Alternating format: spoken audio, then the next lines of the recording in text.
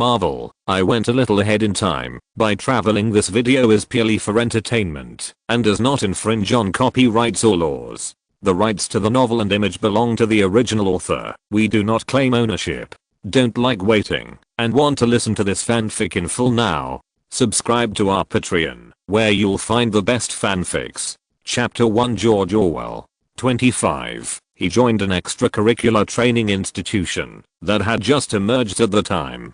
He had the consciousness of a worker and worked overtime diligently. 10 years later, he had suffered from the hardships of society and had lost his edges. In the current situation where all the graduates are masters and sea turtles, only by working overtime and currying favor can one survive in the company. At the age of 35, with sparse hair and fat body, he finally got the opportunity to follow the big boss, to investigate the market abroad and establish the first overseas branch. Then, on the way to buy items for colleagues in the department in his spare time, a car participating in the police and robbers chase event unique to the United States hit him directly. At the moment, when KOZHI flew up, he thought about his ordinary life as an orphan, the 25-year mortgage, the new house he had only lived in for a year, and the girlfriend he had just talked to. I don't know who got it for free, but when he saw Heir with braids in the car, the last thought was why human skin has this color.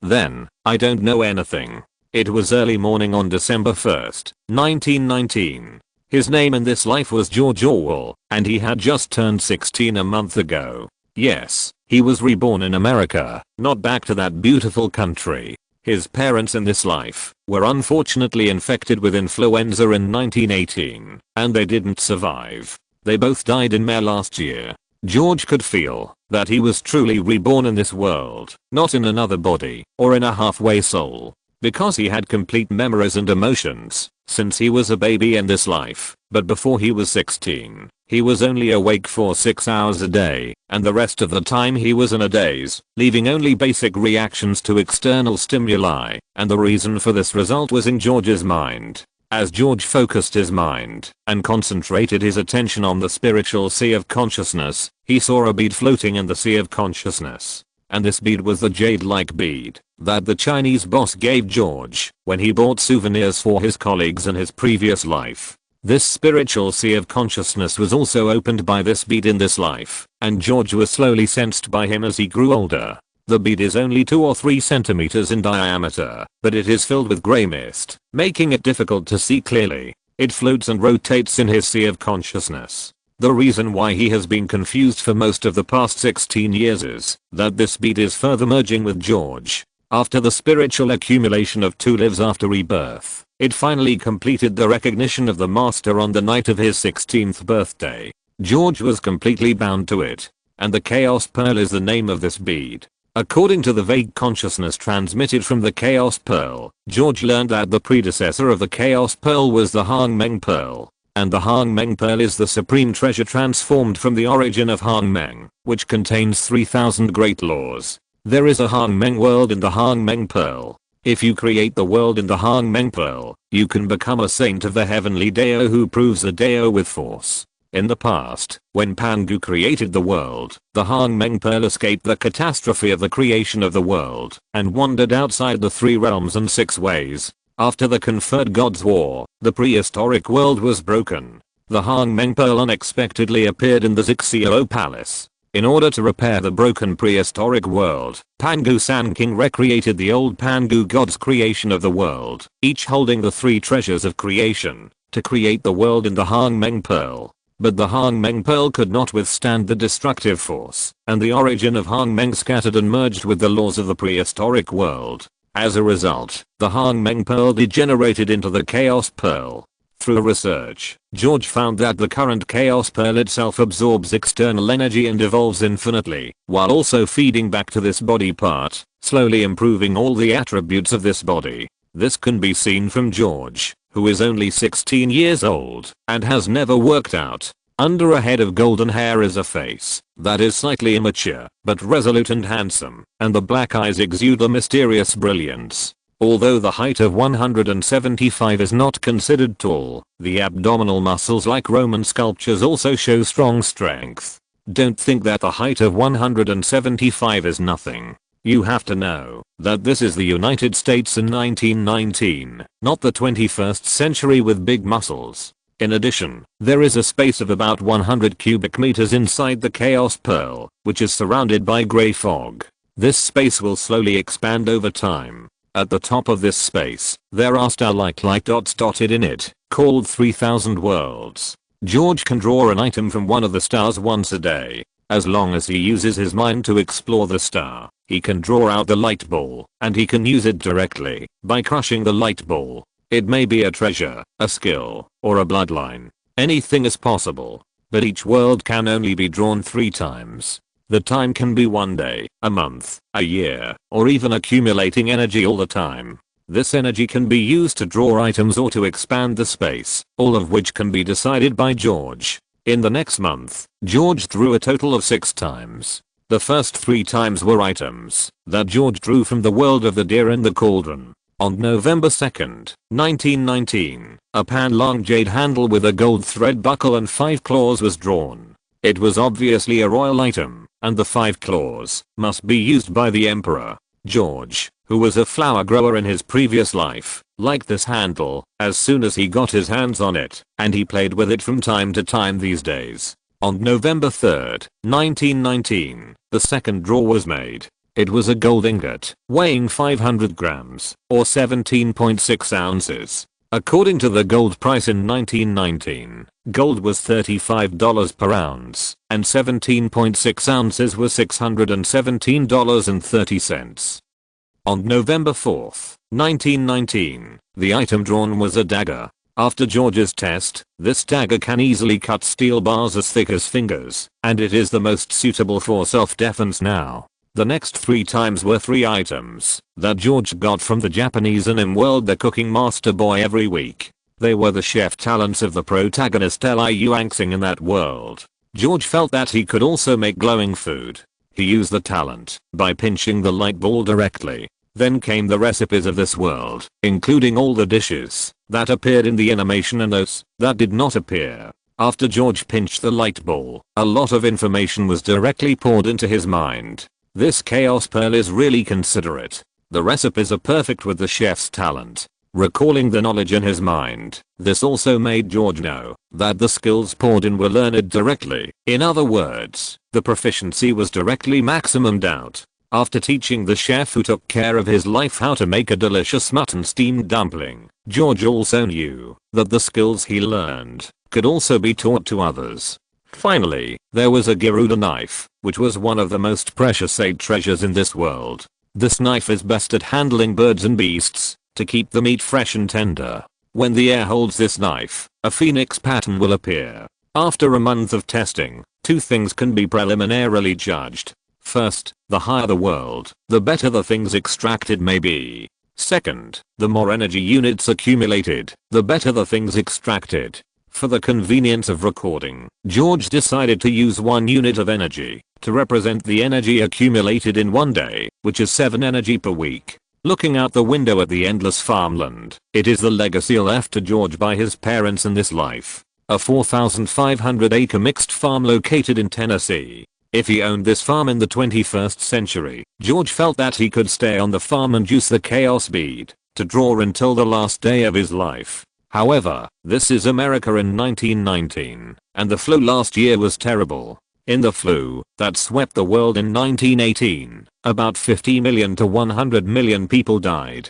This number is much higher than the total number of people who died of AIDS over the years, but this flu, known as the global century plague, also brought about great changes in American medical research, talent training, and even the entire field of natural science research. The most conservative estimate of the death toll of that flu is 21 million, and the total global population at that time was less than 1/3 of today's. This number was estimated based on the research on the disease at that time, and was often quoted in newspapers later, but this number is definitely inaccurate. Later epidemiologists estimated that about 50 million people died in the flu worldwide, and this number may even be as high as 100 million. For George, who knew the development trend of future history, this influenza virus outbreak was just a prelude to the disaster of this country. At this time, it was not a good choice to continue to run a farm. George tidied his clothes, opened the door, and walked down the stairs. "Hey, George, are you feeling better? You can rest for a while." The one who spoke with a cane was Ryan Carl. He was the adjutant of his cheap father in this life during World War I, but he retired due to a leg injury in the war.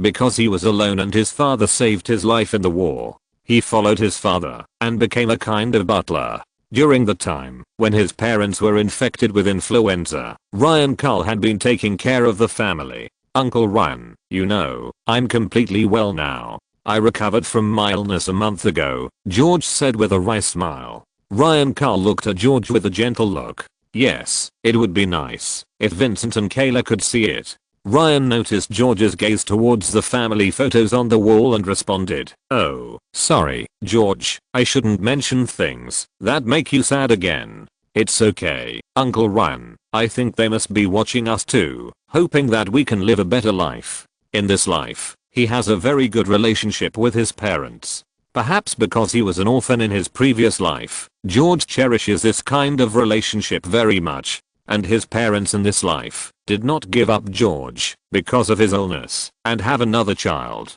Instead, they poured all their care on him, which moved George even more. "Haha, George, it's great that you can get out of your sadness. You are right. You must live a good life. This is what they expect most. Come on, let's have some breakfast. The way you taught Ellie is really delicious." At this time, a fat white lady in simple clothes saw John coming in, rushed over and hugged John. "Oh, Aunt Ellie, I've grown up, and I'm no longer a child. I miss the food you cook now. I feel like I can't live without it anymore." George gently pushed the white aunt away and joked. Ellie was hired by Ryan to cook and clean the room for them.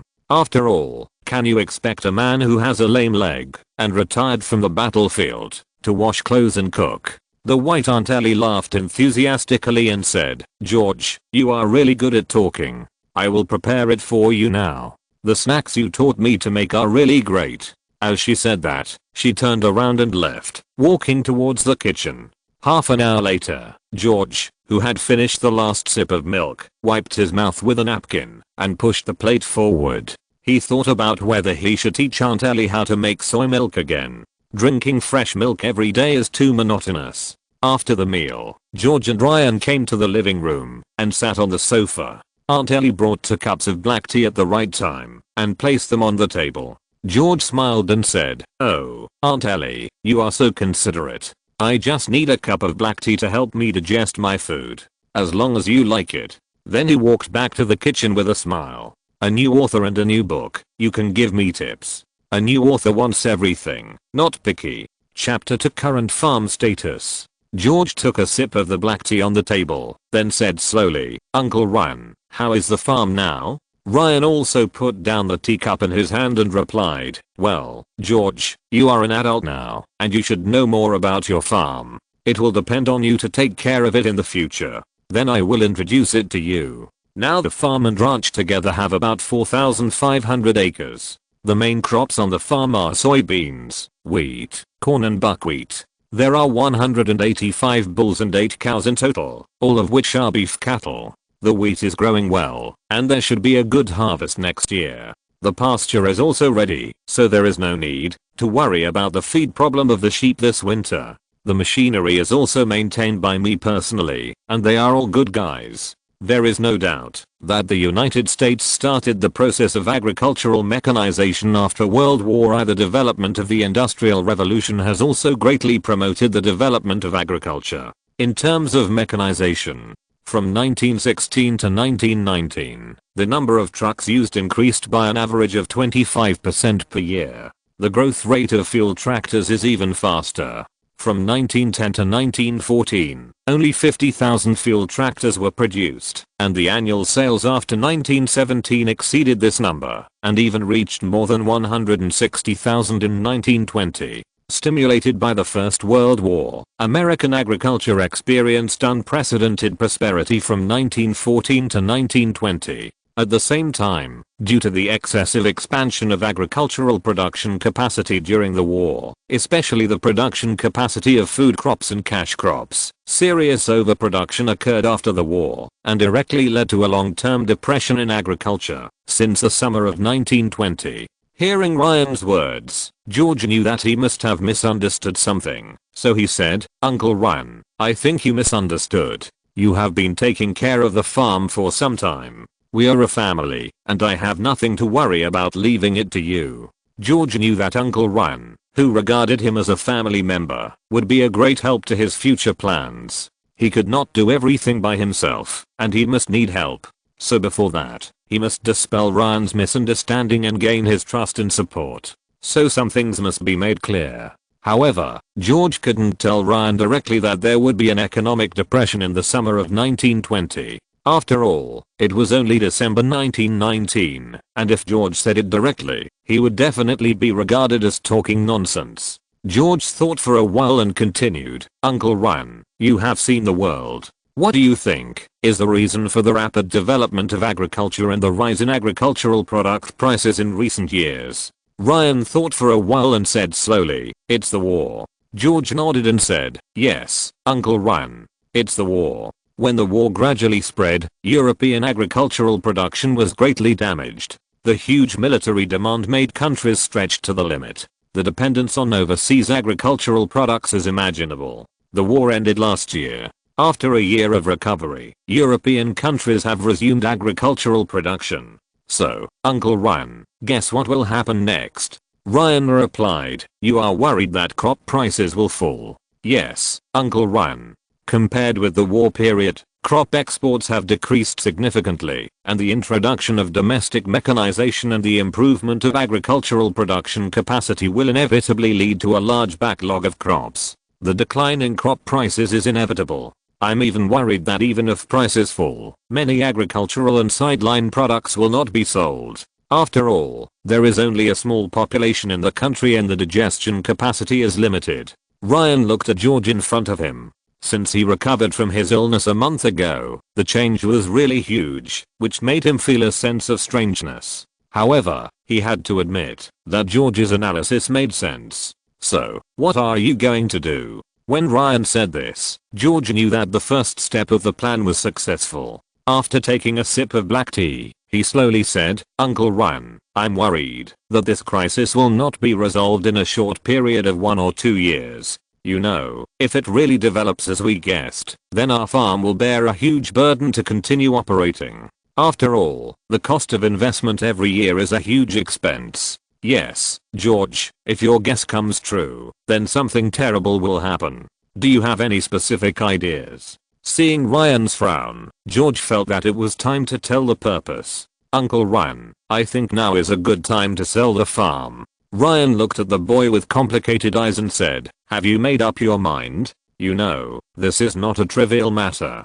George said, "Today I just communicated my ideas with Uncle Ryan. We are a family. You are my elder, and I still need to listen to your opinions. Moreover, I remember Uncle Ryan, you and my father have a comrade in arms who is a quartermaster. I think you can ask him about this." Ryan said, "Well, okay, I will ask, as soon as possible. Today is Christmas. Let's go, kid, pick a Christmas tree, and bring it back. You can't expect a disabled person to prepare things." "Yes, sir." George agreed with a smile. In the morning, George accompanied Ryan to pick a tree as tall as a person in the pine forest of his own farm, and brought it back. At noon, they ate some steak and salad casually, and did not rest. George alone decorated the 2-story building, where they lived with various ribbons inside and outside with the cooperation of Ryan. In the evening, it was just the two of them.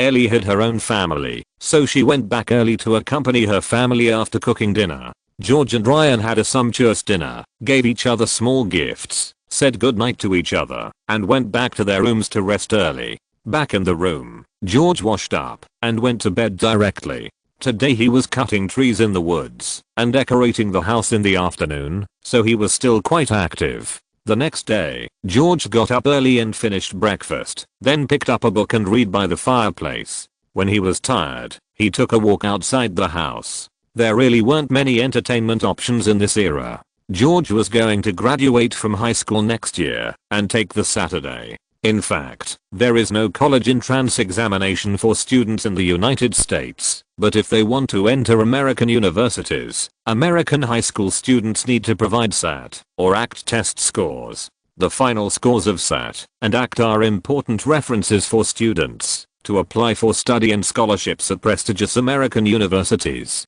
If students are not satisfied with their SAT or ACT scores, they can take the exam again until they get the scores they are most satisfied with. SAT, the full name of Scholastic Assessment Test, is hosted by the College Board. It mainly examines the reading and writing skills that students need in college. Unlike SAT, ACT is more like a subject test, which emphasizes the candidate's mastery of course knowledge, while also considering the test of candidates' independent thinking and judgment ability. SAT is more widely accepted in coastal areas, while ACT is more accepted in the Midwest and the South. In addition to preparing for the exam, George also needs to prepare 3 letters of recommendation. The higher the social status, the better. Ryan can only trouble this. In addition to teaching people knowledge, American universities are actually more of a social place. This is why George wants to go to a university. Although George has a general understanding of the historical trends of later generations, as a flower grower in his previous life, his understanding of American history is also some superficial things learned from the internet or film and television works.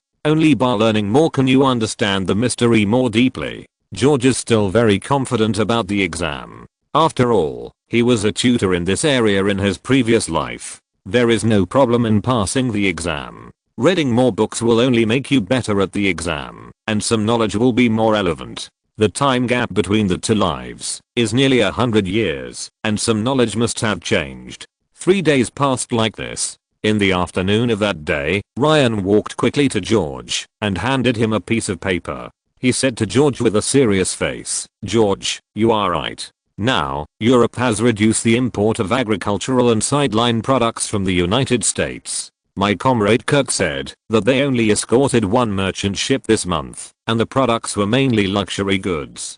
Here is his telegram." George put down the book in his hand and took the telegram. Looking at the content, he was not too surprised. These were things he had known for a long time, and he went to inquire about the news, just to dispel Ryan's doubts and gain Ryan's trust and support. Ryan, seeing George finish reading the telegram, said again, "George, what are your plans next?" "Uncle Ryan, don't be anxious, sit down and talk slowly." Seeing Ryan sat down, George continued, "Uncle Ryan, you can go to the nearby bars for a drink in the next few days. By the way, I want to tell you that I will go to college somewhere else. I have no intention of continuing to run the farm. Someone will naturally come to us to discuss the acquisition at that time." Ryan, without asking any more questions, agreed directly and said, "Okay, no problem. Going to college is indeed a good choice. Uncle Ryan, there is one more thing I need to trouble you with."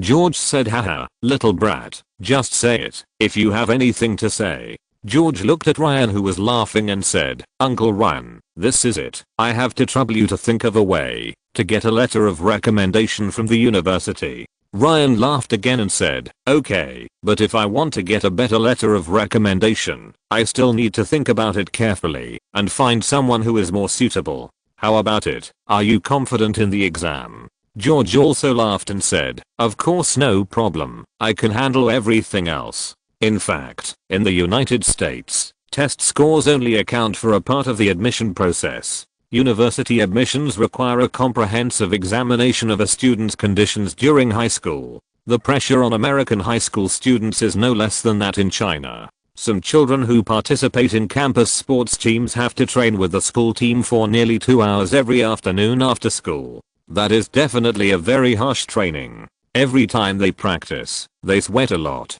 So the children have to do their homework during breaks and between playing. This is the rhythm of American high school students. American high school teachers will not explain grammar in detail, like Chinese English teachers, so when preparing for standardized tests, ACT, SAT, students have to make up for grammar. There is no unified teaching syllabus in the United States. Even several teachers in the same school and the same subject may not explain it in the same way. They will not teach the subjects of the National Standardized Tests SAT 1 and SAT 2. Therefore, when preparing for the SAT 2 math subject, students will find that some knowledge points are not explained by the teacher at all. Smart people will buy an official test book to study by themselves. Those who can't keep up can only enroll in cram schools or hire a one-on-one tutor for tutoring, which is similar to the situation in China. In addition to academic studies, there should be social activities, participation in various interest clubs, volunteer work, and participation in sports activities. The United States does not like nerds, and the campus celebrities are the captain of the school team and the captain of the cheerleading team.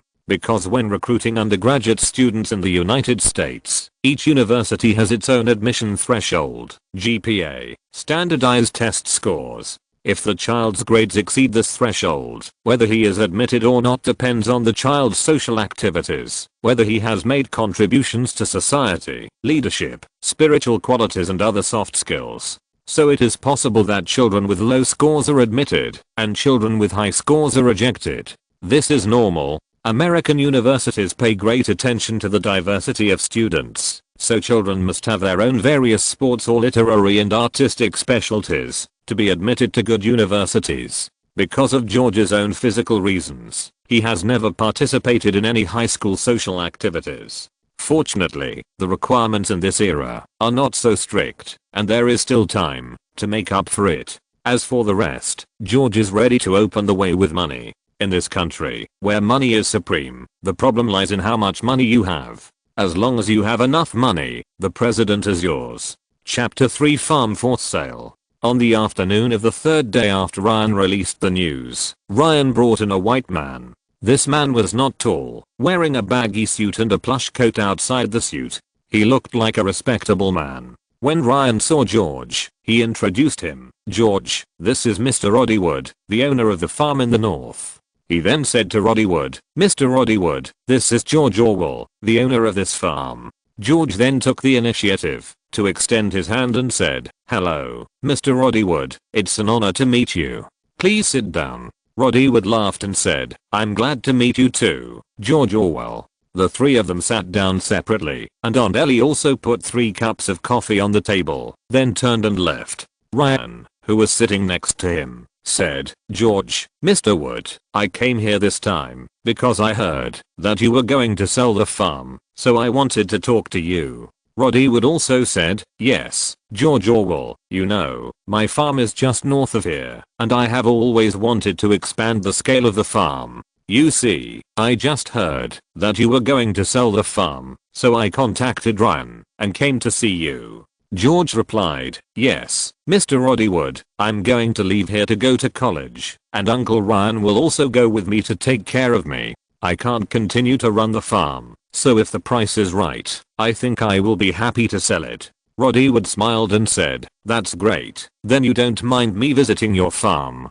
George replied, "Of course, I'll take you there." Then, accompanied by Ryan, the three of them took a general look around the farm. After all, Mr. Wood was too fat and didn't have the physical strength to walk all the way. Just half an hour later, at the gate of the farm, Roddywood shook hands with George and said, "The farm is very good, and the sheep are well raised. I will arrange for someone to come and take a closer look at the farm. If there is no problem, we can talk about the price." "Okay, Mr. Roddywood, you are welcome to come at any time," George replied. Sure enough, if one is sincere about buying, and the other is sincere about selling, things will be done quickly. Half a month later, under the witness of lawyers from both sides, the transfer contract was quickly signed. In the end, 4,500 acres of land plus all livestock, several machines, and the 2-story building, where George and his family lived, were sold to Roddywood for $450,000.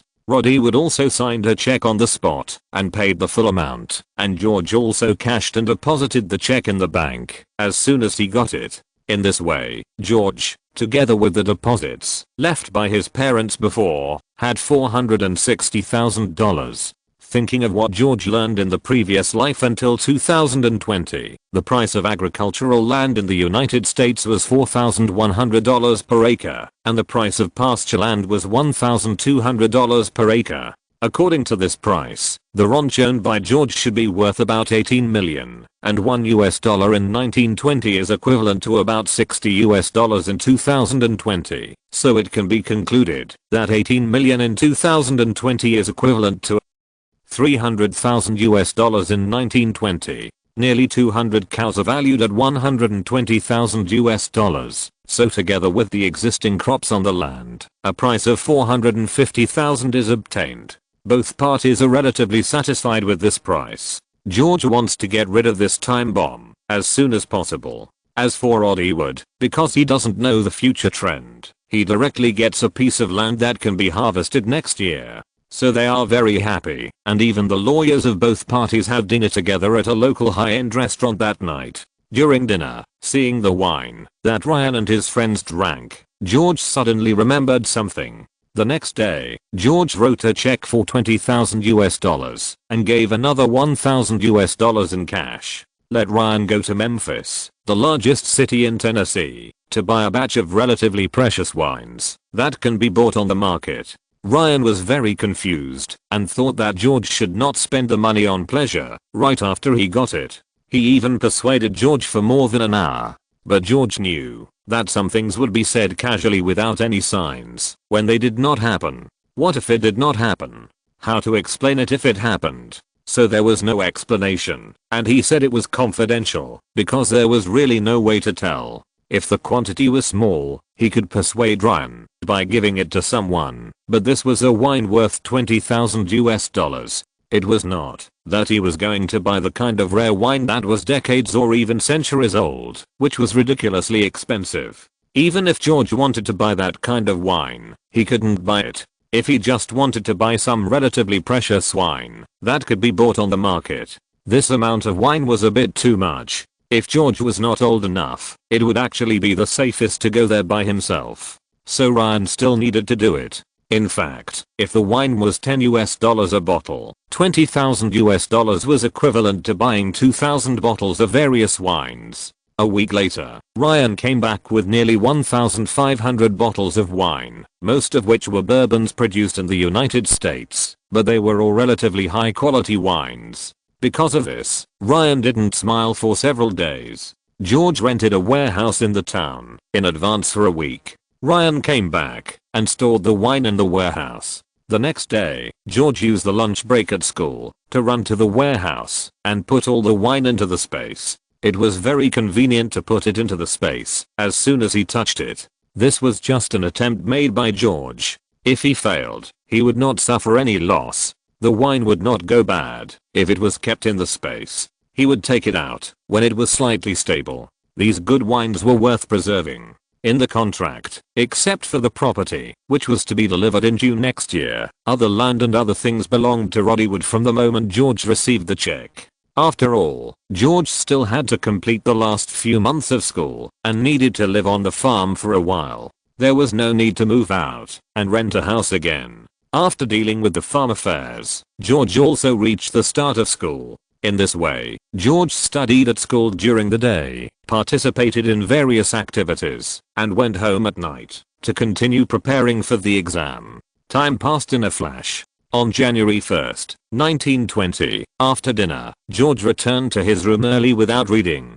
Because today was the day George was going to draw items again. George lay on the bed. His mind once again entered the chaotic space. Now this space is nearly 1/3 larger than a month ago, with nearly 130 cubic meters. In addition to the stored wine, George also put some fruits, snacks and drinking water in the space. Anyway, the space is large enough, and it is vacuum inside. It also has a heat preservation function. The food is the same as when it is put in. It is convenient for him to use some things. George also put the dagger here, and the pan-long handheld piece he likes will also be put into the space when he is not playing with it. Something scattered aside did not attract George's attention. George sensed that there was a kind of mist in the space. This is the energy gathered these days. According to George's previous calculations, it is 30 energy points. At this time, George focused on the 3000 worlds at the top. George looked at a relatively bright star in it. As his consciousness probed inward, the 30 points of energy gathered also flowed to the star. George directly extracted a ball of light, pinched the light ball, and a stream of information directly merged into the consciousness. This star is the world of Naruto. The skill just extracted is a set of skills called the three-body technique, which also comes with a method of refining chakra. With the fusion of skills, a kind of energy that can be sensed by George appeared in George's body. George had watched this anime in his previous life. The levels of ninjas in Naruto are generally divided into Genin, Chunin, Jonin and Kage. In the original work, the exams for promotion from ninja school to Genin are generally the three-body techniques taught in the school, that is, the clone technique, the substitute technique and the transformation technique, all of which are used to save lives. Because George learned how to use the skills directly after obtaining them, he could perform the spells without seals, and did not need to practice the hand seals as stated in the information. George got up and went to the middle of the house to experiment with the skills he had just obtained. After half an hour, he finally mastered the three skills thoroughly, turning them into instincts, and being able to perform them at the thought. Although it is said that all the skills are learned directly after extracting the skills. However, if you have not practiced them yourself, you always feel a little alienated, but this will not happen now. Looking at the two figures standing next to him who looked like real people, I couldn't help but sigh at the magic of the Chaos Orb. After contacting them, I also roughly understood the general principles of the three-body techniques. The clone technique, the clone created, is just an illusion, and the flaws can be observed. After the proficiency is full, it will be advanced to the shadow clone technique, which is actually an evolved version of the clone technique. It can create a body that is the same as the caster, and the chakra will be evenly distributed to each clone. Compared with the clone phantoms created by ordinary clone techniques, the shadow clone technique can be said to have no flaws. George can now create up to 3 shadow clones at a time. The transformation technique is actually the art of transformation, which transforms oneself into a certain person. After George directly learns it, he can basically achieve a state where the energy in his body can be maintained as long as it is not used up. Moreover, both men and women can be transformed, which is enough to be called an LSP skill. George swears that he will never become a woman in this life. The substitute technique, one of the basic ninjutsu, instantly exchanges one's identity with an animal/plant to escape attacks. Like other techniques, it has an advanced level of substitute technique. The substitution technique is the most practical and powerful ninjutsu in the entire Naruto. Imagine that no matter how the opponent attacks, the target of the attack is just a piece of wood, and the caster can counterattack anytime and anywhere. Since the ninjutsu is also completed in an instant, it is also classified as the instant body technique. As for the chakra refining technique, George felt that he had no need to practice it at all, because after half an hour of practicing the three-body technique, the chakra that appeared in the body was not exhausted. Every time a skill is used to consume a little chakra, the body will directly replenish it.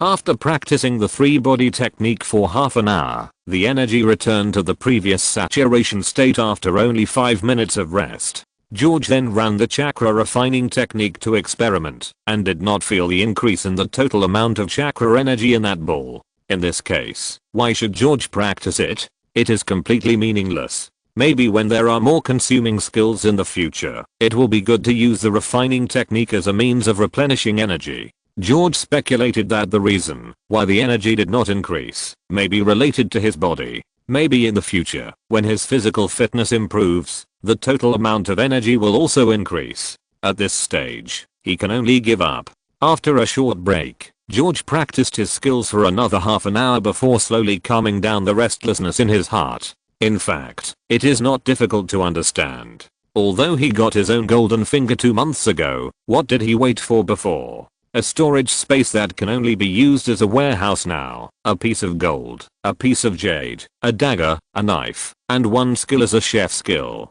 This makes George think that, as long as he draws with peace of mind in the future, he can achieve financial freedom. This is definitely a golden finger in an urban drama. However, today's skills make George doubt that the world is far from being as simple as he sees. Because the experience of the previous life tells George that you should never think of yourself as the most special one. You will never be the luckiest. Just like George in his previous life, He graduated from graduate school. In the era when undergraduates are highly educated, he just entered the training company and was still a representative of the company's appearance. But what about 2 years later? Masters, sea turtles, all appeared. If it weren't for working hard and honestly, the key is to work overtime honestly and not ask for overtime pay, he could have stayed in the company, otherwise he would have been fired long ago.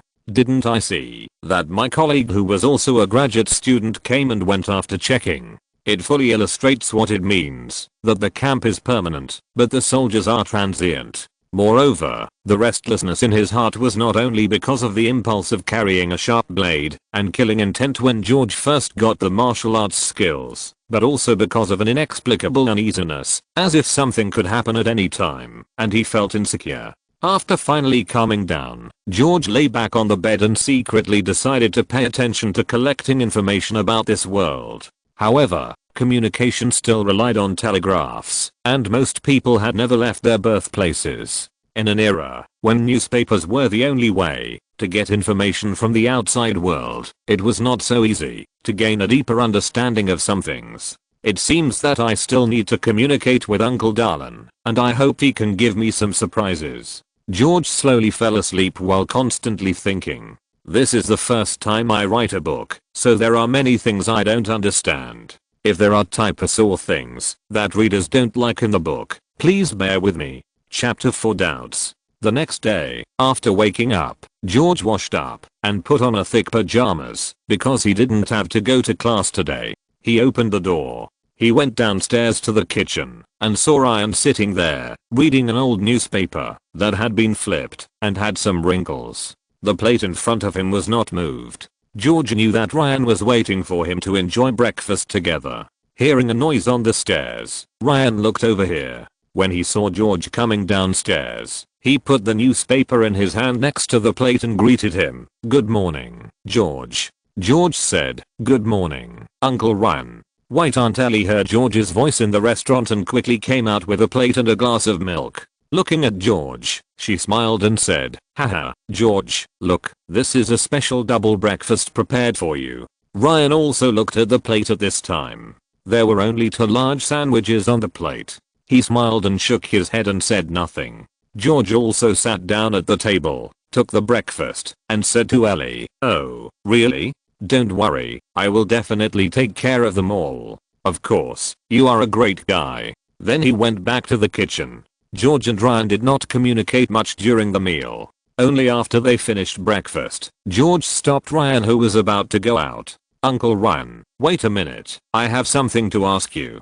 Ryan looked at George who had just finished eating and was about to get up, nodded and said, "Okay." Then he took the lead and sat down on the sofa by the fireplace. "It's like this, Uncle Ryan, you know I've been participating in school club activities recently. The student union is going to hold a magical storytelling event. I want to know if you have heard or seen anything incredible. I want to use it as material for the meeting." "Oh, is that so? Let me think about it." After thinking for a while, Ryan said, "I grew up in the small town of Cotton, Tennessee, just north of this town. Although there are some ghost stories there, they are all tricks that adults use to deceive children, and they are all fake. As for something bizarre, your father and I have actually experienced it once. This is also the reason why your father and I decided to retire. Now that you asked, I will tell you, but you have to promise me that you will never take the initiative to explore this matter.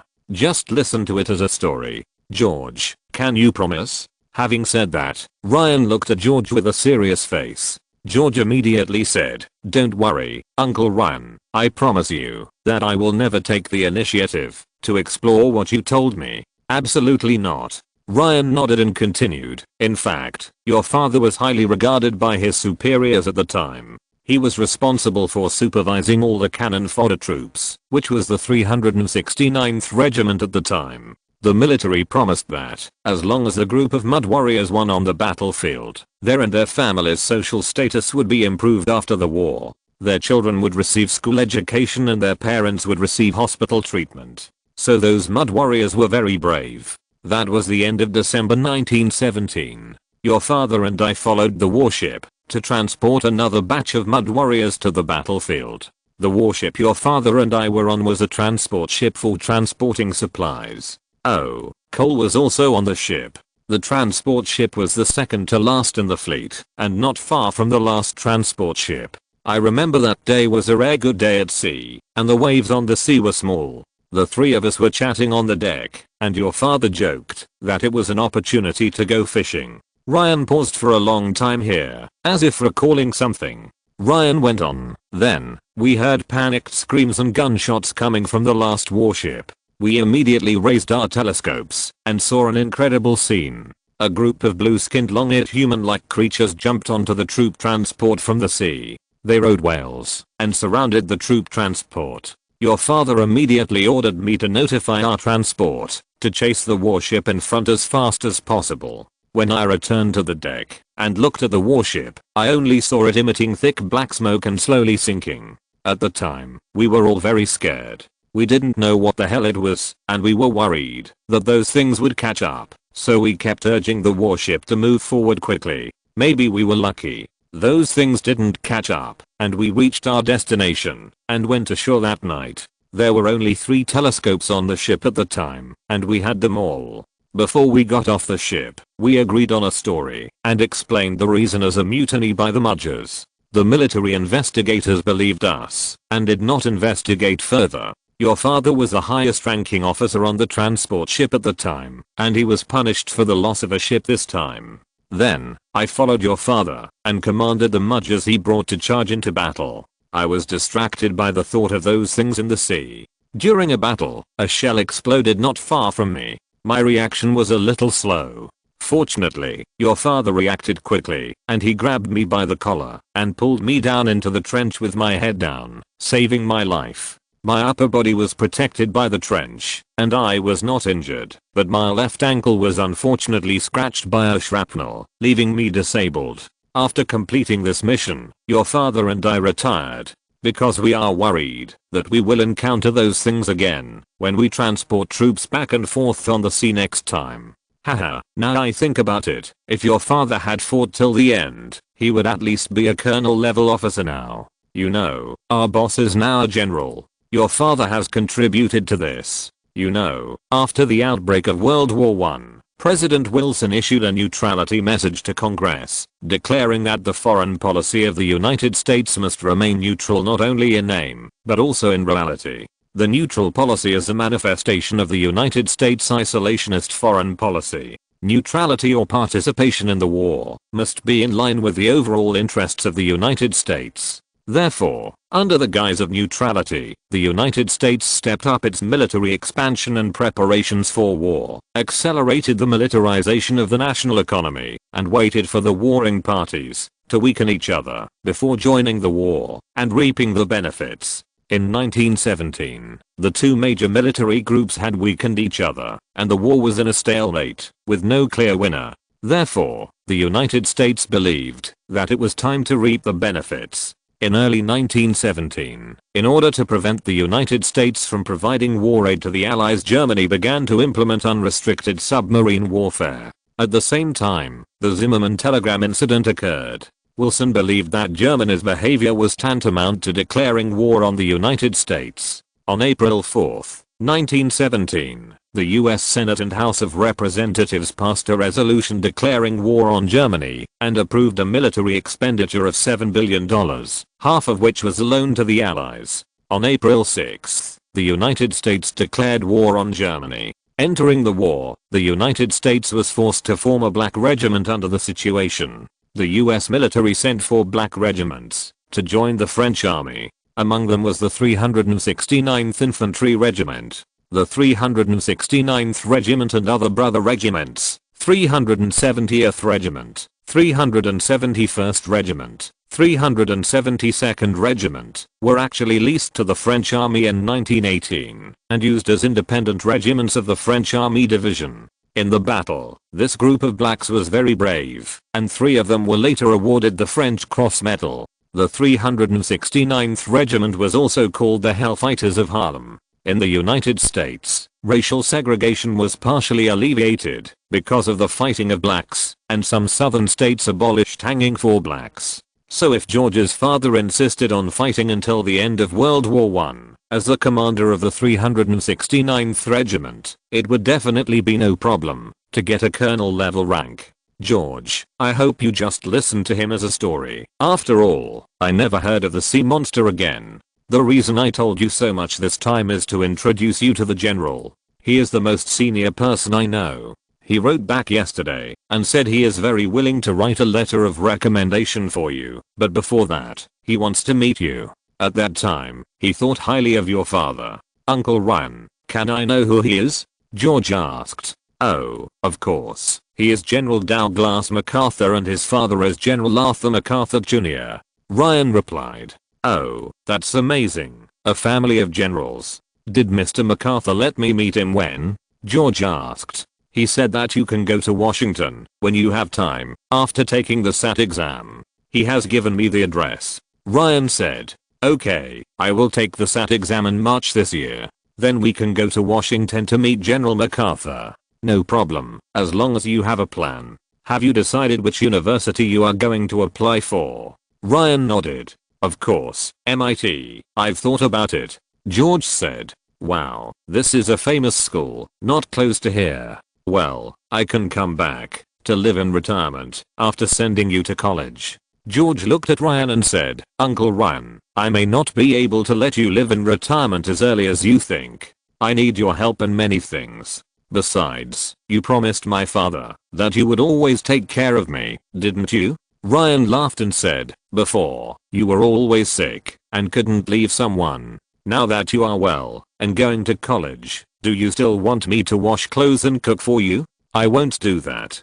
Haha. George also laughed and said, Uncle Ryan, do you think I'm the kind of person who sells my parents' farm, goes to college, and lives a peaceful life? I have a lot of plans to complete. We are a family, and I need your help. Ryan also smiled and said, okay, I don't ask what plans. Let's finish the college things first. The two ended their conversation, and George returned to his room, thinking about Ryan's words in his mind.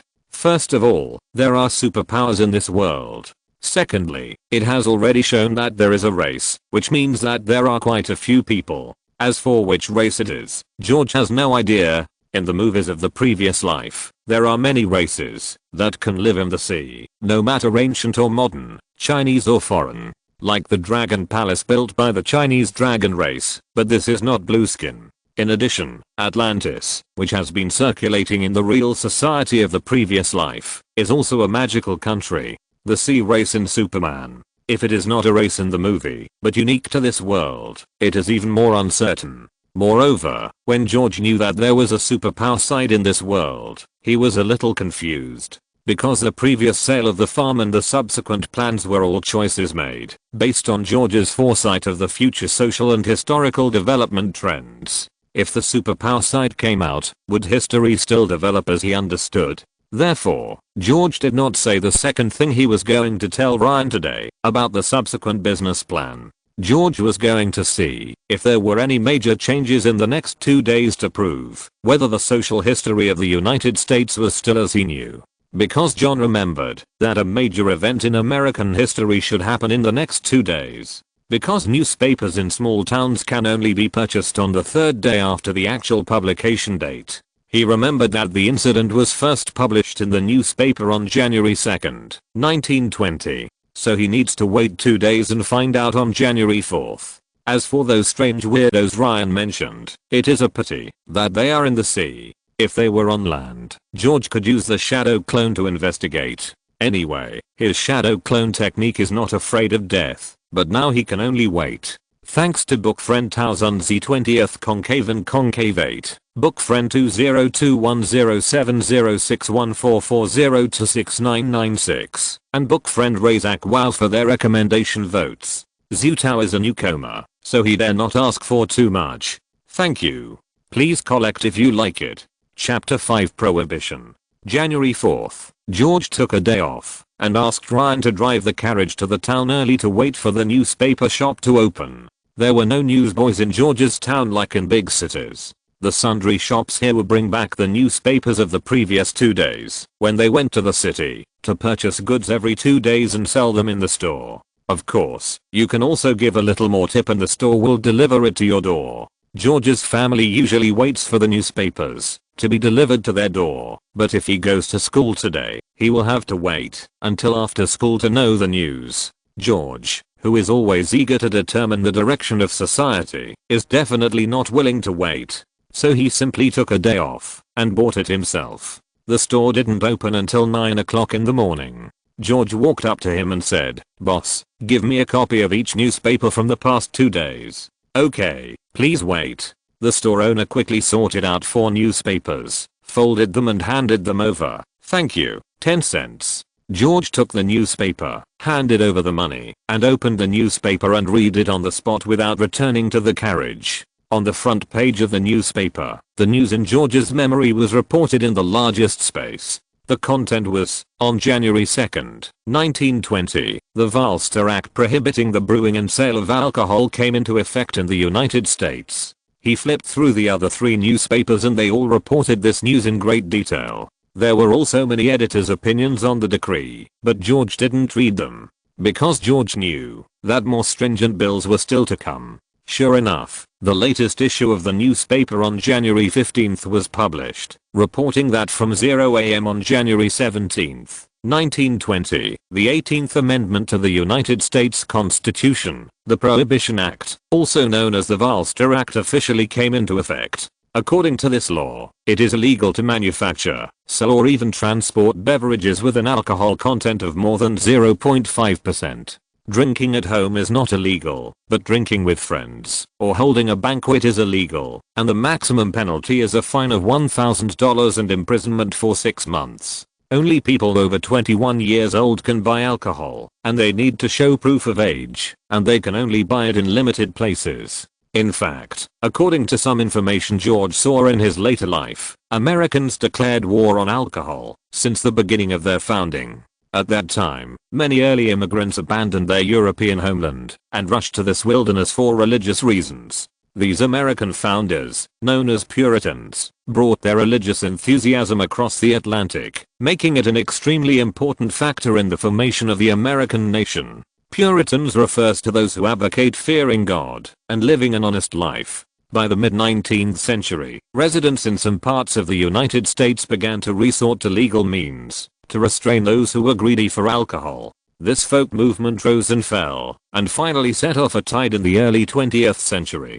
Seeing this information, George's worries were put down by half. At least George understood that some things at the basic level of society had not changed from the history of the United States in his previous life. Unlike some time travel novels he read in his previous life, the time traveler still arrived at Blue Mercury, and the name of the country had not changed, but in fact, things and people had changed. George understood that there might be a supernatural side in this world, but these people or groups on the supernatural side did not use their supernatural powers to change the world, at least not yet.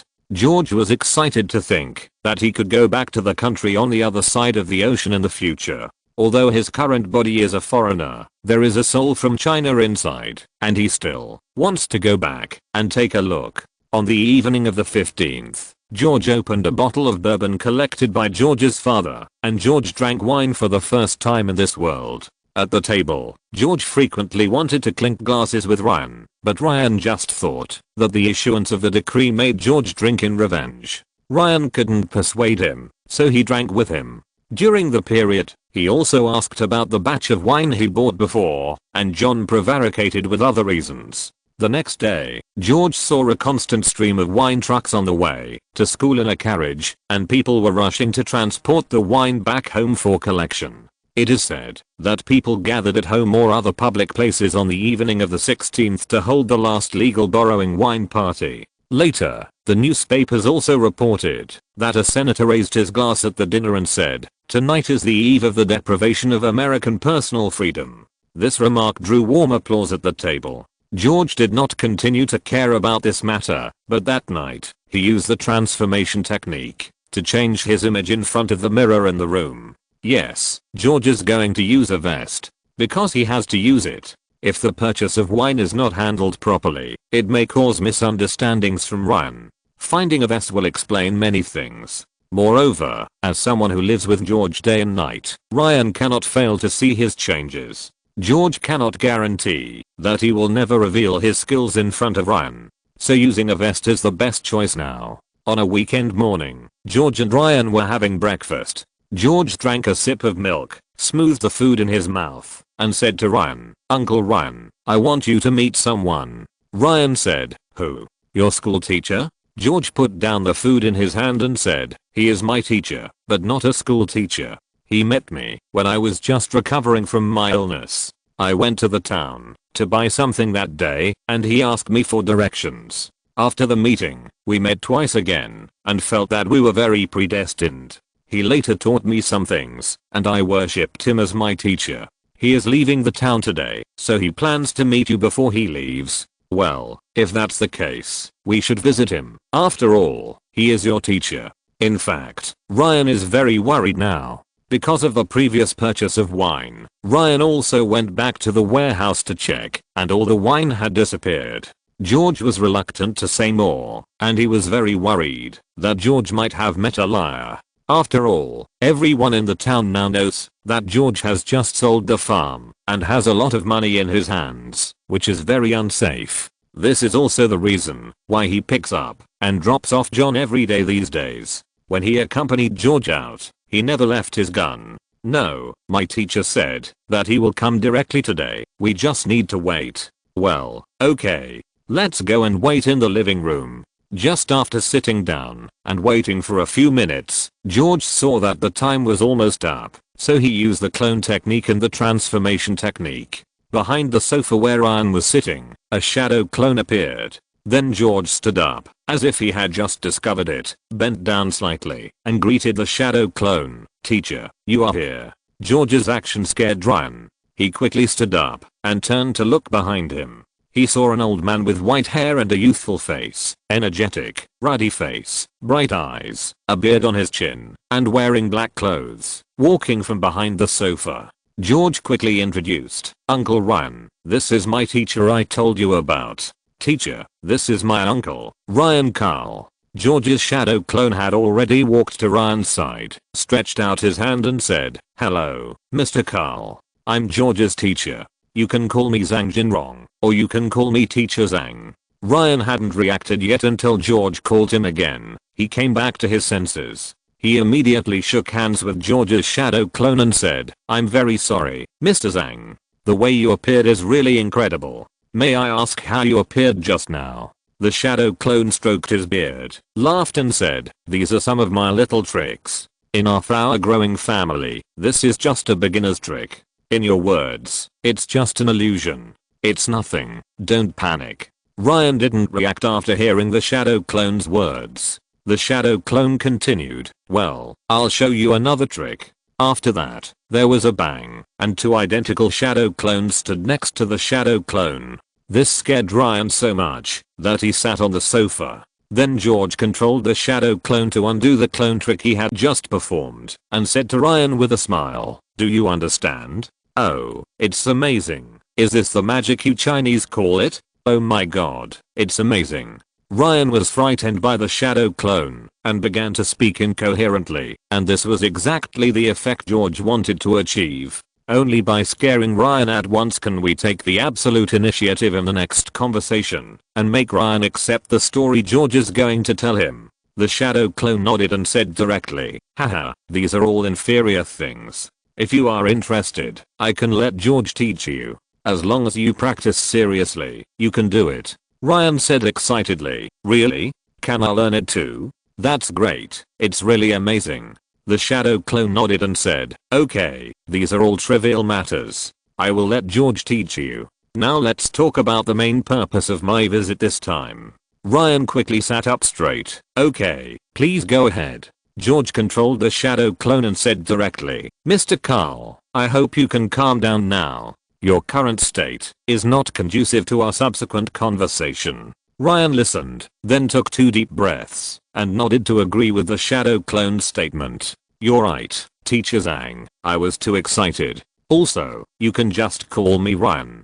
The shadow clone smiled slightly and seemed very satisfied with Ryan's current performance and then said, well, okay, Ryan. First of all, let me introduce myself to you. I'm a traveler from the Eastern country. I came to this country to find something. By the way, I visited some old friends. It was a complete accident to meet George. However, after meeting him, I found that he has a talent for learning my knowledge. So, in the past 2 months, I taught him some things without your consent. I hope you don't mind. Ryan hurriedly said, you are too polite. It is his luck to follow you to learn this magical magic. After a pause, he continued, but I'd like to ask, you just said that you have some friends, so are there many people like you? The key is that I want to know, is it dangerous? Hahaha, that's right, George has a good uncle. Ryan, I know what you mean. Now, what I can tell you is that there are many people like me, but the methods are different. Some people are gifted, some people gain extraordinary abilities through learning. Some people are accidents, and thus luckily gain power. As for danger, danger is everywhere in this world, but it has not yet spread. How many extraordinary things have you seen, or heard of so far? So don't worry, what I taught George are some life-saving things, and I don't want him to do anything dangerous. Ryan paused for a moment, then continued, it was just fate that I met him. Because he said his family had a farm, I shared some ideas with him. Who knew that this kid would sell the farm directly? Although I didn't ask him to do this directly, I still need to come and tell you. Moreover, this kid heard that I needed wine for some reasons, so he specially bought those wines and gave them to me. It was really wrong. So, I came here this time just to explain some things to you. He learned some things from me, and I hope not to scare others. Then I will have someone send those wines to you later. He has a good uncle, and you shouldn't worry about him. After hearing what the shadow clone said, Ryan waved his hands and said, what are you talking about, George? It is his honor to be recognized by you. The wines he gave you are also his thank you gifts to his teacher. It is his heart, and I hope you will accept them. The shadow clone smiled and said, these are all small matters. Since you said so, I won't refuse anymore. Well, I'm leaving this place today. I'm relieved to see you before I leave. The shadow clone then turned to look at the original body and said, George, I have already talked to you about some trends in your country. What you will do is your own business. But remember, it is only a possibility of our analysis, and it cannot be regarded as a necessity. Don't be too aggressive in doing things. As for the things I taught you, you need to practice them slowly in the future. How far you can go depends on yourself. After that, he stood up, looked at George and Ryan, and said, see you again in the future.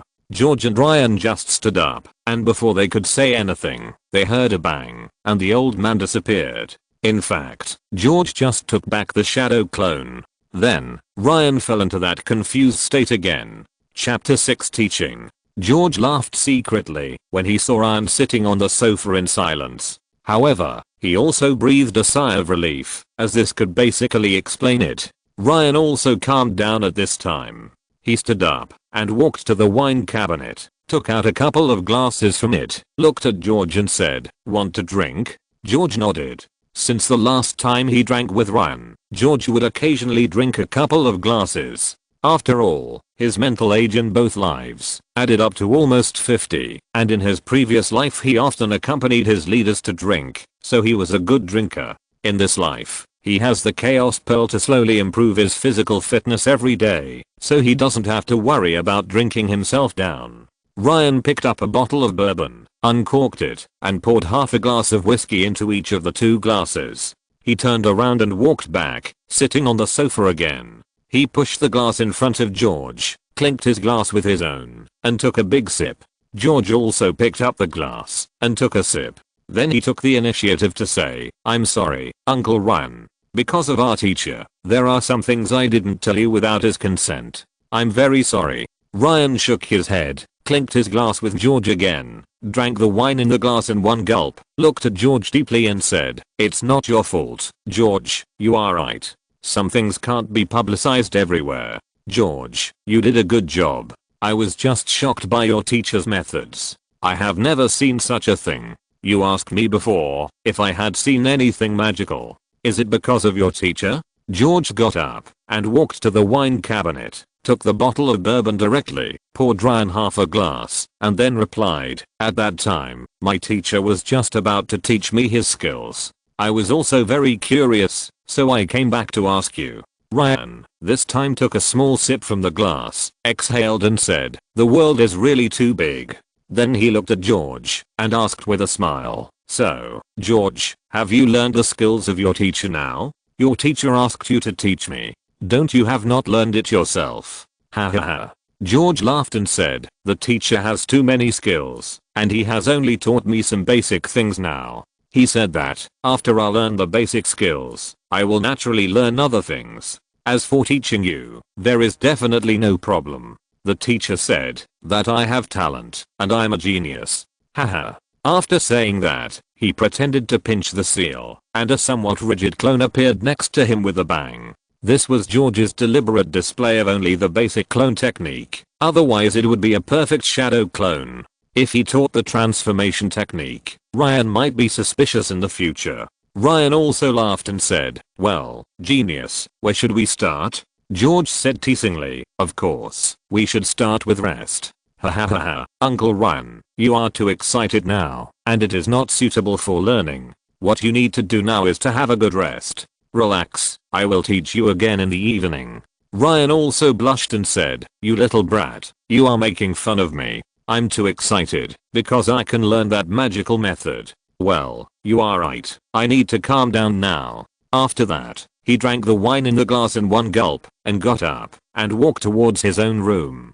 George looked at Ryan's back and just smiled slightly. In fact, it was true that he said he would teach Ryan some skills at the end. He planned to teach Ryan the 3-body technique and chakra refining technique. He did this for his own reasons. First, to test whether the skills of other worlds can be learned by people in this world. The 3-body technique is different from the bun making that George taught Ellie before. Cooking, as long as you find seasonings with similar tastes and ingredients, you can complete the cooking. But there are also differences. Didn't you see that the buns made by Ellie completely following the steps taught by George didn't shine? The 3-body technique and the chakra refining technique are unique to the world of Naruto.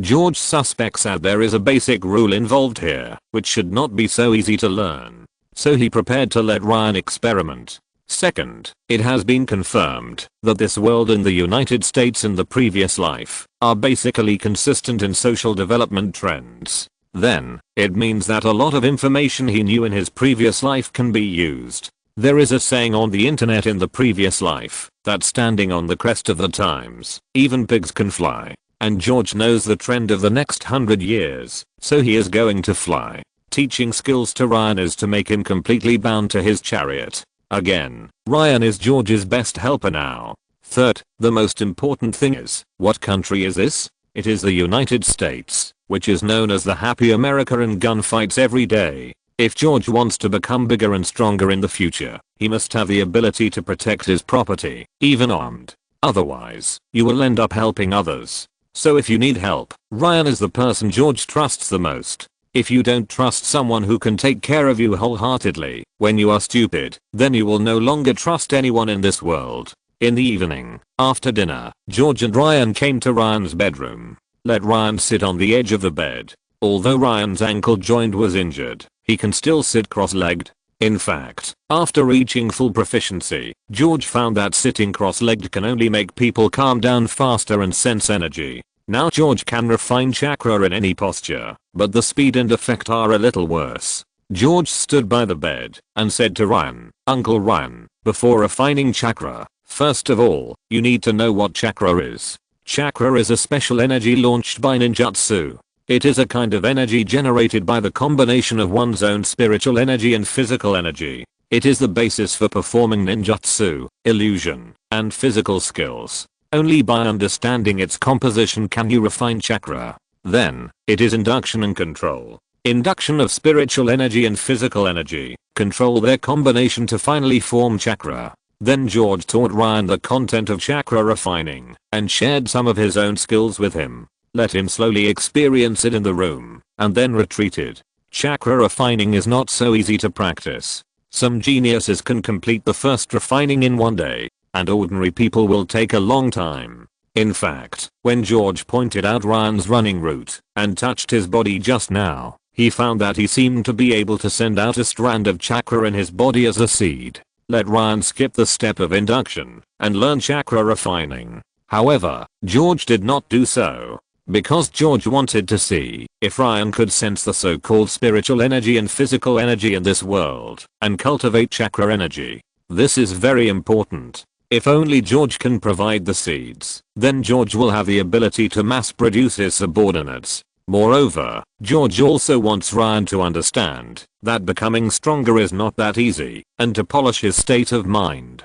Until 3 days later, Ryan basically stayed in the room except for picking up George to school. The communication with George was also about how to sense spiritual energy and physical energy, which also let George understand his progress in cultivation. That night, after dinner, George followed Ryan into the room. Ryan saw John followed into the room and said a little disappointedly, "George, do I not have the talent for cultivation? I can't sense the energy you said, and I can't practice chakra extraction."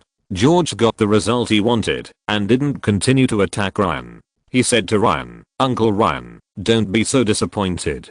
In addition to practicing and learning chakra extraction by yourself, I have another way to help you." When he heard that George had a way to help him, Ryan immediately became energetic and said excitedly, "George, what is the way? Tell me quickly." George supported Ryan and said, "Sit down first and do what I say. Kneel cross-legged and sense the energy of your body." After Ryan knelt cross-legged according to George's arrangement, he silently sensed according to George's teaching. At this time, George stretched out a finger and pointed at Ryan's brow.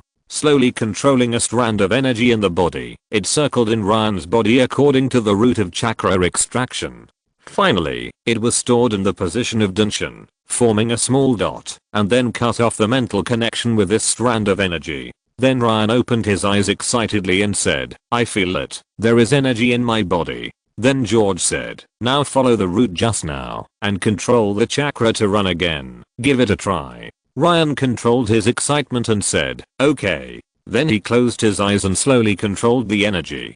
George had been watching from the side. When Ryan began to control the chakra to run, George's face changed slightly. Because just now, when George wanted to carefully sense the situation in Ryan's body, he once again sensed the energy he had sent into Ryan's body before. And he had a feeling that he could control this energy at any time. This is interesting. If he can control it all the time, then he can mass produce subordinates in the future, and he is not afraid of his subordinates' betrayal. But what should Ryan do? He doesn't want Ryan to misunderstand that he wants to control him. After a little thought, George made a decision. Turning everyone around into his own puppet is something that only a madman would do. With this method, will George still lack subordinates? There is absolutely no need to turn your loved ones into your puppets. What's the point of living like that? A few minutes later, Ryan got down from the bed excitedly, hugged George and said, "George, I succeeded. I sensed the chakra. Now, I can also practice. Haha, this is really great. Thank you, George." George looked at the excited Ryan, patted him on the shoulder and said, "Uncle Ryan, congratulations. But I still have something to tell you." Ryan laughed and said, "George, what's the matter? Tell me." George said, "Okay, Uncle Ryan, what I want to tell you is that maybe it's because your first ray of energy seed was passed on to you by me. So now I seem to be able to control the energy in your body. This is the first time I give energy seeds to others, and I didn't know this would happen before." After a pause, he continued, "Uncle Ryan, there are many ways to become stronger. If possible, I want to move this seed out now. When I meet a teacher in the future, I will ask him to help you ask for other ways to become stronger." After hearing what George said, Ryan paused for a moment and then said, "Hahaha, I thought it was something else. I'm glad you can tell your uncle directly. But there's no need. We are a family and I believe in you. Uncle Ryan, I hope you can reconsider it." Haha, okay, that's it. Besides, I don't know when I'll see your teacher next time. You go out. I have to practice harder now. He ignored George and sat back on the bed. There was no way. Seeing that he couldn't persuade Ryan, George shook his head and said, "Okay, Uncle Ryan. Since this is your choice, I won't say much. But you have to pay attention to the time of chakra practice. Forced practice will hurt your body." After that, he turned and left Ryan's bedroom. Ryan glanced at George, who turned away, showed a relieved smile, then closed his eyes and continued to practice. The next morning, Ryan found that his appetite had improved a lot. George explained that the body energy of chakra is, after all, the energy generated by eating more food and then absorbing it through exercise. Therefore, to practice the chakra refining technique, you must not only eat well, but also pay attention to more exercise. Here George also specifically mentioned that, if you use chakra to repair the whole body, after exercising every day, your body will get better and better. This is the basis of physical ninjutsu in ninja. However, do not exceed the upper limit of energy repair, because if there are too many hidden injuries in the body that are not repaired, it will cause great damage to the body. You need to grasp the degree of daily practice. In this way, Ryan started physical training every day, except picking up George. Although one foot is injured and can't run, there are still many ways to exercise. George also taught Ryan some home exercise movements in the future. Ryan, another reason for insisting on practicing every day is that he heard George say that after his strength comes up, he can cure his lameness. If possible, who doesn't want to run and jump like a normal person?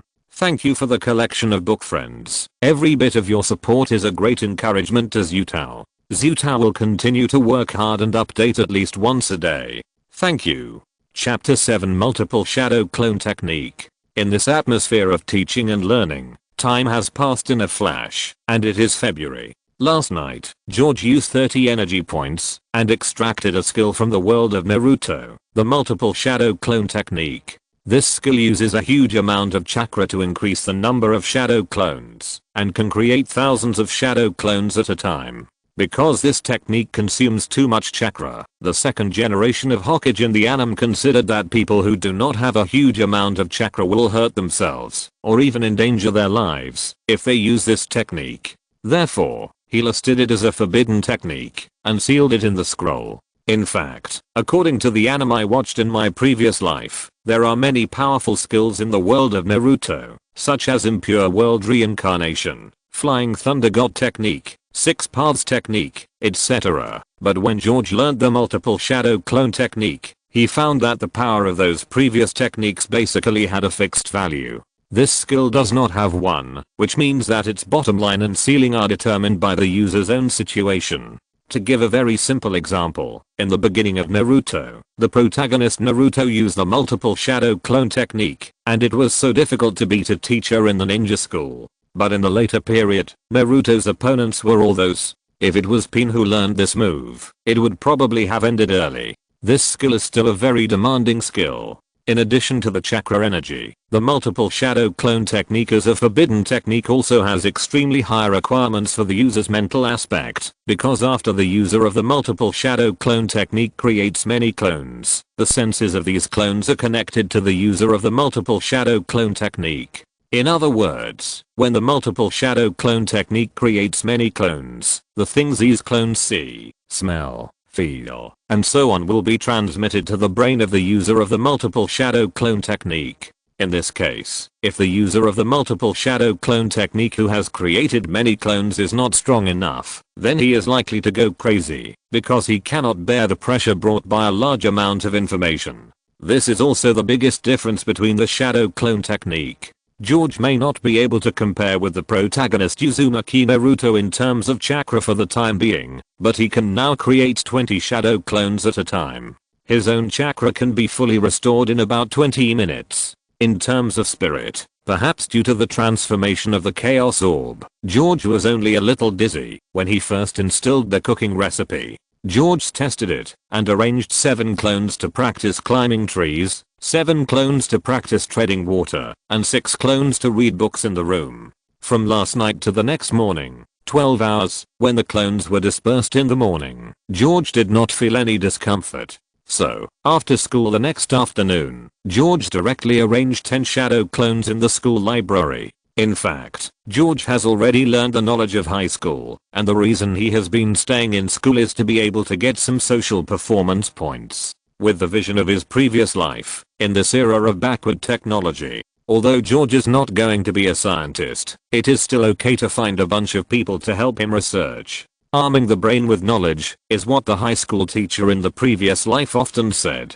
The remaining 10 were arranged by George to practice ninjutsu in the woods.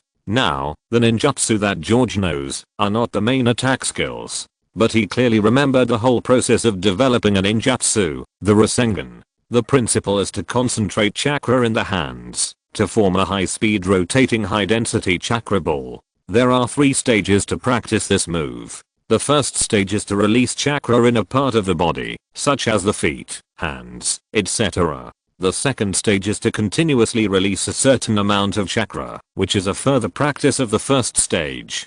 The third stage is the water ball balloon practice, maintaining the released chakra and materializing it until the balloon can be broken. After practicing this stage, the Rasengan can already cause damage, but it can only cause very light surface damage. The last stage is to combine all the previous things, gather chakra in the hands, continuously release it, maintain it, and finally solidify it into a small typhoon, which becomes extremely powerful. It can not only cause greater surface damage, but also can attack the enemy's body and destroy the enemy's internal organs. Unfortunately, George now has no way to find a balloon. Because balloons were not invented until 1933, people used animal viscera instead. George bought a few at the grocery store after school, which was enough for preliminary practice. There are many more ways to develop this skill later, but George doesn't remember them very well, and there is no need to consider them at this stage. After dinner, George taught Ryan the 3-body technique, which can increase Ryan's self-protection ability. These days, George has taught Ryan all the hand seals, and told him that this is the basis of all ninjutsu. So Ryan practiced very seriously, and it is basically almost the same. The rest needs to be practiced together with the skills to improve the hand seal speed faster. When Ryan learns all the 3-body techniques, he will be the age to graduate from the ninja school in the anime. Don't think that a ninja who has just graduated from ninjutsu will be very bad. That is not specifically described in the anime. You know, the ninjas who graduated from the ninja school can go directly to the battlefield. Moreover, the anime describes that many samurai who have trained for many years are not the opponents of a ninja. In addition to the role of ninjutsu, the more important thing here is the reaction speed. When Ryan is equipped with 2 pistols, it's exciting to think about it. As for why George himself didn't carry a gun, the reason was actually very simple. First, he had never touched a gun before, and he couldn't hit anyone, even if he had a gun. If he started to contact them from now on, there would be another problem that would require too many bullets to be consumed. Second, it was because of age. American law stipulates that only those over 18 years old can legally purchase guns. In fact, there were pistols at home, but they were all captured by his father from the battlefield as souvenirs. So, although George lived in the United States, he had never played with a gun. It must be said that it was quite strange. The next morning, the first thing George did when he woke up was to cancel the shadow clone technique. All the content learned by the 10 clones in the school last night was directly integrated into George's mind. The clones in the woods did not make any progress, but fortunately George did not expect to master it in a short time. He knew that he had never been a genius, so he just needed to practice slowly. Anyway, he was using shadow clones. Then George prepared to take a carriage to school. However, when he walked to the town, George got off the carriage briefly because he needed to go to the bathroom. After a short delay, he continued to take the carriage to school. He didn't really go to the bathroom just now, but walked to a corner where no one was around and summoned 2 shadow clones to transform into adult white people. He arranged for these 2 shadow clones to go to Wilmington and Pennsylvania to find 2 factories. This involves his next plan, because in a different world, he doesn't know if these 2 factories exist. Even if they are found, he doesn't know if these 2 factories can still make the things in his memory. Wilmington is a seaport city in North Carolina, about 1,000 kilometers away from Memphis, the largest city around George. Pennsylvania is a little farther, but it can be reached in a week. How long it will take to find him, and the factory is uncertain. George's original plan was to go to this place in person after the exam, but now that he has the technique of multiple shadow clones, he can rest assured to leave it to him. George spent the whole day at school honestly and peacefully. As school was about to end, George found an opportunity and split into 8 shadow clones to continue studying at school. In fact, he was just reading. There aren't many advanced books in the school library, but the books cover a wide range of topics. So, George plans to read all the books he has. With George's current memory, he can remember all of a book after reading it 3 times. So, George plans to remember as many books related to the subject as he can before he leaves school. He will also read some travel biographies, because these books often record some magical things. These things may not be entirely true, but they will not prevent him from keeping them as a target for future searches. After returning home in the evening and having dinner, this time, George split 2 clones to practice ninjutsu in the woods, leaving 7 behind. Because George has been thinking about how to quickly expand his popularity and how to make money quickly these days. There are many ways to make money, and selling alcohol is one way. Although every family has stored some alcohol before, people who understand know that they can drink their own alcohol for several years. So now the newspapers are protesting the fact of prohibition. Some newspapers directly blame large beverage companies such as Coca-Cola, saying that they paid money to bribe the government and promoted the promulgation of prohibition. Who made them make the most profit this time? George knew that during the prohibition, the 2 cola companies made a lot of money. Although selling alcohol made money, George also had a space that could be used as a means of smuggling, and it would never be discovered.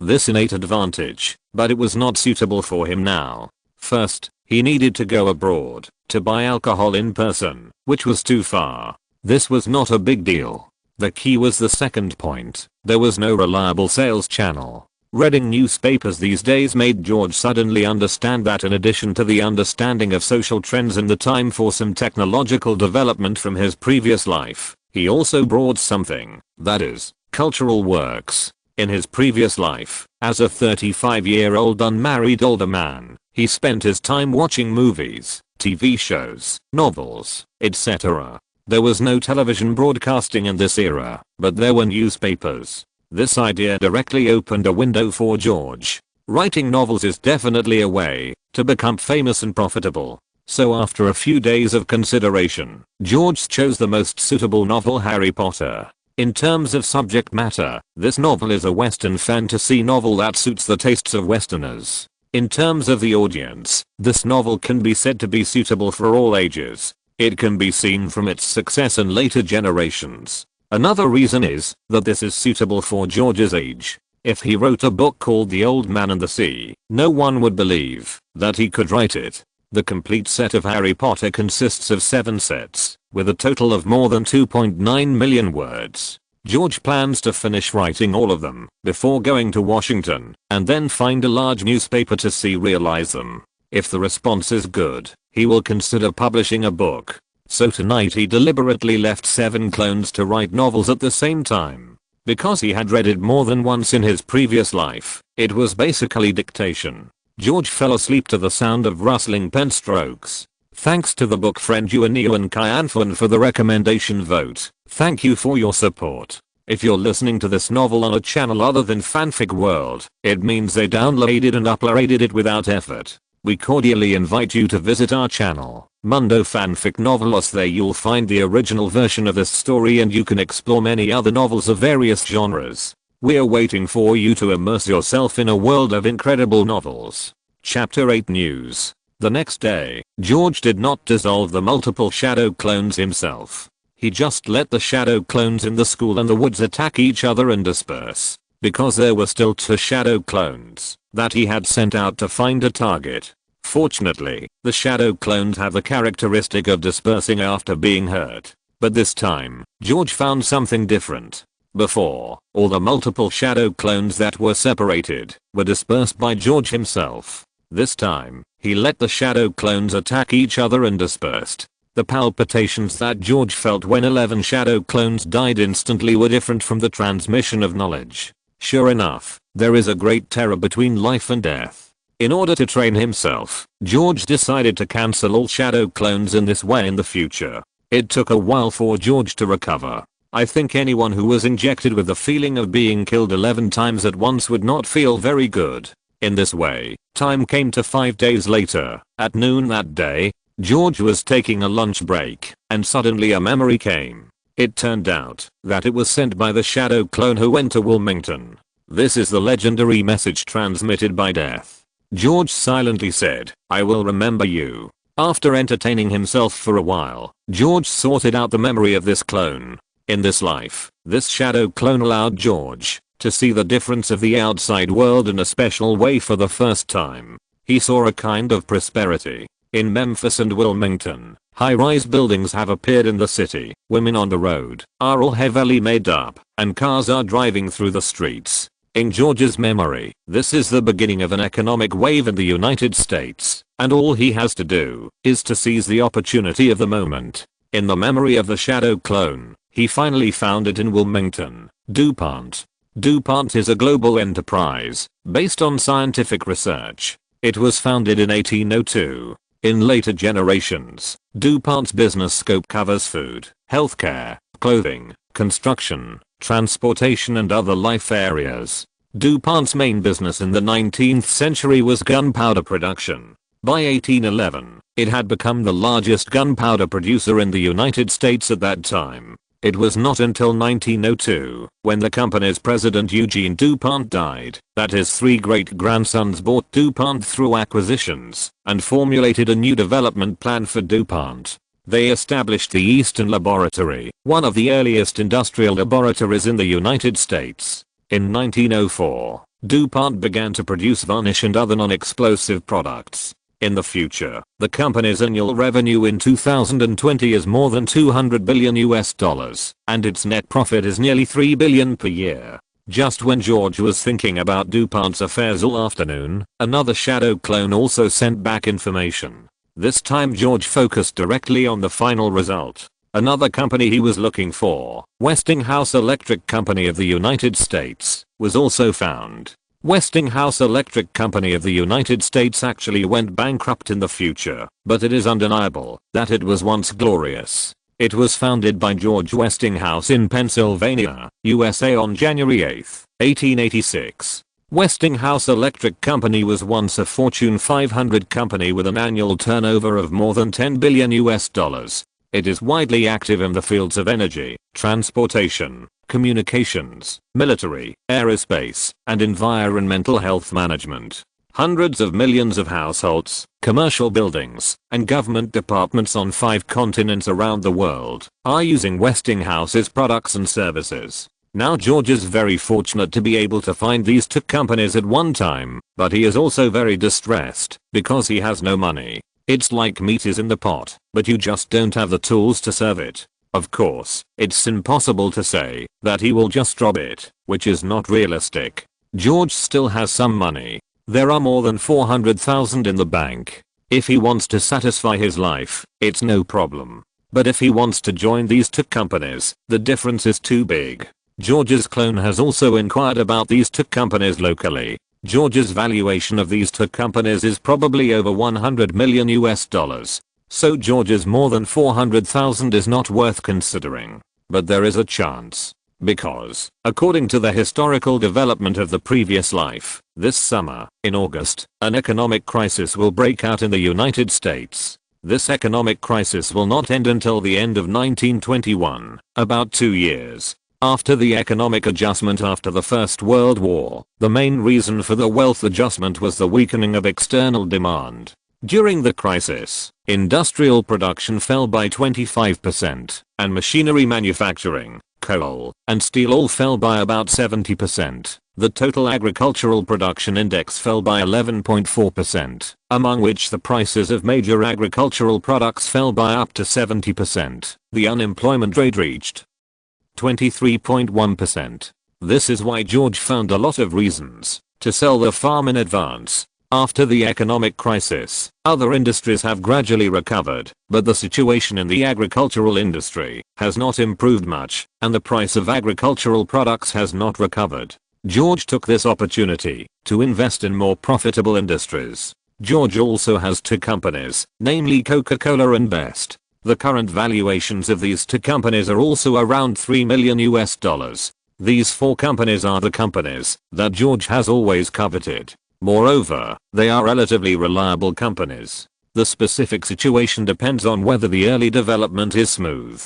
After finding the target, George will not pay attention to it for the time being. His first task now is to finish the book and arrange for college. About 10 days before the exam, George notified Ms. Ellie that they were leaving here. George gave Ellie an extra month's salary and dismissed Ellie. George and Ryan began to pack up their things because they would not come back after they left. The house had been sold with the farm. There were not many things to take away. Ryan only packed one suitcase. George packed two suitcases, one large and one small. One small one contained George's clothes, and the other large one contained some of his parents' things, including his mother's violin, several guns confiscated by his father, family photos and other items. There were too many things, so George told Ryan to temporarily put them in school and wait until the university was confirmed, and then ask the school teacher to help send them.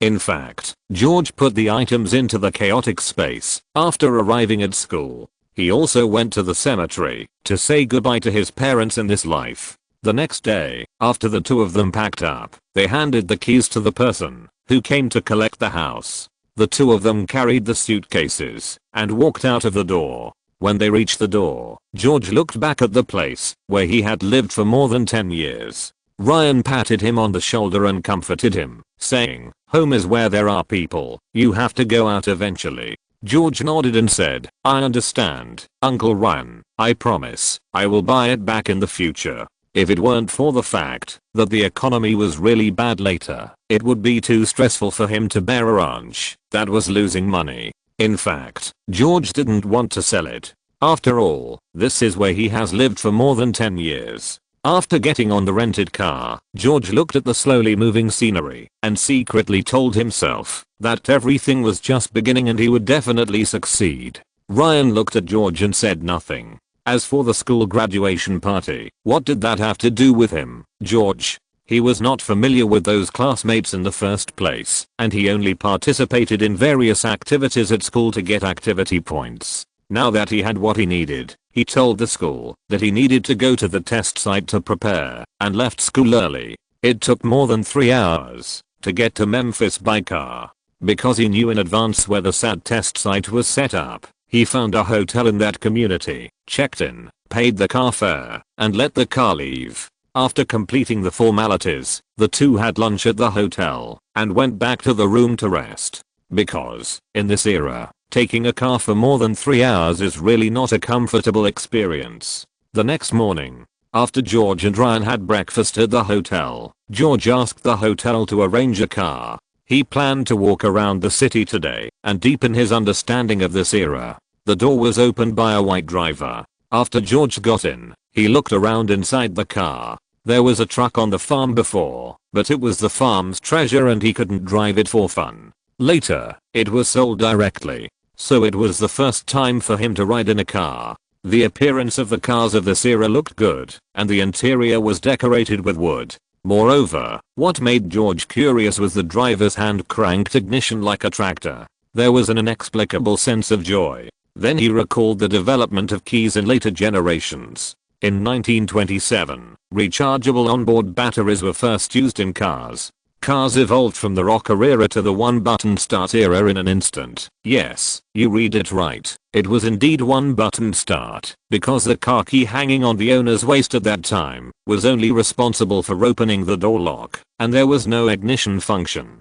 This invention not only facilitated the car owner, but also facilitated various car thieves. After all, with the one-button start, even the physical strength of the rocker was saved. At this time, the rigorous Germans decided to add a lock to the ignition system for anti-theft encryption. This is the prototype of the common key ignition now. However, Keys are still a burden for car owners after all, and they cannot drive if anyone is lost. Therefore, the technical department of Mercedes-Benz proposed a technical improvement suggestion to design two keys into one. This is actually the complete concept of modern car keys. What can be seen here is the most critical point, which is the application of rechargeable onboard batteries to cars. And George remembered that rechargeable batteries have been invented in this era. This battery is made of nickel, iron and alkaline solution.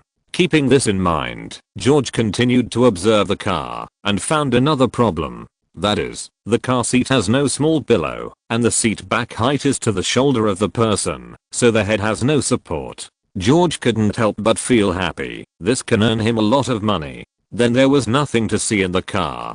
Although he was very interested in the car, George felt that he would never be able to drive this kind of car that had to be cranked before driving. After walking around for a day and buying a few newspapers outside, the two returned to the hotel after dinner. After returning at 9 o'clock, George did not let Ryan leave, but called Ryan to his room. He first asked Ryan to collect all the current car brands, business scales and production scales in the United States. Second, he asked Ryan to find out who holds the patent for rechargeable batteries. Third, find out which newspapers can be found throughout the United States. In the following days, Ryan frequented major car dealerships, newspapers and other places in Memphis, while George stayed in the room and read quietly. Thank you for the recommendation votes from book friends who will always love you, and thank you for the support of all book friends. Thank you.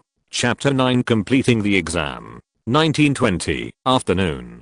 Today the weather is very good, the sun is shining brightly, and the breeze is gentle. George came out of the SAT test center behind him and saw Ryan standing opposite a car. This car belongs to the hotel where they live, and they rented it for a while. Ryan saw George coming out and waved to George. After George got in the car, Ryan asked, "George, how do you feel? When will the results come out?" George smiled and said, "It may be no problem to get full marks. The results will take about a week." Ryan smiled and said, "Good job, I can have a good drink today." Haha. Maybe the less you have, the more you want. The more precious the wine is now, the more people want to drink. George feels that Ryan is drinking more and more frequently now. Ryan probably doesn't have much wine left in his suitcase. George laughed and said, "Okay, I also put 2 bottles of 1890 bourbon in my suitcase. Let's open one bottle today to taste." Both of them drank a lot that night. George felt confused and seemed to have forgotten something. George woke up from his bed the next day. Seeing the newspapers in the hotel, George remembered that he had forgotten to extract the items. Then George sat on the bed and entered the chaos orb with his consciousness. This time, George used 30 points of energy to extract a blood red gem from the world of Naruto. The moment he got the blood crystal, a stream of information let George know what he had. It was not a gem, but a blood crystal. This blood was called bloodline in Naruto. In fact, they are all the same thing. Putting it on the wound will automatically merge with the body and give the body extraordinary abilities. But the thing sounds good, but George's bloodline this time is a bit of a pit. This is a bloodline with the corpse bone vein in Naruto. With this bloodline, you can freely manipulate bone bud cells and osteoclasts, and even control the calcium concentration to form bones. His hard bones are equivalent to having a defensive force that prevents ordinary physical attacks from approaching, and once counterattacked, this bone can become the strongest spear. It can also allow the body of the bloodline owner to have the ability to quickly heal the wound caused by breaking the bone. This ability is quite strong, but the problem is that in the original book, this bloodline is accompanied by an incurable disease, which is a bit of a pitfall. George carefully recalled the information that just merged into his mind. Here are the unique skills of this bloodline: corpse bone vein 10-finger piercing bullet, corpse bone vein willow dance, corpse bone vein chun dance, etc. In fact, these skills are a kind of development of the ability of the body, pulling out bones to form weapons, using speed to attack the enemy, or using bones to form defense. After reading the information, George was relieved. It turned out that this bloodline had been baptized by the energy of the Chaos Pearl and did not have the shortcomings that George was worried about. George immediately took the fruit knife from the fruit plate and cut a knife on his palm and then put the bloodline crystal on the wound. I saw that the crystal melted directly into water and slowly disappeared from the wound. The wound on the palm of his hand also healed slowly and disappeared completely in a few seconds without even a scar. At this time, George only felt that his body was slowly heating up and the heat made George feel uncomfortable. George immediately ran into the bathroom, stood under the shower, turned on the shower, turned the cold water valve to the maximum and let the cold water pour down his head and all over his body. He turned on the cold water valve in the bathtub, filled it with cold water and got in. He felt comfortable instantly. George closed his eyes and fell asleep slowly. When George woke up again and looked at the clock in the room, 2 hours had passed. George stood in the center of the room, closed his glasses, and slowly felt the changes in his body. Then 2 bone sticks slowly grew out of the palms of George's hands, and then slowly began to look like 2 knives. Then they slowly disappeared from the palms of his hands. George opened his eyes and looked at the palms without any scars. George picked up the fruit knife again and cut the back of his hand. After 3 seconds, the scar disappeared, leaving a shallow blood mark. George wiped it with paper, and nothing was left. George could feel the pain when the skin was broken, but it felt like there was a layer of gauze. He knew it hurt, but it hurt a lot, and there was an indescribable feeling. Then George pointed his finger at the wall between the bedroom and the bathroom, and 3 bang bang bang sounds came from the wall. George came to the wall and saw that he had punched 3 small holes in the wall. Finally, George found 3 finger bones on the wall of the bathroom.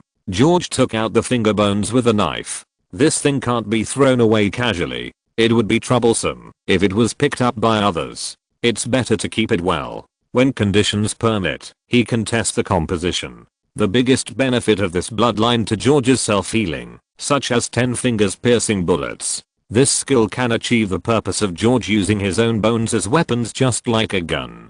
George has space, so he can put down any cold weapons. However, forming bone armor is not bad, at least it is a defensive means, and the bone structure is much tighter. It has not been tested yet, and it is not known how strong the attack can withstand. Then George summoned the shadow clone, and found that the shadow clone can also use bloodline. George found that the multiple shadow clones he had separated before would disappear when they were hurt. But when the shadow clone controlled by George is protected by bone armor, the damage it can withstand will become greater, and it will be less easy to explode. After testing, a fruit knife could not penetrate this layer of bone armor. The enhanced survival ability of the shadow clones also greatly improved George's safety. George is one step closer to being a one-man army. After 2 months of growth in strength, George can now maintain 25 clones at the same time. In addition to the change in strength, when George changed his clothes and prepared to call Ryan to have lunch together, he found that his height had also changed, about 5 centimeters taller than before. George's previous height was 175 centimeters, and his clothes fit him perfectly. Now that he has grown to 180 centimeters, his clothes are much shorter, but because there are no suitable clothes, he can only do this for the time being. After seeing the changes in George, Ryan knew that it was the changes brought about by cultivation, and he became more interested in cultivation. He should still be thinking about being able to heal his feet through hard practice in the future. However, George believed that he would definitely extract skills or items that could heal in the future, so he did not tell Ryan that practicing the 3-body technique alone could not heal. After the 2 of them had a simple steak at noon, they went to buy clothes again in the afternoon. George didn't have high requirements for clothes before, as long as he was comfortable. However, under Ryan's suggestion, he still bought 2 high-end formal suits for future use. Then George bought Ryan a few sets of clothes. They used to live in a small town and had no requirements for clothes. But in the future, if George wants to develop in business, he will need to deal with many people, so he must pay attention to clothing. After the 2 bought a bunch of clothes, George bought a famous watch for each of them. The watches of this era were still handmade and very beautiful. Every time George saw these things, he had an urge to buy them all. These famous watches were just collections, and they would make 100 times or 1,000 times the profit in the future. Fortunately, George was more restrained.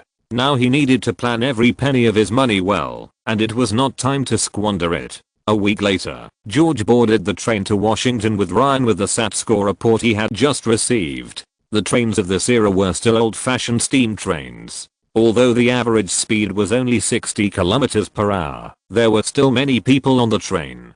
George asked the attendant to change to an independent compartment, and then he calmed down. George was not free this week. First of all, the novel he prepared has been completed, and all the handwritten versions have been collected into his space. And he is writing another novel, called Of Mice and Men. This novel describes two good friends who support each other. One is the shrewd hawk, and the other is the mildly mentally retarded child Rennie. Because Rennie has poor social adaptation, he always makes mistakes, which makes the two of them helplessly change jobs everywhere. On the ranch of the rich man Oshi, they work hard to weave their dreams. Hawk promised Rennie that, if he is obedient and does not get into trouble, he can take care of a nest of rabbits for him in the future. The dream is about to come true. Once Rennie accidentally strangled May, the wife of Oshi's son Curly, and made a big mistake. In order to avoid being chased by the farm guys, Rennie ran away. When the guys rushed to kill Rennie, Hawk found Rennie first. In order to prevent Rennie from being killed and insulted by the farm guys, he raised the gun, put the muzzle close to the back of Rennie's head, and shot him. This novel is relatively short, with only more than 70,000 words. It describes a pastoral life, and this novel was later adapted into a movie. So, George has been memorizing this novel. Perhaps it is the transformation of energy. George found that his memory is a bit scary now, and he can remember everything he has seen. Even in the last life, he only read this novel once, and now he can remember every punctuation mark. Secondly, this week he also controlled the shadow clone to slowly practice the weapon formation of the corpse bone vein. There is a skill that can directly form a knife in the transmission, but George doesn't like that kind of Japanese knife. George practiced slowly according to the style of the embroidered spring knife in his memory. He also controlled the shadow clone to form a set of armor according to his memory. The style is based on the Sagittarius gold armor in the Saint Seiya that I watched when I was a child, and it was formed little by little. After practice, he can basically change clothes in 1 second. George also added a human face mask to the armor. A white bone armor with a white mask is full of oppression. The key is the wings and the prototype of the bone armor, and George also materialized them all according to the model. These days, George specially sent out 10 shadow clones to study the formation of wings. George hopes that one day he can fly with these wings. However, it has achieved initial results. Just last night, the shadow clones were able to glide for a short distance. This was after the shadow clones practiced the decomposition and condensation of bones to a subtle level. The shadow clones caught an owl. They use the bones in their bodies to cover the original wings of the owl in a granular form. Unfortunately, after the experiment, the owl was useless. Fortunately, this would have been enough in the previous life. During this period, something happened that was more favorable to George. That is, the 3 finger bones that we used for the previous experiment turned into a pile of ash the next day. George did not understand the reason in depth, but it was a good thing after all. These were bones in his own body. If he encountered a battle in the future, leaving the finger bones and being taken away by others for something would be a hidden danger. It takes a day to take the train to Washington. George can use this time to study the information that Ryan handed over to him yesterday. Through research, George found that the company that best suits his goal in the automotive industry is Lincoln Motors. This company was established in 1917. According to Ryan's investigation, this company does not seem to be very peaceful now. When he was inspecting the car dealership, he happened to encounter an employee who was arguing about salary issues, and also broke the news that their head office was involved in a lawsuit. In this case, they could not pay wages, and were involved in a lawsuit. If the economic crisis breaks out again, George thought that this company must be very difficult, and it might even be on the verge of bankruptcy. Therefore, George focused on the information of Lincoln Motors, and did not look at other automobile companies in detail. For newspapers, George selected a New York Moon Times, which is a periodical mainly focusing on business information and celebrity entertainment. The reason why George chose this newspaper is that this newspaper has a wide audience, and secondly, it can radiate more than half of the major cities in the United States. Although this newspaper is only the third in the national newspaper industry, but it fully meets George's needs. Now the only thing George wants to know the most is the owner of the rechargeable battery, but it will be soon. Ryan found his former quartermaster comrade and asked him to check directly from the government department. I believe there will be results soon. Because he will stay on the train for a long time, George also had the opportunity to experience the train's dining car service. This train is also equipped with a special dining car, and you can eat in the dining car at any time. If you are willing to give a little more tip, the crew can also deliver it to your compartment. The food tastes good, but the price is really expensive. After dinner, George discussed the practice of ninjutsu with Ryan again. Then he answered a few more questions from Ryan, and then George went to bed early. Thanks to the book friend Swansea Minami Smith for the recommendation. Thank you. Chapter 10 novel published. A day later, George and Ryan got off the train. Perhaps because the train journey was not long enough, George did not feel too uncomfortable. Moreover, he completed Of Mice and Men on the train. Ryan was also surprised to see George writing a novel on the train. But after reading the book, he only said that the book would be a big hit. He understood that George was preparing to publish the novel. In the evening of the next day, George and Ryan came to the address given by General MacArthur. George unexpectedly discovered that this place was the address of General MacArthur's home. You know, in this country, those who can be directly invited to the house are very close. From this, it can be seen that General Arthur values George's father. The one who opened the door for them was General MacArthur's wife. After Ryan explained his purpose and handed over General MacArthur's previous reply, the lady warmly entertained the two. Unfortunately, General MacArthur had to attend a military meeting and would not be back for at least 3 days. The two who got the news did not stay in the general's house for long. They left 2 bottles of bourbon prepared for the general and returned to the hotel. In the next 2 days, the two prepared for the submission, but things did not go smoothly because they could not see the person who could make the decision in the big newspaper. The conditions given by the smaller newspapers were too harsh. They basically regarded George as their writer. After the novel was published, they had basically nothing to do with him. So, until the afternoon of the 3rd day, the two returned from a newspaper again disappointed. After entering the hotel lobby, they were stopped by the hotel manager and handed over a note saying that a gentleman had left a message for them. Ryan gave the manager a tip and took the note and handed it directly to George. After getting along for this period of time, Ryan was more and more surprised by George's changes, and this change was all round. Ryan could also feel George's steadiness during the communication. So now Ryan is increasingly positioning himself as a butler. All things are decided by George. He just watched silently by the side and did what a butler should do. George took the note and saw that it was a message from a man named Kent, which meant that Mr. MacArthur had returned and arranged for him to pick up George and the others. But he didn't wait for them, so he left a message to tell them that he would come again in the afternoon. After reading the message, George told Ryan, and the two went back to the room to wait. At about 5 o'clock in the afternoon, someone knocked on the door. When George opened the door, he saw a strange white man. George thought he was here to pick them up, but Ryan was very excited when he saw the person coming, and the two hugged each other warmly. On the way to Mr. MacArthur's house, Ryan introduced this comrade. It turned out that the man was Pomboisen, who was also a comrade in arms of Ryan and George's father at the time.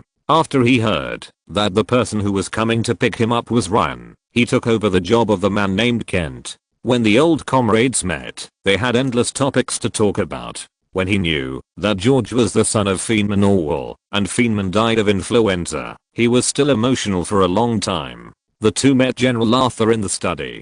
General MacArthur's first impression on George was that he had strong features and a sharp and deep gaze. He was neither talkative nor unrestrained, and it was difficult to tell anything from his expression. After they sat down, MacArthur laughed and said to George, "You must be George Orwell, right? I heard Ryan introduce you in a letter before. Not bad. A good candidate for the military. How about coming to the military academy directly?"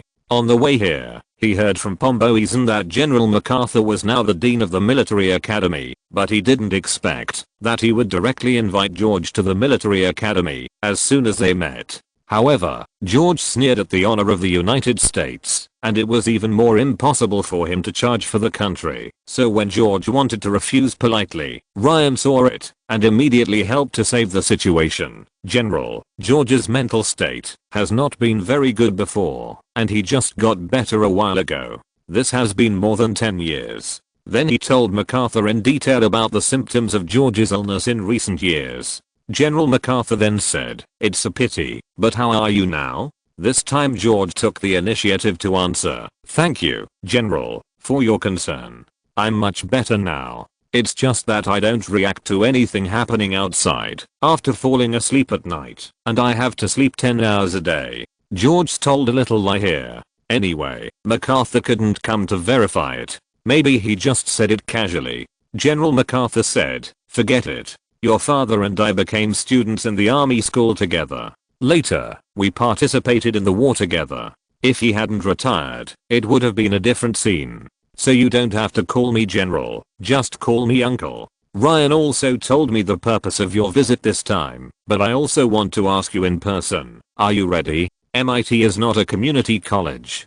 George thought to himself that he was finally here. "Yes, Uncle MacArthur, I'm ready. I want to study medicine and solve my physical problems." After that, he took out the test score sheet and handed it to MacArthur respectfully. After seeing the perfect score, General MacArthur laughed and said, "I didn't realize you were such a genius. It's not easy to get a perfect score. Since you've made up your mind, I'll help you." Then he went back to his desk, took out an envelope from the drawer, pulled out the letter paper, unfolded it, and wrote a few words on it. After sitting back on the sofa, he handed it to George along with the envelope.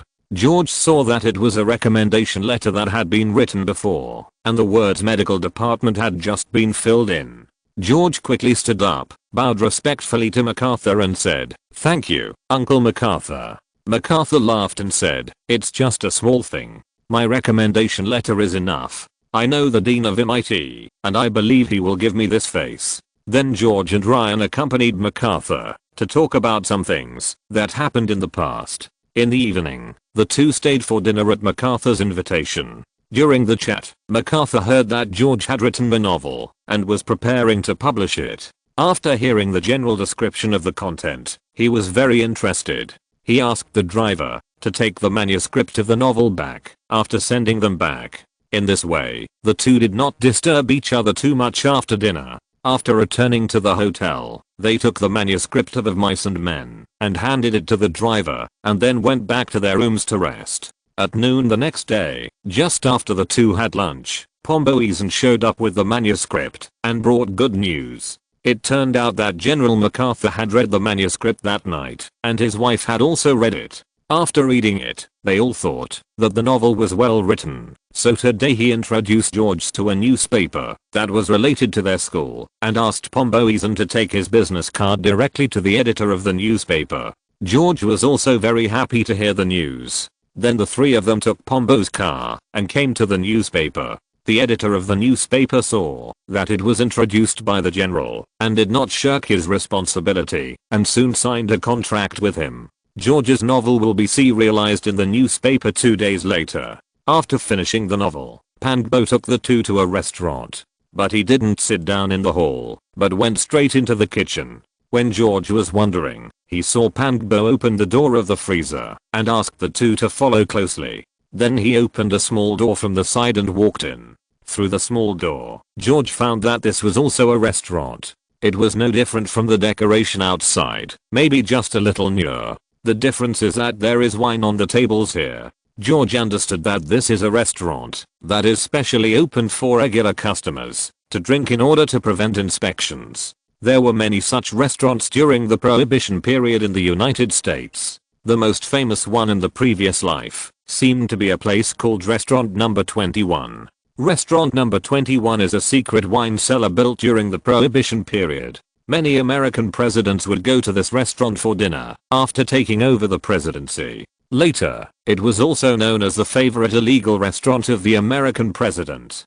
During this period, the US government organized a special team called the Wine Search Team. So many businessmen thought of ways to avoid searches because the profit of alcohol during this period was too large. In Capital, Marx wrote that capital always wants to make money faster and easier. Once there is a proper profit, capitalists will become bold. If there is a 10% profit, it is guaranteed to be used everywhere. If there is a 20% profit, it will become active. If there is a 50% profit, it will take risks. If there is a 100% profit, it will dare to trample on all laws. If there is a 300% profit, it will dare to commit any crime, and even risk being hanged. After the three sat down, the waiter handed over the menu and introduced them.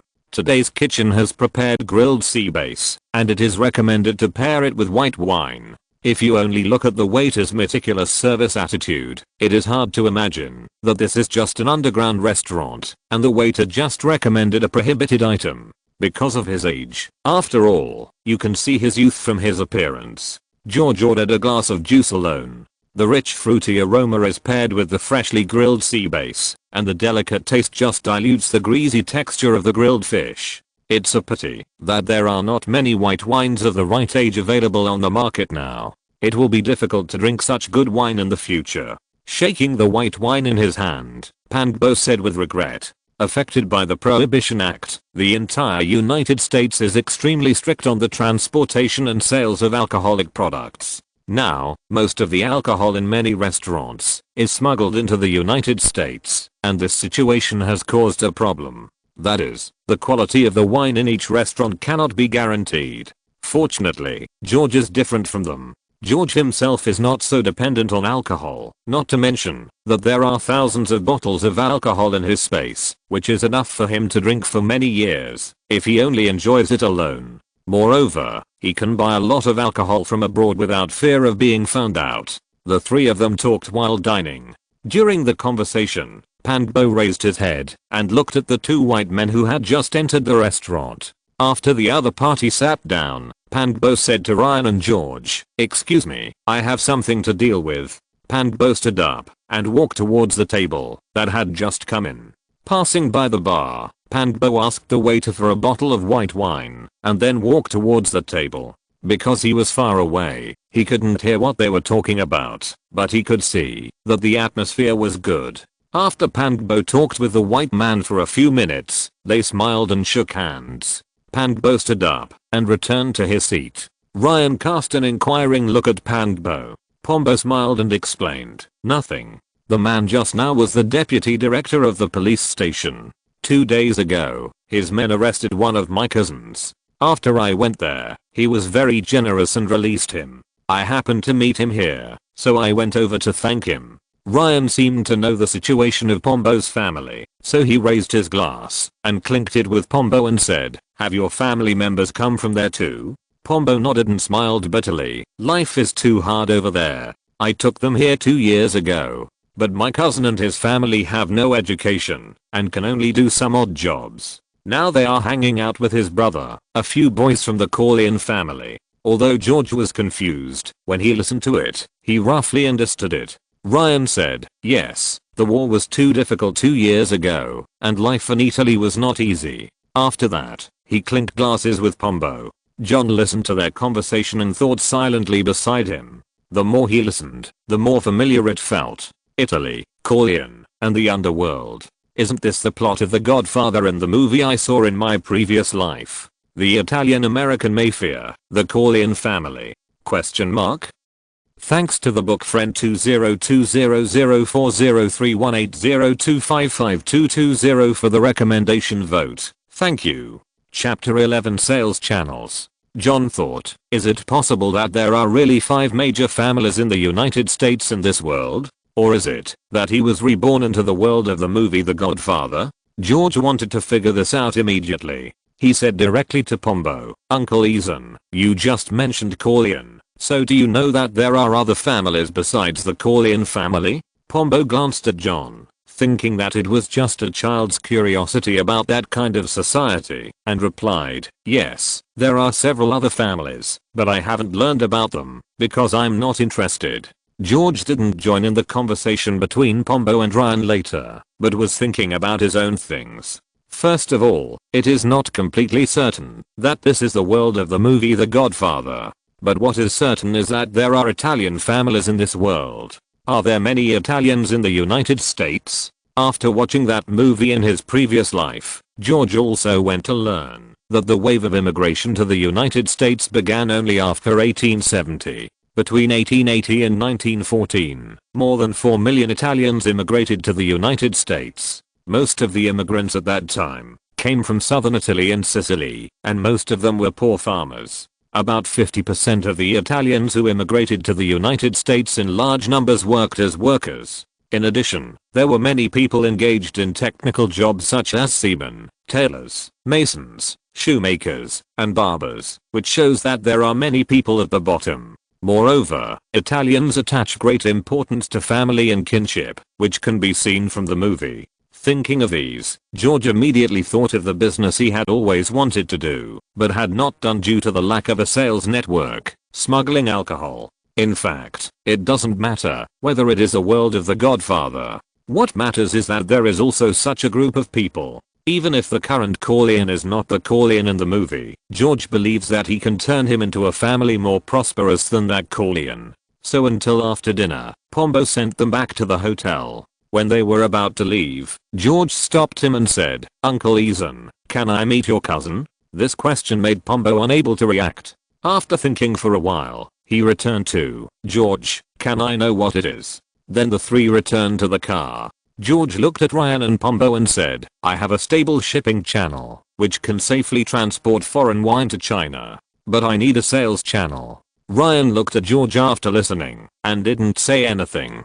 Pombo glanced at Ryan, and seeing that he didn't say anything, he asked George directly, "George, do you know what you are talking about?" "Of course I know," George said affirmatively. Pombo was silent for a while and said, "Let me think about it." "Okay, if it's difficult, you can also give me the contact information of the Corleone family directly." "I understand. I will bring them over after I consider it." After the three said goodbye to each other, Pombo drove away from the hotel. Without letting George and the others wait any longer, Pombo invited George and Ryan to visit his home the next night. That night, George chose 2 bottles of red wine and went to Pombo's house with Ryan. Seeing the red wine George brought, Pombo's eyes lit up slightly, and he invited them into the house. George also saw 3 other people in the living room. Pombo introduced that one was his cousin who was also named Corleone, and the other was the leader of the Corleone family here, and also the elder brother of his cousin's family, named Maury Corleone.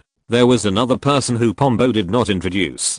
George estimated that it should be the gunman, so he did not ask. The 2 people in the Corleone family also lit up when they saw the red wine George brought. After Pombo opened the wine, he invited everyone to have dinner. The wine for the meal was another white wine. During the meal, everyone chatted about some gossips and did not talk about topics related to wine. However, George still asked Maury during the meal if there was a person named Sonny in their family, because it would be impolite to ask the name of the patriarch of their family directly. If you ask if there is a Vito Corleone, it's okay if there is no one. If it is the name of the Godfather, it is tantamount to provocation. So it was very appropriate for George to test Sonny Corleone. Sure enough, there was this person, and he was the son of the Godfather. After listening to Maury's words, George secretly said that there were indeed 5 major families here. However, he was even more fortunate that he found a reliable partner.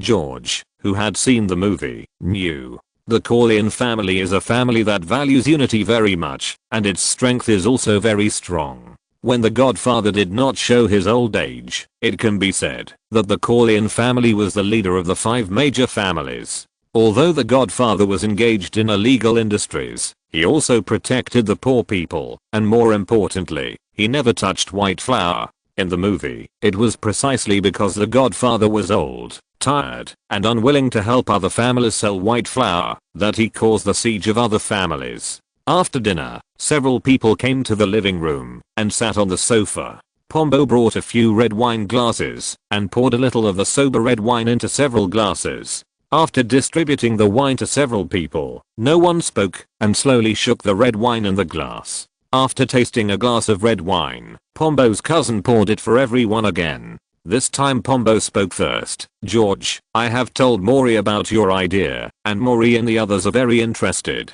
George looked at Maury. He said, "Maury, what do you mean?" "Of course I'm also interested in your business, but I don't know how much wine you can provide." Maury chuckled. "Maury, in fact, I'm interested in your entire Corleone family. However, this is our first meeting. In order to build mutual trust, how about this? You tell me a number." "What do you mean?" "You tell me a number, and I won't charge you any deposit for the time being.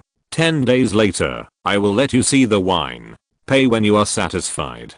George shook the wine glass and said. Hearing George say this, everyone in the room, including Ryan, looked at him. Pombo seemed to be afraid that George would say too much, so he wanted to say something, but Ryan, who was sitting opposite, shook his head and stopped him. "Really? Are you kidding?" Maury said seriously. "What are you afraid of? I told you, you tell me the quantity, and you pay after you see the wine." "Ha ha ha, awesome, you have guts. Okay, then I want 5,000 bottles, any wine will do." Maury looked at Pangbo and said.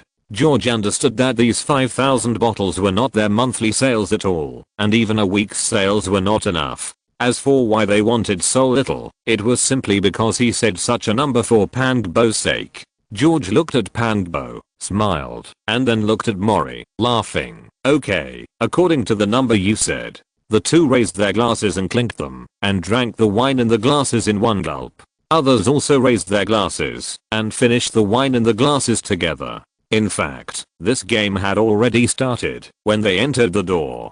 Originally, Maury and his team were able to come tonight entirely because of Pangbo's favor, and the 2 bottles of red wine George chose were also to show his strength. Because Maury would definitely ask Pangbo about George's background, knowing that George was just a student and had just arrived in Washington. It was not easy for them to buy 2 good bottles of red wine here. So George first used 2 bottles of red wine to dispel their contempt, and then further demonstrated his strength with an order that did not involve any risk. George did not push the issue and directly asked to meet the Godfather.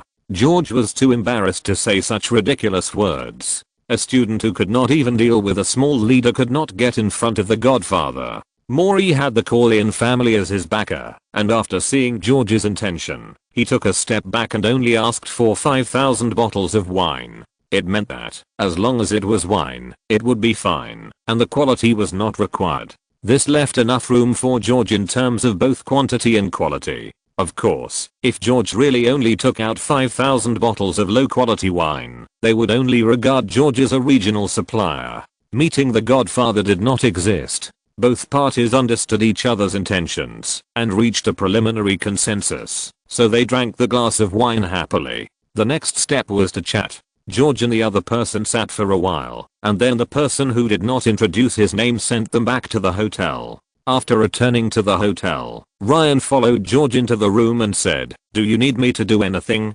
George entered and took out a bottle of bourbon from inside. He poured 2 glasses and handed one to Ryan before saying, "Not for now, but I plan to ask the teacher to set up a winery in Canada. After the teacher has made the arrangements, I would like to ask you to go over and help me look after it. The profit in this area is too large, and I don't trust other people." Ryan looked at the bottle of wine on the table and nodded. "No problem, tell me after you make the arrangements." After that, he picked up the whole bottle of bourbon on the table and turned to leave George's room. George looked at the bourbon in his hand, smiled and said nothing. After closing the doors and windows, George split 10 clones to practice the formation of bone armor of the corpse bone vein. Many things in the hotel are not convenient to make a big noise. George found that bloodline is different from skills. Once the skills are transmitted into consciousness, George will learn them directly. After practicing a little on both sides, he can fully master them.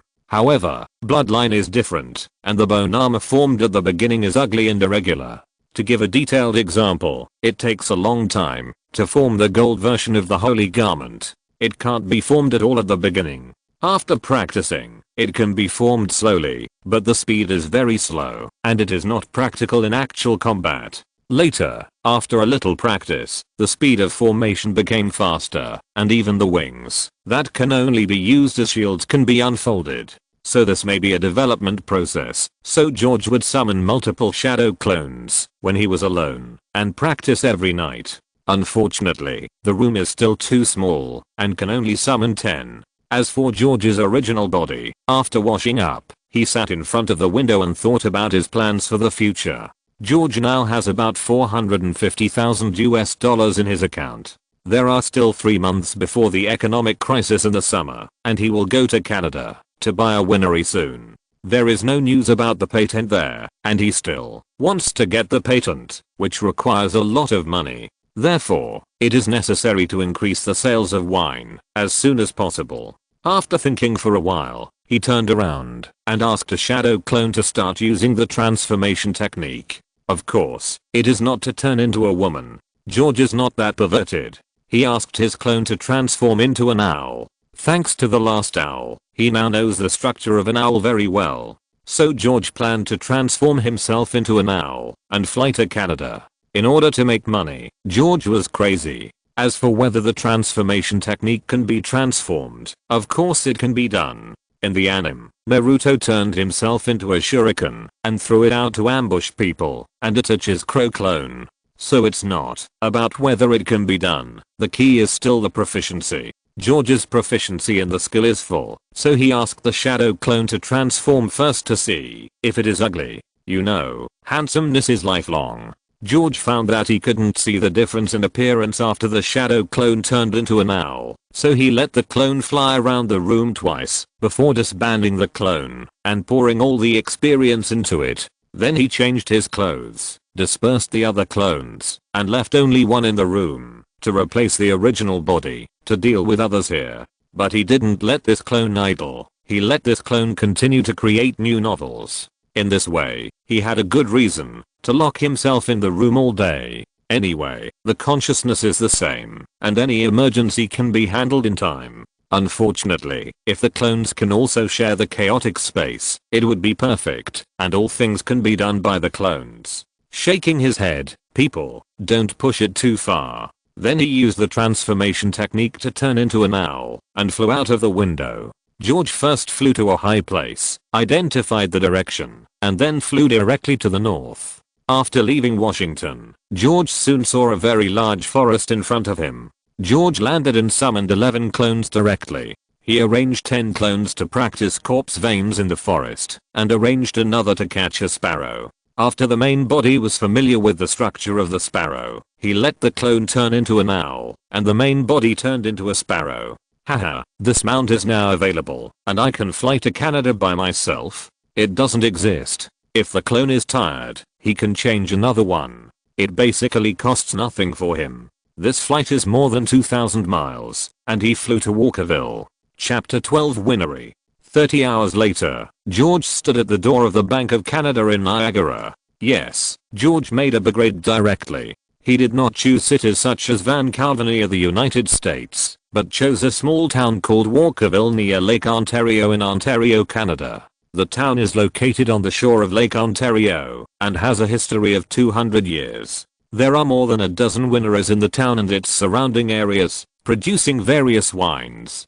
George didn't know much about it before, but after flying to Vancouver, he learned from the locals that Canada had started prohibition 4 years ago. But later, because there were too many smuggled wines from the United States entering Canada, Canada relaxed the prohibition. Similarly, now that the United States has started prohibition, Canada has begun to support the United States. Therefore, several large cities near the United States are the hardest hit areas of smuggling. George believes that even places closer to the United States will be visited by smugglers who collect wine in a few years. If George just wants to buy a batch of wine back, it's simple. As long as the money is in place, he can always buy it, but it won't last long. George knew that the prohibition had been in place for more than 10 years. Therefore, George could not keep doing this kind of bulk purchase. After asking Canadians with US dollars, he learned that the raw materials of the two kinds of wine produced in Canada are all grains. In particular, Canadian whiskey, which was later praised as one of the top 5 whiskies in the world, requires a grain called rye. After confirming the location again, George flew directly to Atoll Aquapist. The first reason for this place is the climate. The crops are rich. If a factory is built here, it will be very convenient to buy raw materials for brewing. Secondly, this place is close to the lake and faces the United States across the lake. Logistics and transportation are convenient. With a large population, it is easy to recruit workers. The most important thing is that there was a winery here before, and it is time saving and labor saving to buy directly. As a foreigner, it is very difficult for George to get these things done in a short time when he came to this place. So first, in an empty place, and then put on the brand clothes he bought before, he walked into the bank. As soon as he entered the bank, a beautiful lady in uniform came over and said with a smile, "Hello, sir. How can I help you?" "I want to check my account balance," George said coldly. "Sir, this way, please." He gave his name, account number and verification password.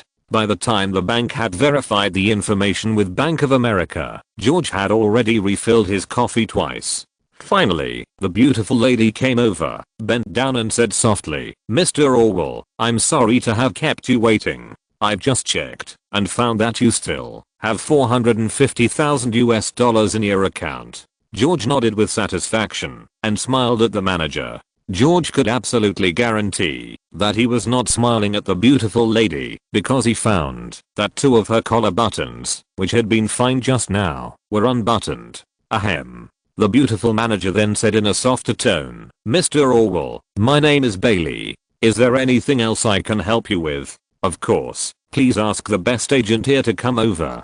"Thank you. Is Mr. Orwell going to buy anything? I can also introduce you. Please help me find a professional agent to come over. If I need to see the scenery of Walkerville, I will definitely find you." Beautiful lady. He didn't want to waste time on these people now, so he said directly, "Okay, please follow me." Perhaps she heard the refusal in George's words, and the female manager, whose name George had not yet remembered, took George into a reception room.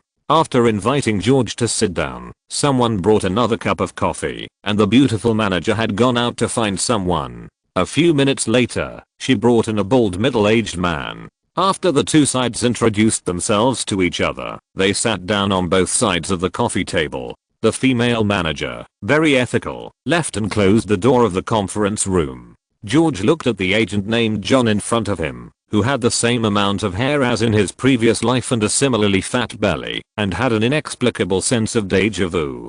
George secretly thought that, if he had not traveled through time, he would probably look like this in his middle age. John didn't know that the young man sitting on his right would think so much, so he asked directly, "Mr. Orwell, welcome to Walkerville. Just now, Bailey told me that you have some needs that I can help you with. What are they?" George looked at John and said, "Of course, that's it. California produces two kinds of wine. One is whiskey and the other is wine. I want to buy two wineries. Of course, it would be better if there is a winery that can brew both kinds of wine at the same time." "Okay, is that all? Then, please wait a moment." After saying that, he stood up, bowed slightly to George, and then left the room. After about 10 minutes, John walked in with a folder. As he walked, he said, "I'm sorry, Mr. Orwell, I kept you waiting for so long." Then he sat down opposite, opened the documents in his hand, turned to George, handed the documents to George with both hands, and then introduced to George, "Mr. Orwell, please see that there are 5 wineries for sale here. One of them is a winery without a supporting estate, and the other 4 are wineries with complete supporting facilities. The most famous among them is Gwen Winery, which used to produce a lot of whiskey. But since the old Gwen passed away 5 years ago, the young Gwen had his own business in Vancouver and caught up with the Canadian prohibition. The winery has been out of production. This year, the prohibition was just lifted, and the young Gwen put the winery up for sale. Across the river from the Gwen Winery is another winery that specializes in producing wine. If Mr. George buys both wineries and sells them together, then it will just meet your requirements. What are the prices of the 2 wineries? Do you have an estimate of the lowest transaction price? If I buy both wineries, how will the section of the river that flows through the wineries be calculated? Will I need to pay extra for water in the future? George asked all his questions at once, which saved the most time. The most important thing is, are the workers of the winery still there? Can production be resumed at any time? John was indeed a professional broker, and he answered directly. The total price of the two sides is $250,000 US. If it is in cash, I think it can be negotiated to $200,000 US. If you buy all of them and donate some money to the government, you can directly surround the two wineries into one. As long as you don't pollute the water in the river section, you can use it at will. Please rest assured about the production issues you are concerned about. This city is not big, and there are limited jobs. The workers working for the two wineries are all good winemakers, but there are only so many local wineries. And the most important thing for a winery is technology, so all the winemakers and workers are still there. They can resume work at any time. When can I visit? Anytime. Then let's go. George stood up directly after speaking. John followed immediately. When he arrived at the hall, he asked George to wait for a while. Then he invited George to go out. The doorman helped to open the door, and George saw a car parked at the door. John opened the door in advance. After George got in and sat down, he closed the door and went to the co-pilot seat and sat down. Then the driver drove towards the farm under John's command.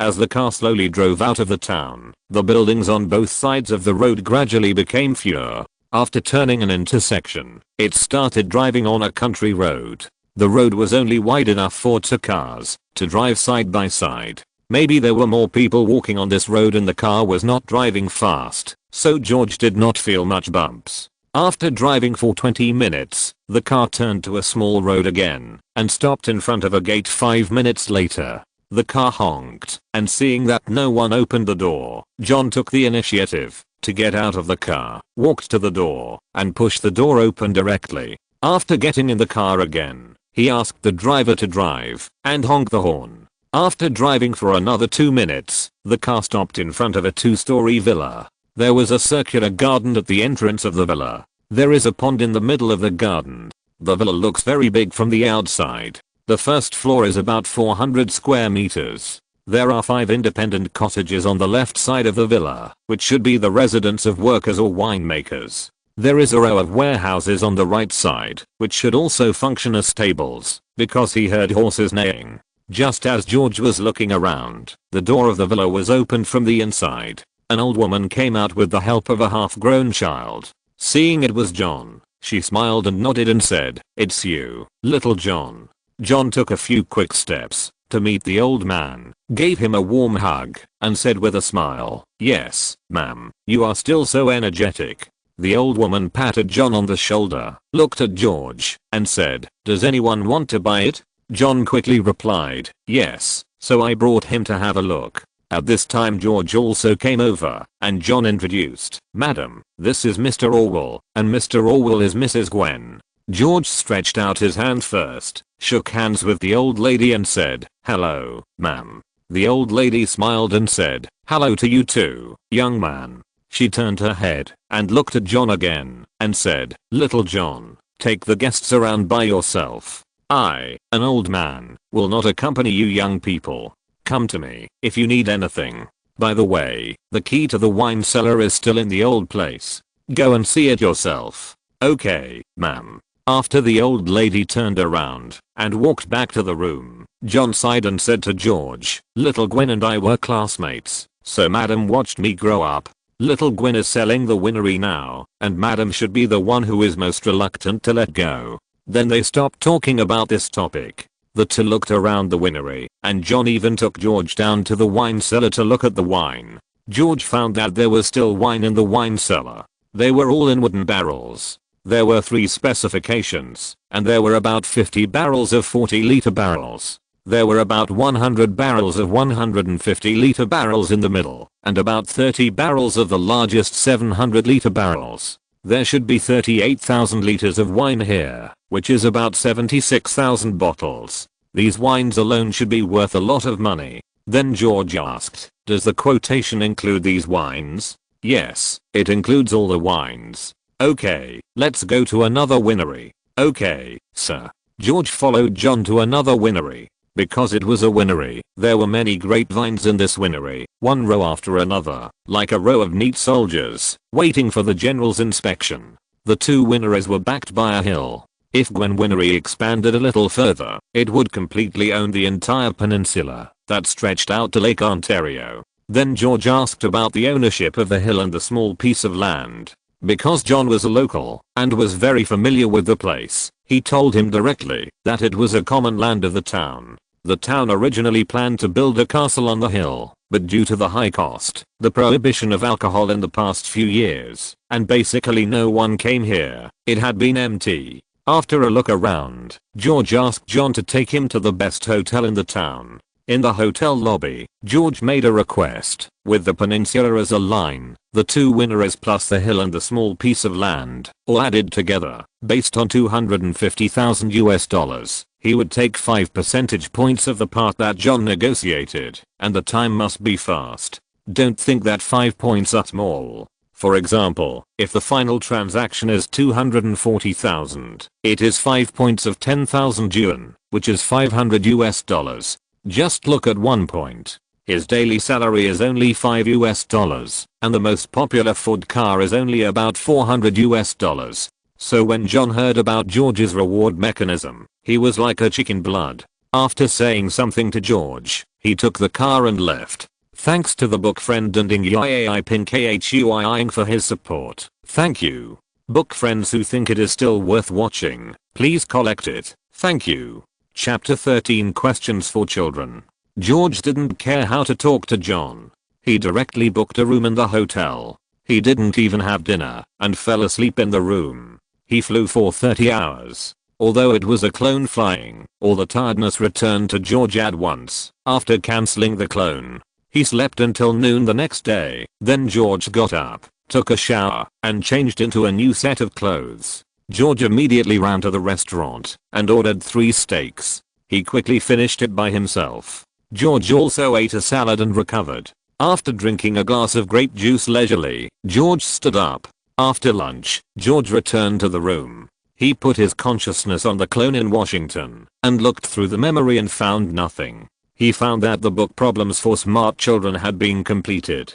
Today is also the first day of the publication of the novel of Mice and Men. George controlled the multiple shadow clones and went to the newspaper office with Ryan. Because the newspapers had been sold in the morning, the basic feedback came with it. It is said that the response has been good so far. George found the editor in charge and handed the 13 questions and 12 answers he had prepared to the editor. The editor looked at it and didn't react at first, but then he was attracted by the 13 questions. Sometimes he chuckled, and sometimes he said oh in a daze. After reading the last question, he found that there was no answer. He looked up and said to George, "Mr. Orwell, your question seems to be missing an answer." "No, Jerry." George always couldn't remember the names of these people, but fortunately, this guy named Jerry had a badge, so he glanced at it before answering him. And his boss was called the boss of the newspaper in George's memory. It's strange to say that George's memory is now extraordinary.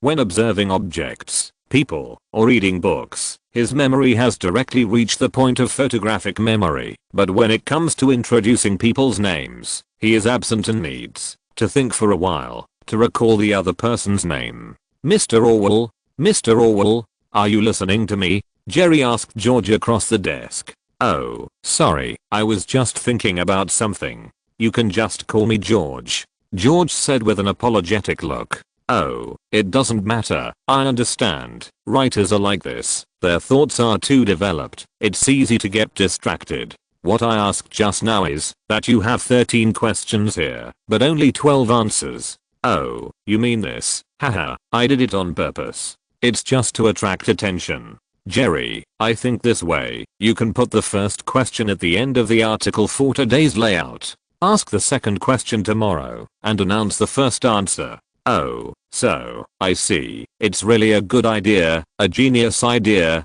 Jerry, you have to promise me that the questions must be marked on it as coming from the book Questions for Smart Kids before it can be used." "George, you are really smart. So is Questions for Smart Kids your next book?" "Yes, but I only plan to publish these 13 questions in newspapers. Oh, only 13. How many questions have you prepared in total? Jerry asked with a curious look on his face. This children's book contains 300 puzzles and riddles. Their purpose is to make children think and expand their minds. They are designed to test logic, lateral thinking and memory, and to make the brain see patterns and connections between different things and environments. George answered truthfully. I seem to hear the children accusing each other of being stupid. Haha. Jerry laughed teasingly. Okay, I'll tell the typesetting department. Thank you, Jerry. I also want to know if your newspaper has any familiar publishing houses. I would like to trouble you to introduce one to me. Of course, no problem. I will have someone go to the hotel to inform you after I make the contact. Then, thank you very much.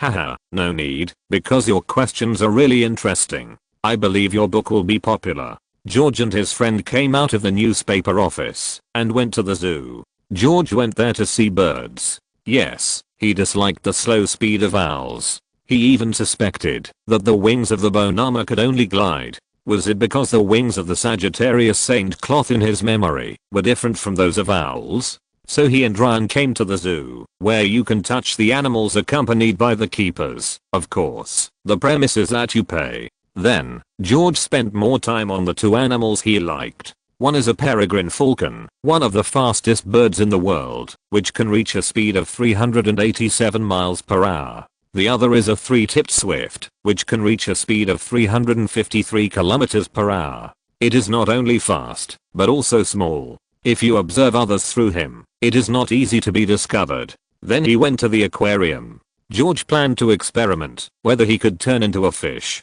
There are so many sunken ships in the sea. It would be a waste if he didn't salvage a few. Unfortunately, the animals in the aquarium were touched by dolphins and whales, and he used US dollars to open the way. He touched them from head to tail and was almost regarded as a pervert. Fortunately, the body structure of fish was stored in the memory bank in the end. When he returned to the hotel, he remembered that these two seemed to be marine fish. But he was already back at the hotel, so he didn't plan to go out. He had the structure of the river eel in his mind, which was the understanding of the ingredients given by the chef's skills. I just don't know if the fish in the two worlds have the same structure. I can try it in Lake Ontario later. The two went back to Ryan's room for dinner because they could drink. This time, George didn't take the wine directly from the bedroom. Taking the wine too many times would cause problems. This time George did a trick. He first put a bottle of wine in the bedroom, then controlled a clone to turn into an owl, let the owl fly out of the bedroom, and went around to the window of Ryan's room. George opened the window in Ryan's surprised eyes. After getting the bourbon, he controlled the clone to fly back to the room, to contact the peregrine falcon and the swift. But George looked at Ryan, and wanted to laugh. Then he told him that this was used to directly transmit information between him and his master. Ryan basically no longer asked George questions. He listened to what George wanted to say, and didn't ask what he didn't want to say. In his words, the child has grown up, and can't understand it. Your master is so capable, it's nothing for the disciple to be a little strange. The main body found a restaurant outside at night, and experienced the local characteristics. The taste was really good, of course, it was different from mine. After dinner, I wandered around the town. This town was very quiet and peaceful. It gave people a feeling of being in a paradise. George followed a road that turned out of the town and came to the shore of Lake Ontario. From his angle, he could directly see the place he visited yesterday. The hill was bulging, as if something was raising its head. He didn't look at that place too much. If he was destined to see it, it would be his, and he would have time to see it slowly. If he wasn't destined to see it, it would be someone else's, and it would only add to his troubles. Seeing that there was no one around, George quickly created a clone. Then he asked the clone to perform the transformation. He saw the clone changing its shape bit by bit according to the structure of the river eel in his mind like plasticine. George calculated that it took at least a minute for the clone to complete the transformation. Then he saw George pick up the clone and throw it directly into the lake. George directly put his main consciousness on this clone. He found that he could move in the water. The only problem was his poor eyesight. Because it was night, he couldn't see clearly. He couldn't see at all in the deeper water. Then George tried again, the depth of the dive. He found that, perhaps because the changes were completely in accordance with the structure of the fish, he had no feeling at all in the deep water. Because the water was too dark, George directly controlled this clone to use the corpse bone vein intracranial hemorrhage to dissolve the clone. Then George remembered the 10 clones he had left on the road and controlled them to kill themselves. The experience of 2 or 3 days was transmitted all at once, and George did not feel much pain. After receiving it, George found that he could glide farther. It was a good thing to have progress. George created 10 clones again. This time, George only asked the clones to practice and condense a feather, condensing the feathers on the wings of the peregrine falcon. Don't focus on speed, just require subtle control. The more subtle the better. Let them find a place where no one is around to practice. George arranged for the clone in Washington to start patenting the headrest on the car seat. George planned to apply for patents for all the headrest styles that he had seen or heard of in later generations, including the electric ones. Don't think that cars in this era have no electricity. In fact, cars in this era are already equipped with batteries. This type of battery is nickel-cadmium, nickel-iron battery, and the earlier one is lead-acid battery. All of them can be used for lighting. However, since the scope of use of batteries in this era is not wide, even if there are major defects, no one will be willing to spend a lot of effort to continue research. Profit is a major driving force for invention. In his previous life, George drove an electric car, so he specially studied the detailed information of these 2 batteries. Because lead-acid batteries were invented in the 19th century, they have long passed the patent protection period, and there is nothing but the invention time of nickel-cadmium batteries in the previous life is said to be 1898, and some say it is 1902. So George wanted to try to buy the patent and then improve the 2 batteries. After that, this thing is completely a hen that lays eggs, bringing him a steady stream of income. These 2 batteries were still widely used until George crossed over. At this point, George immediately arranged for his clone in Washington to write a list. Listed the materials needed to improve the lead-acid battery. George plans to make the lead-acid battery first, when he returns to Washington this time. Then apply for a separate patent for the method of improving the battery. With these 2 patents in hand, the initial funding should not be a problem. George did not have to wait too long. On the morning of the 3rd day, after visiting the winery, John found George and told him that the matter had been almost settled. The price of all the land was $210,000 and he also needed to donate $10,000 to the town government. Finally, George calculated that he would need to spend a total of $230,000, including taxes and other miscellaneous expenses, including a commission of $1,500 to John. Only in this way could the 2 wineries be fully operational again. After thinking about this, George did not hesitate. These expenses were completely within his acceptable range. He said directly, "John, I will prepare $1,500 and put it in an envelope. It depends on how long it takes you to get it." John heard that George would take out $1,500 as his bonus and immediately said, "Sir, if it is okay with you, I can arrange for both parties to sign a contract. We will contact the lawyers and banks for you, and you just need to sign." "Of course, John, whether it is on the check or on the transfer agreement, I'm willing to sign.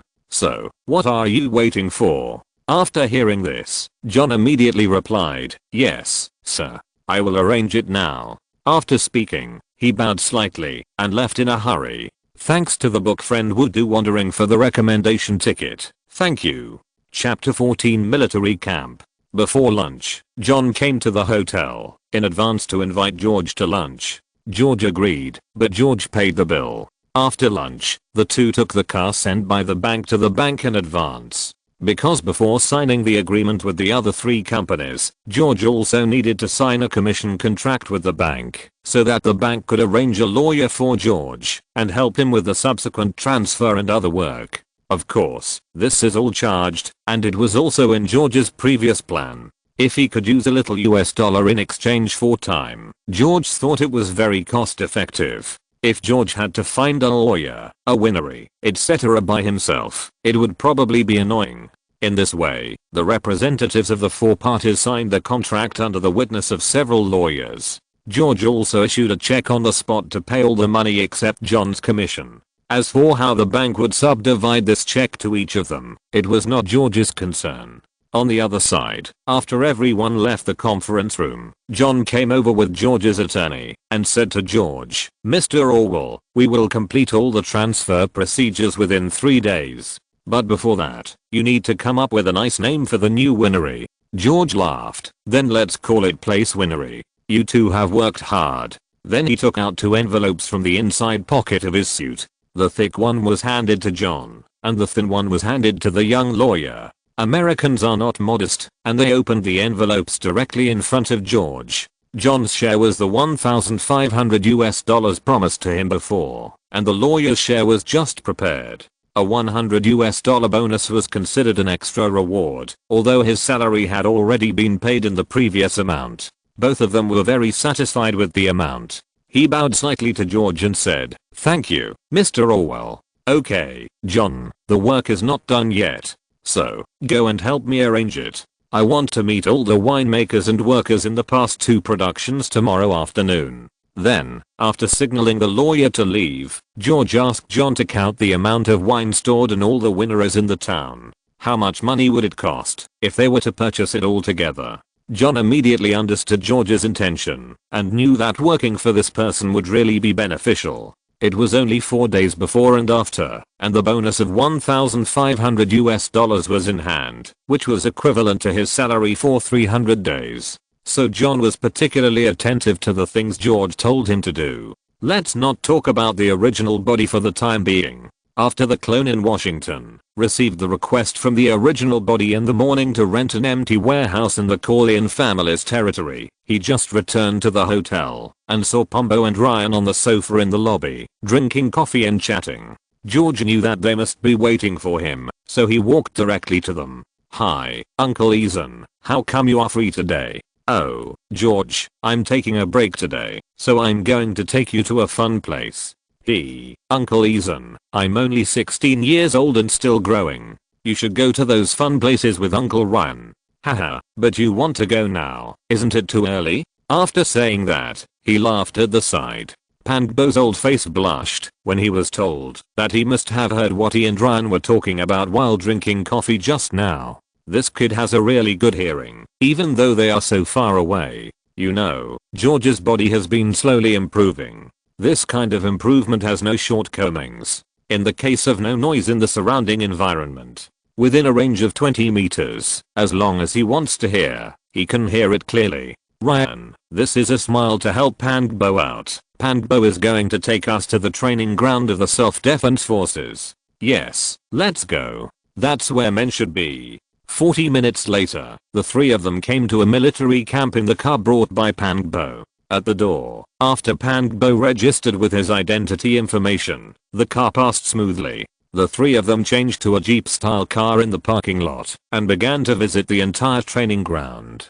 The military camps of this era were relatively simple. In addition to training driving skills, there were also various shooting trainings, as well as various physical trainings, which looked very lively. Seeing several tanks running on the training ground, George was still a little curious. These tanks are a bit punk. Anyway, the styles are quite interesting. During the period, Pandbo also arranged for George to feel it in the tank. The space was too small, and it felt like a canned food.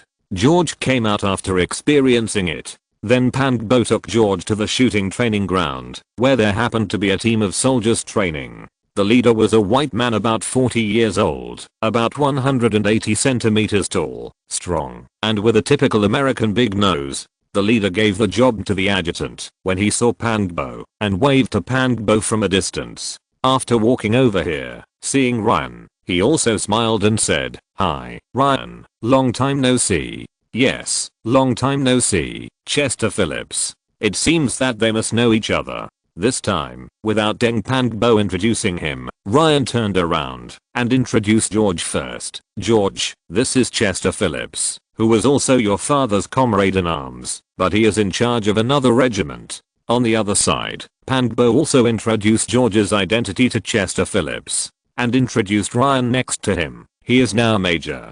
George stretched out his hand forward, shook hands with Chester Phillips and said, "Hello, Major Phillips." "Hello, George Orwell, welcome to visit." When George saw Chester Phillips up close and heard him call Chester Phillips, his heart began to beat. Because he also knew a man named Chester Phillips, and the two looked at least 80% similar. Before George could think clearly, the three of them walked towards the gun training ground on the other side for training new recruits. George temporarily put aside his doubts and followed them over there. There was a row of tables in the training ground, each separated by a partition board, with bullet boxes on the table and a soldier standing in front of each table. George also recognized the rifles they were holding, because this gun was very famous in the previous life. The Chinese name is M1903 Springfield Sniper Rifle. Springfield sounds like a Japanese name. In fact, this gun is produced by the Springfield Arsenal in the United States. Springfield translates into Springfield in Chinese, abbreviated as Springfield, and has nothing to do with Japan. This may be the gun that is most misunderstood by Chinese military fans. It is definitely an original American product. The Springfield M1903 7.62mm rifle was approved as a standard equipment for the US military on June 19, 1903, and 100 years after its equipment, it is still in service in small quantities in the US military. This old gun, that has gone through 100 years, has been baptized by the First and Second World Wars, and has experienced countless wars. It is the favorite of American soldiers. The early US Marine Corps also used it. Looking at the soldiers in front of him lining up to practice, the bang bang bang sound and the diffuse smell of gunpowder made George want to shoot a few rounds. The three middle-aged men next to him could understand George's thoughts by looking at his expression. There is no man who doesn't love this thing. Several people smiled at each other. At this time, Phillips walked to George and said, "How about it? Do you want to try it?" George did not refuse. "Okay, but I have never shot a rifle, so I need to ask you for advice." "Haha, I'm happy to." After that, he took the lead and walked to a target position at the edge. George and the other two followed. When they arrived at the position, the major picked up the rifle on the table. Then he introduced this rifle to George. Springfield M1903 7.62mm manual rifle, manual bolt action, single shot. Caliber 7.62 *51mm, ammunition 0.30-06, 7.62x63mm. M1906 rifle bullet, magazine capacity 5 rounds, built-in magazine, total length 1097mm, weight 3.94 kilograms, initial velocity 823 m/s. Generally, new recruits need to start practicing by holding the gun, familiarize themselves with and adapt to the weight of the rifle, then train posture, and finally target shooting. After saying that, he held up the rifle in a standard standing position, aimed at the target in front, pulled the trigger, and there was a bang. With George's eyesight, he could clearly see that it hit the center of the bullseye. Then the major handed the gun to George and corrected George's posture step by step. George was allowed to fire the first shot only after there was no problem. As expected, it missed the target. This is normal. This is the first time in George's life that he has played with a real gun. He can't hide his excitement. No matter how good his physical fitness is, he still needs a process of adaptation. Then, amid the laughter of several grown men, George pulled the bolt, pulled the trigger, and fired the second shot. This time, the bullet brushed the target and flew out. Then the third shot, the fourth shot, the fifth shot, and then he changed the magazine and fired 5 more shots. Then the major and Pandbo couldn't laugh anymore, because not only had they hit the target, but the last 2 shots also hit the 7th ring. The speed of progress is really too fast. Ryan has been used to George's unexpectedness. And he himself has also practiced ninjutsu, although it has only been a few months, but he dares to shout he will hit 20, so Ryan is not very surprised. The major said, "George, have you really never touched a gun before? It's incredible." Pandbo also nodded and said yes. "Of course, this is the first time I have ever shot a gun in my life." George laughed and replied. In fact, he had already let it go just now. The last 2 shots could definitely hit the bullseye, but that was a bit too exaggerated. It's better to be low-key. Of course, he was talking about the first time shooting a gun, but it was definitely not the first time he touched a gun. The guns collected by his father were all in his space. You kid, it's a pity not to be a soldier. You are born to be a gunman. Here, try the pistol again. After saying that, he took out the pistol from his waist and handed it to George and told him the shooting essentials of the pistol. George took the gun, bang bang bang, one shot after another, controlling his score to be around 7 rings. Anyway, wherever he shot was the bullseye, and others didn't know where he was aiming specifically. After the bullets in the pistol were used up, George didn't change the magazine again. After returning the gun to the major, he didn't plan to shoot. There was no fun with so many people. Seeing that he had enough fun, the few people didn't say anything. Then they continued to wander around. When George met something he was interested in, he asked the 2 big guys next to him to arrange a trial. In the entire military camp, what he was most interested in was actually flying a plane. Aircraft went from being used for reconnaissance in the early days of World War I, when everyone was polite, to being shot at in the later days. Throwing bricks, human-powered missiles, to the final aerial combat. From the initial wooden and canvas aircraft to the later iron sheet aircraft. From the application of aircraft in a war, in just a few years, it seemed as if the fast-forward button was played. The rapid development of technology was also the same at that time. George collected his divergent thoughts, watched how the pilots maintained the aircraft, and asked the pilots how to fly the aircraft. At that time, there were still hundreds of keys for flying the aircraft. So it was quite easy to learn, and George had completely figured it out half an hour later. It was just that there was only theory but no practice. George's view has always been that more skills are better, so he generally would not miss any opportunity to learn. In the afternoon, George and his friends toured the military camp. In the evening, they found a place to have dinner together. During the meal, George only agreed with a few words when talking about him, and ate quietly at other times. Because the main body needs to come back soon. Thank you for the recommendation vote from the book Friend Who Loves You Forever. Thank you. Thanks to all the friends who have paid attention and collected it. Thank you. If you're listening to this novel on a channel other than Fanfic World, it means they downloaded and uploaded it without effort. We cordially invite you to visit our channel, Mundo Fanfic Novelos. There you'll find the original version of this story and you can explore many other novels of various genres. We're waiting for you to immerse yourself in a world of incredible novels. Chapter 15, Winery Reopening. The consciousness returned to the main body, lying on the bed, recalling everything about Major Chester Phillips. He didn't know what the Phillips he met was like, but the world in his memory of Colonel Phillips was a world of extreme risk of life. Before things were clear, George didn't want to scare himself. After the things here were over, he would verify it. Everything has 2 sides, and it's not good to scare yourself. Then he recalled the technical points of the 2 batteries in his mind. The next day, he woke up in the dazzling sunlight. After getting up, washing and eating breakfast, George didn't go anywhere, but put his consciousness in Washington's clone. Seeing that the clone was preparing the information for the patent application all night, George withdrew his consciousness. Then he spent the whole morning in front of the window of the hotel room, unconsciously playing with the panelong handle with his left hand, and controlling a white bone feather with his right hand. It took shape little by little, and then faded little by little. George devoted himself to controlling the bone. In George's consciousness, the bone kept enlarging and enlarging in front of his eyes, and then it was like a spider weaving a spider web. Going up little by little. The most intuitive metaphor is like the 3D printer I saw in my previous life. The bone was constructed little by little. When the whole feather was constructed, George raised his hand to let the feather fall from a height. He kept practicing until there was a knock on the door, and George came back to his senses. George opened the door and saw John standing outside with a folder and a tired face. He opened the door to let John in, and looked at his watch by the way, and found that it was already past 1 o'clock. Knowing that John had not eaten lunch, he asked the waiter at the end of the corridor to send to lunches. The 2 of them returned to the sofa and sat down.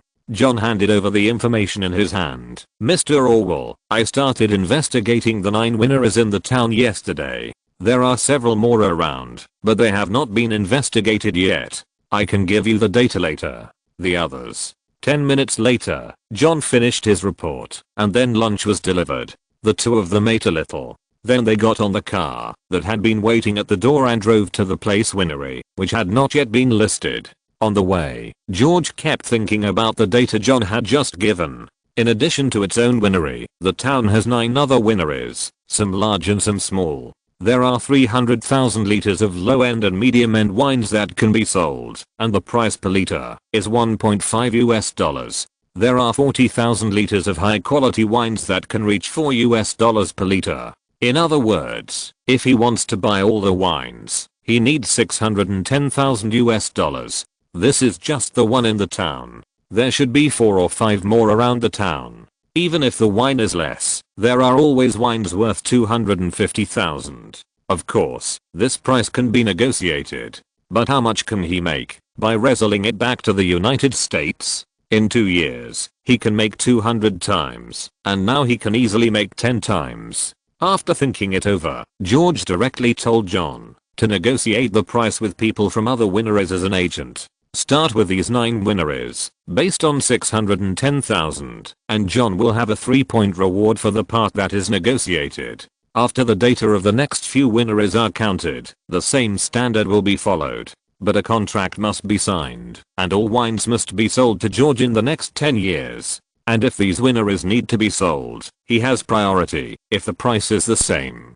Because, in the future, he wants to become the largest winery in this peninsula and even famous all over the world. John was given a big promise again, and he was left to think about it secretly. In less than 2 minutes, they arrived at the gate of the winery that now belonged to him on the Niagara Peninsula. At this time, the gate had been opened, and the car slowly entered the winery, still parked at the same position as last time. The difference was that this time there were more than 30 people waiting in the yard. These people were the winemakers and long-term workers of the 2 wineries. When they were not busy, these people could support the 2 wineries. When they were busy, they needed to hire people to help.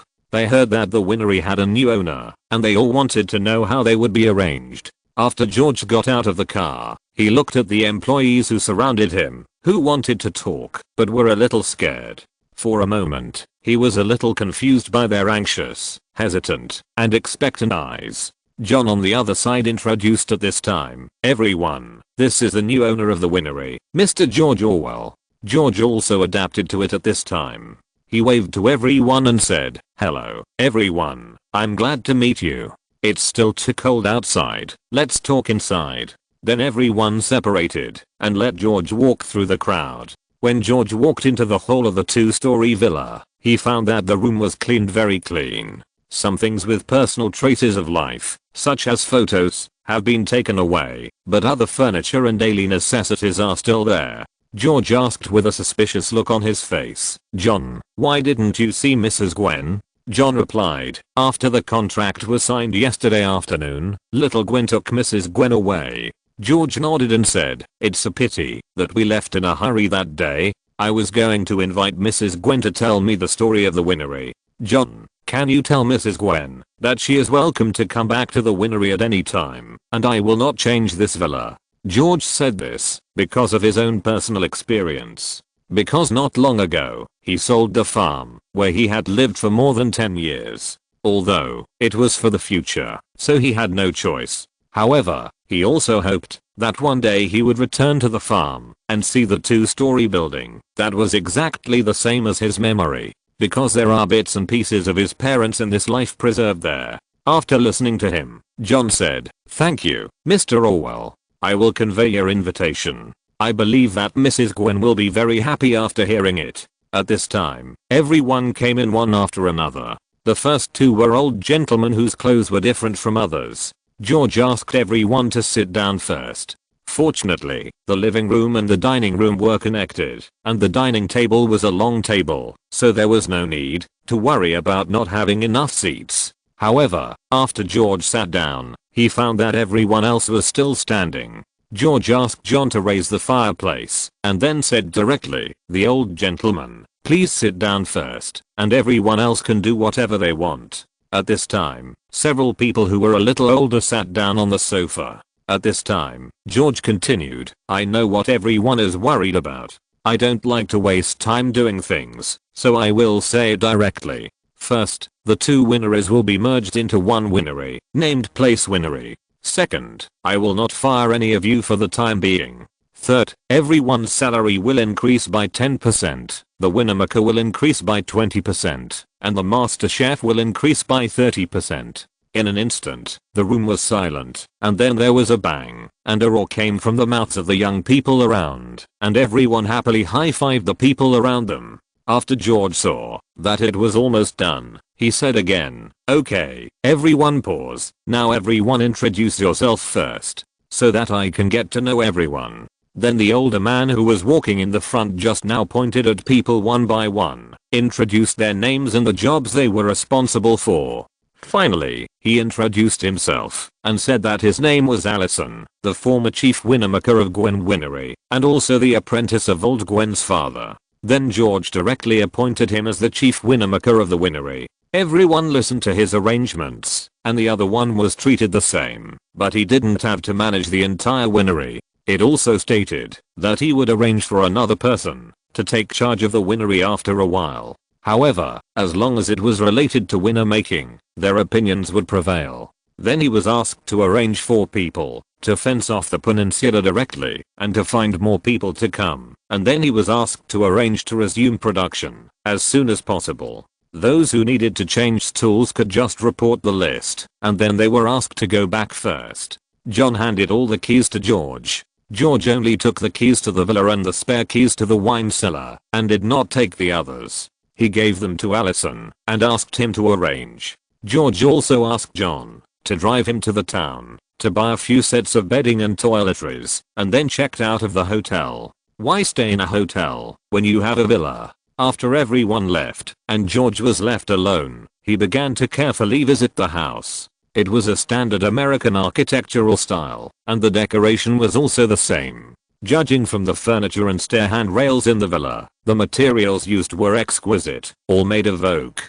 The kitchen was an open kitchen, with kitchen utensils and tableau, and there were even many ingredients in the refrigerator. There were a total of 10 large bedrooms and 11 bathrooms. There is a large study upstairs, and the bookshelves inside are all made of fine walnut wood, and they are filled with books. Seeing the villa and the books, George wondered why little Gwen was so short of money. Otherwise, why would such a good winnery be sold, allowing him to pick up a big bargain for nothing? Not to mention the things in the wine cellar. Even the furniture in the room and the books cannot be bought with this little money in the future.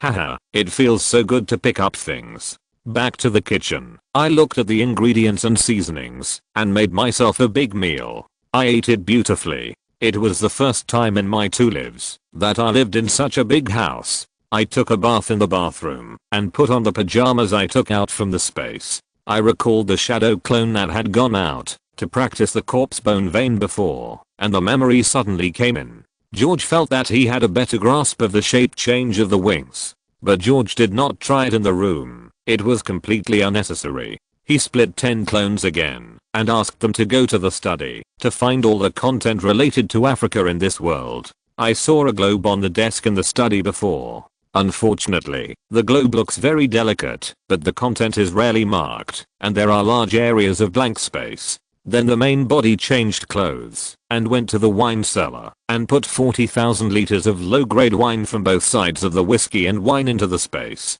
If someone asked, he said that he had packed it away at night. Anyway, he was the only one in the winnery now. The next morning, seeing that the clone in my study did not find what he wanted, George did not lose heart, because the way to verify information is very simple. After dispersing these 10 clones, George walked out of the villa and saw that Allison was already directing the workers to work hard. George saw that he could not help, so he went back and left a shadow clone. In the way he came, he returned to Washington in less than 8 hours. After returning to Washington, the main body did not return to the hotel first, but came to the warehouse he rented last time, put 5,000 liters of whiskey and wine in the warehouse, and then flew back to the hotel. After switching with the shadow clone, He wrote another piece of paper to ask Pombo to meet with the Corleone family and ask the shadow clone to transform into a peregrine falcon and deliver it to Pombo's home. Then he sorted out the patent information on car headrests that he had made in the past 2 days in the hotel. At the same time, 2 clones were sent out to buy the experimental materials for batteries that had been listed before. The clone came back before dinner. George put the things in the space and prepared to go to Ryan's room. He just stood up from the sofa and looked at the door. Thanks to the book French NAIZing for the recommendation vote. Thank you. Chapter 16 Wine Tasting. George was just about to go to Ryan's room to have dinner together, and then he looked at the door. Knock, knock, knock. There was a knock on the door. George opened the door and saw Maury standing at the door. George, I heard you wanted to see me. Oh, let's go. Let's go see some good things later. George smiled and said. Seeing that Pangbo didn't come, George didn't ask any more questions, probably because he didn't want to get involved too much. After getting in Maury's car, George said, Maury, go to your chassis, I put something there. Then he gave an address. Neither of them spoke in the car. 20 minutes later, the car stopped at the door of the warehouse that George had rented temporarily before. George got out of the car and took out the key to open the warehouse. Maury was very surprised when he saw the barrels piled up there like a small mountain. What surprised Maury the most was that someone had put so much wine in his territory and he didn't receive any news at all. The problem exposed here scared him. What would happen if the gunman was transported in? What he wanted to know most now was how George did it silently. Maury walked around the 2 hills, then turned to George and asked, how much wine is here in total? George picked up 2 45-liter barrels and said, here are 2 kinds of wine, 5,000 liters each. One is Canadian whiskey and the other is Canadian wine. It's just right, we can taste them later. Maury said with a serious expression, George, tell me who helped you transport these wines. This is very important. Looking at his serious expression, George understood what he meant and said to him directly, Maury, I understand what you are worried about. Don't worry, these are the people arranged by my teacher, and each of them has some special skills. But they don't have any idea about your business. They only come to help because I asked my teacher. And, if they have any ideas, you can't stop them at all. After that, George, who was standing 5 meters away from Maury just now, appeared next to him and put his arm around his shoulders. This action directly startled Maury. He stared at the place where George had just stood and then pointed at where he was standing now. Oh my god. George was deliberately showing off his strength. For an illegal family, even if it was a family with a good reputation, George would not believe the other party's kindness. Since it is a cooperation, there must be equal strength, otherwise it will be eaten by the other party sooner or later. Proper exposure of things can make everyone do business more calmly. Little tricks, don't be too surprised. After saying that, he picked up 2 barrels and turned to walk outside. Let's go, we will continue to talk later. George put the barrels of wine into the car, then threw the key to Maury, and then said, the wine is there, you can find someone to check it. After saying that, he got into the car first. Maury handed the key to a subordinate, said a few words to him, and then got into the car. 10 minutes later, the car drove into an underground parking lot. After entering through a secret door at the corner of the corridor, they came to an underground restaurant. From the slightly noisy environment, it can be seen that this underground restaurant is a little lower than the one we went to last time. Maury led him through the guests in the lobby and walked into a small private room. After entering, the noise outside was weakened a lot. After they sat down, Maury said, this is our own restaurant. Business is very good now. After that, he asked the waiter who had just followed them into the private room to carry out 2 barrels of wine, and then he ordered some food.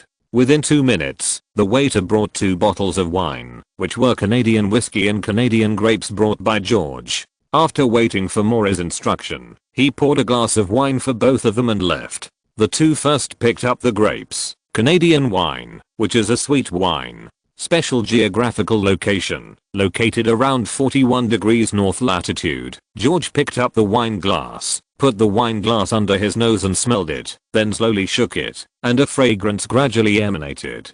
George took a sip and felt the unique aroma of blackcurrant and black olives, followed by the aroma of red berries, dark chocolate and black olives. The wine was very lively and flavorful, with a round and full taste, solid and complete tannins, and a lasting aftertaste, which blended perfectly with the characteristics of oak. The fruity flavor was rich and complex, and the aftertaste contained a tar-like sweet taste, which was delicate and long, rich and delicate. Perhaps because the grade of the wine was a little lower, the various fruity aromas were slightly lighter than the vintage wines George drank in his own winery, and the various flavors were not rich and delicate enough. Therefore, George just took a sip and put down the glass. George felt that the grade was low because he had drunk better wines. Therefore, if he said it out loud, it would probably be regarded as another kind of bragging. Seeing more as enjoyment, George did not tell them that this was just the lower grade one. After drinking this glass of wine, they rinsed their mouths with water and then picked up the whiskey again. Canadian whiskey is a light whiskey compared to other whiskies. If you put it in front of your nose and smell it, you will smell the aroma of grains. There are light impurities in the whiskey in the glass. In fact, the current barreled whiskey does not complete the entire production process. These barrels of wine have only completed the mixing, not the bottling, and before bottling, the mixed whiskey must be filtered again to remove its impurities, and then the automated bottling machine will divide the whiskey into each bottle according to a fixed volume. Because the previous Gwen winery has not continued production for a long time, the filling equipment has been damaged. George was short of time, so he shipped it in advance, and let Maury and his men filter and fill it themselves. George and Maury's dinner was relatively silent. It was not until the end of dinner that one of Maury's men who had been arranged before came in. Maury asked directly, "Have you seen it all?" "Yes, 5,000 liters of whiskey and wine each. The quality of whiskey and wine is good. And the quality of all the wines is the same. They are produced by regular wineries." Maury nodded and waved his hand to let his men leave. Then he said, "I'll give you this batch of wine for $20 per liter. Is that okay?" George took a sip of whiskey slowly. He knew the quality of this batch of wine in the current restaurant level. It was definitely the best batch. Maury and his team could sell it for $40 per liter, and this was only the current price. George knew that the price of wine would be at least 200 times higher in the future. So, George did not show any joy. Instead, he looked up and asked, "What about in the future?" "In the future, our price will be $10 per liter. I'll take as much as you have." Haha. George shook his head and said with a smile, "I have no opinion on this batch of wine, and it doesn't matter. But it won't work in the future. And you can't finish it." Maury was about to say something. George waved his hand and then said, "This batch of wine has not yet been filtered and bottled. After filtering, the taste of the wine will be greatly improved. And this kind of whiskey with guaranteed quality will be very scarce in the future. If you sell it like the wine from those small workshops, you are really wasting a treasure. So, this batch of wine will be given to you at the price you gave, and then you put it on the market and try it. I can provide 50,000 liters of this quality of wine every month. Do you still think you can finish it now? My plan is to share it. As for the proportion, we can discuss it." Maury considered more. After thinking seriously for a while, he said, "Can you guarantee that you can provide 50,000 liters every month?"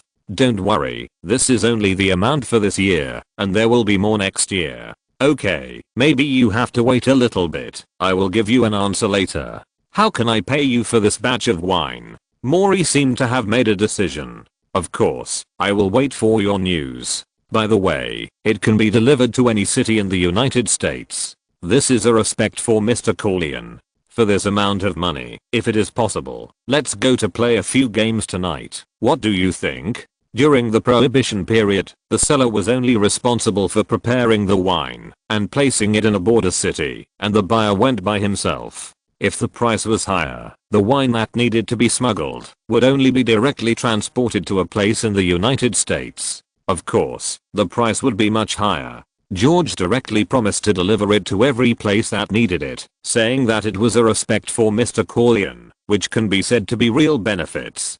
and playing a few games at night means finding a regular casino, and then Maury will send people in batches to deliberately lose to George, so that the money can be washed clean. Unfortunately, nothing like what happened in the novel happened in the casino. He simply went to the casino and pretended to be a rich young man. He took 10,000 chips from a blackjack table and wanted to be the dealer. Maury arranged for people to fill the seats. After a few rounds, he lost all the chips of $150,000 to George, and the first transaction was completed. George returned to the hotel very late at night. He went to bed after washing up.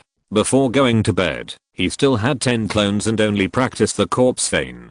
The next day, George didn't wake up until noon. He got up and took back the clones. After washing up, he had lunch with Ryan. The Library of Congress in Washington, one of the libraries with the largest collection of books in the world, is located just east of the Capitol in Washington and consists of the Jefferson Building, the Adams Building, and the Madison Memorial Building. It has a collection of 20 million books and various charts, manuscripts, maps, journals, records, films, etc., with a total of 80 million items. George stood in front of the door of this library that has been around for more than 200 years and wondered for several minutes before sighing and walking in. Thanks to the book friend 20200403180306792 for the recommendation vote, and the book friend who hates urban elf writing for the advice. Thank you.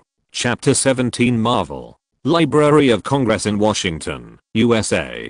Just half an hour later, he returned to the gate again. Because he had found the answer he wanted. Since he knew that there was a supernatural side in this world, he had always wanted to understand the truth of this world in depth. Until he met Major Chester Phillips. Although his rank was a little lower than what he remembered, it was more than 10 years earlier than what he remembered, so it was normal for his rank to be a little lower. Hearing the same name and the 80% similar face, George had doubts. In fact, George could have asked his clone to verify the information before. However, George came in person. When he saw the African country Wakanda marked on the map in the World Geographical Area just now, George was sure that he had come to Marvel. This also explained that he met Colonel Phillips, who trained Captain America more than 20 years later, and also explained that his father and Ryan saw the Na'vi people in Atlantis under the sea. As for the understanding of the Marvel world, George only watched a few movies and some popular science from some netizens on the internet.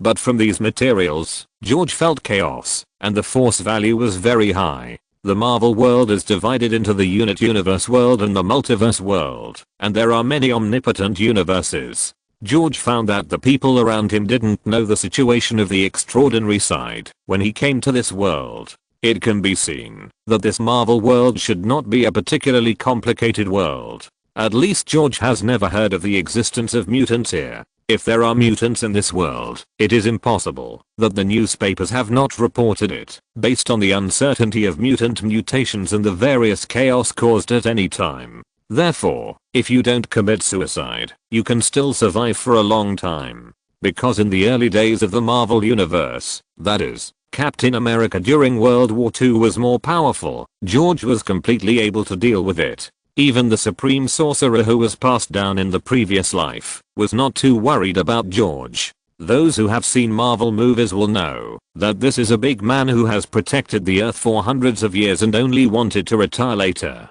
I remember in the movie, she knew all of Dormammu's plans, knew the betrayal of her disciples, and even knew that many years later, the director of the family planning office, Thanos, would snap his fingers, but she still let a dagger kill her lightly, finding a reason for retirement for herself.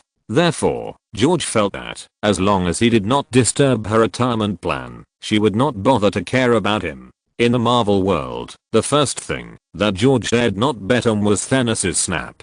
George felt that, if he really lived to that time, he would not have to be afraid of Thanos. The second thing was whether the Time Management Bureau existed. After all, the means of controlling time by the Time Management Bureau were still very sharp. The third thing was whether the Eternals existed. The key was that this race guarded the unborn Celestials. George felt that the worst plan might be to leave the Earth. George felt that since he had been reborn and came to such a wonderful world with the existence of the golden finger, he must live a different and wonderful life in this life. Thinking about everything clearly, George felt that he seemed to relax a lot. Looking at the library behind him, George thought for a while. 10,000-story buildings were built from the ground. At any time, the power of knowledge was huge. George then walked down the stairs, ordered a cup of coffee at the coffee shop on the corner, and borrowed the bathroom by the way. In the bathroom, George created 5 shadow clones and asked them to come out one after another. He asked the clones to change their appearances and go to the library to read and study. However, this time he was no longer blindly reading, but started from biology. Because in the future, George's main major is biomedicine. In the Marvel world, many heroes have very high academic qualifications, and many good things cannot be done without a brain full of knowledge. Just like Iron Man Stark, a playboy in everyone's eyes, he was able to achieve such a high achievement in the end, and the only reason was that he relied on his smart brain and rich knowledge. A biological formula that was modified casually created the desperate virus. After buying a compass at the corner store, George returned to the hotel, took out the materials and tools for making batteries that he had prepared before, and began to make models in the hotel. It was not until the evening that Ryan came to knock on the door, and George put down his work. Ryan entered the room and saw the things on the floor without asking much, but urged George to clean up, and the time was almost up. George went back to the bedroom and changed into decent clothes, leaving 3 clones to continue to take over the afternoon work. After picking up a gift bag that had been prepared before, he went out with Ryan. Taking the hotel's car, they arrived at the destination. Ryan went forward and knocked on the door gently. The one who opened the door was an Italian man in his 30s in a suit. When he saw George and the other 2, he was about to ask who they were when he saw Pangbo coming out of the house. Pangbo directly invited the 2 into the house. After the introduction, it turned out that the man in the suit was Paul Walker, the younger brother of Pangbo's wife. He was the deputy general manager of a mining company before. He had a promising future, but because he offended the general manager, he was designed to lose his job. Because his family is here, he plans to develop here and find a new job. When George heard this, he couldn't help but feel moved. Now he has a lot of things to do, novels, patents, and wineries. He also has to go to college. These days, George has been unable to cope with some professional issues. He still has to go to college, plus he has to plan for the automobile industry, so he will definitely be too busy in the future. He can't open clones all over the world. Otherwise, he will be dragged by Hydra to do research before Thanos snaps his fingers. So these 2 days, George has been thinking about how to free himself. Seeing Paul made George's eyes light up. Isn't this a ready-made candidate? After thinking it through, George started chatting with Paul directly. He found that Paul was really something, and a talented person with real skills. George threw out some management concepts he heard from later generations at the right time, which also made Paul's eyes light up. After dinner, the 4 of them sat in the living room. George continued to chat with Paul. Paul, what kind of job are you going to find in Washington? Paul turned the wine glass in his hand and said with a wry smile, I was set up before, so it is impossible to find a job in the mining industry. Fortunately, I have previous work experience. I can always find a job by lowering some requirements. Then can you tell me your previous salary standard? It's not inconvenient. That was in the past. The weekly salary before was $50 with all kinds of subsidies added up. These days, the daily salary of a worker on an automobile production line is about $2.3. So Paul said that his weekly salary of $50 before was already a high salary. George nodded, thought for a while, and said, I have a job here, with a weekly salary of $60. I wonder if you are interested? When Paul heard that there was a job introduction and such a high salary, he immediately said with interest, of course, I don't know what job it is. After saying that, he looked at Pangbo, meaning, is it reliable? Pangbo didn't say anything. Pangbo knew that George was smuggling alcohol, so he must have money. If George wanted Paul to help him smuggle, whether Paul was willing to do so or not, he needed to weigh it himself. Anyway, Pangbo thought nothing serious would happen. If he was caught, he would just make arrangements and get him out. Then George said, "Of course it's a legitimate business. I have several novels ready to be published, and I have 3 patents with completed samples that have not been applied for. I want to get these started, but I'm still a student and will report to the university in August. So I want you to help me manage the company." "Oh, really? Can I know what the 3 patents are?" "No problem. One is a headrest, which is nothing. The other 2 are about battery technology. The current batteries have too many shortcomings. With my technology, it will completely change the current state of car batteries. Specifically, if you are willing to come and help me, you can go to the hotel where I live tomorrow.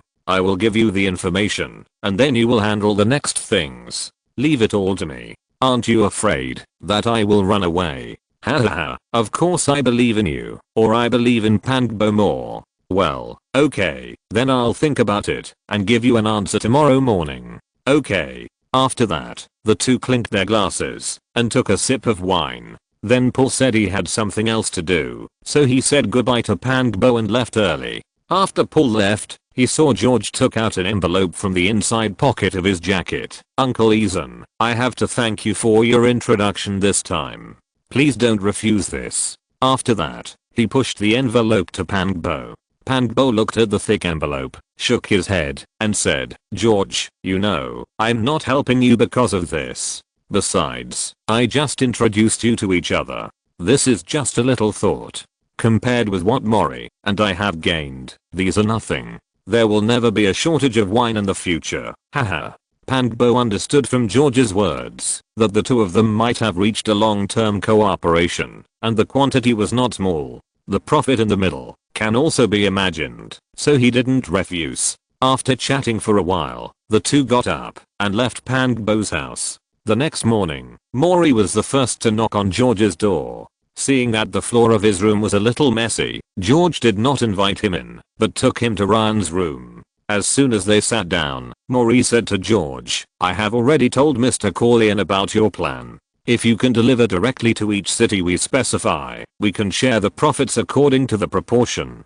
"Oh, Mori, I can't deliver it to every city. It takes too much time. You can choose a few places, and then I will arrange the delivery. A few places are too few. The Corleone family is very powerful. There is no way for the time being. Maybe we can provide more city quotas in the future, but now there are only 5, coastal and inland. There are not many people who can deliver high quality wine in large quantities like me." "Okay, then the ratio is 3:7, and you take 30%. How about it?" "That's impossible. The cost and transportation of the wine are provided by me, and Corleone is only responsible for sales. I think it is more appropriate for me to take 70%. Finally, after friendly negotiations between the 2 parties, it was finally divided into 5:5. When the second batch of goods was received, the profits of the first batch of goods were divided, and then both parties felt that they had made a lot of money. Then it was agreed that the delivery locations would be in 5 cities: New York, Washington, Chicago, San Francisco, and Los Angeles, and the local contacts and addresses were given to George. Then the 2 of them decided to complete the dividends in New York in the future. If there are other changes, they need to tell each other in advance. Finally, Mori conveyed Mr. Corleone's invitation to visit him when he is free. After talking about some details, Mori left. After Mori left, George looked at Ryan, who had been sitting silently, and said, "Uncle Ryan, I want you to help me manage the winery. I'm worried that there is no one of my own there. I believe that there will be a hen that lays eggs in the next 10 years. Ryan smiled and said, "Okay, give me the address. When do you need me to go there?" George handed over a piece of paper with the address and said, "You can go there soon. I have arranged everything there. You can call him in advance, and he will pick you up. I will go there when I'm free in the future." "Okay." I will say goodbye to Pombo and the others and set off. Then, the 2 talked about the situation of the winery again, and then George heard someone knocking on his door next door. George got up and said something to Ryan and left. Thanks to the book friend who saw me repair the divine body, Krogo, for the recommendation vote. Thank you.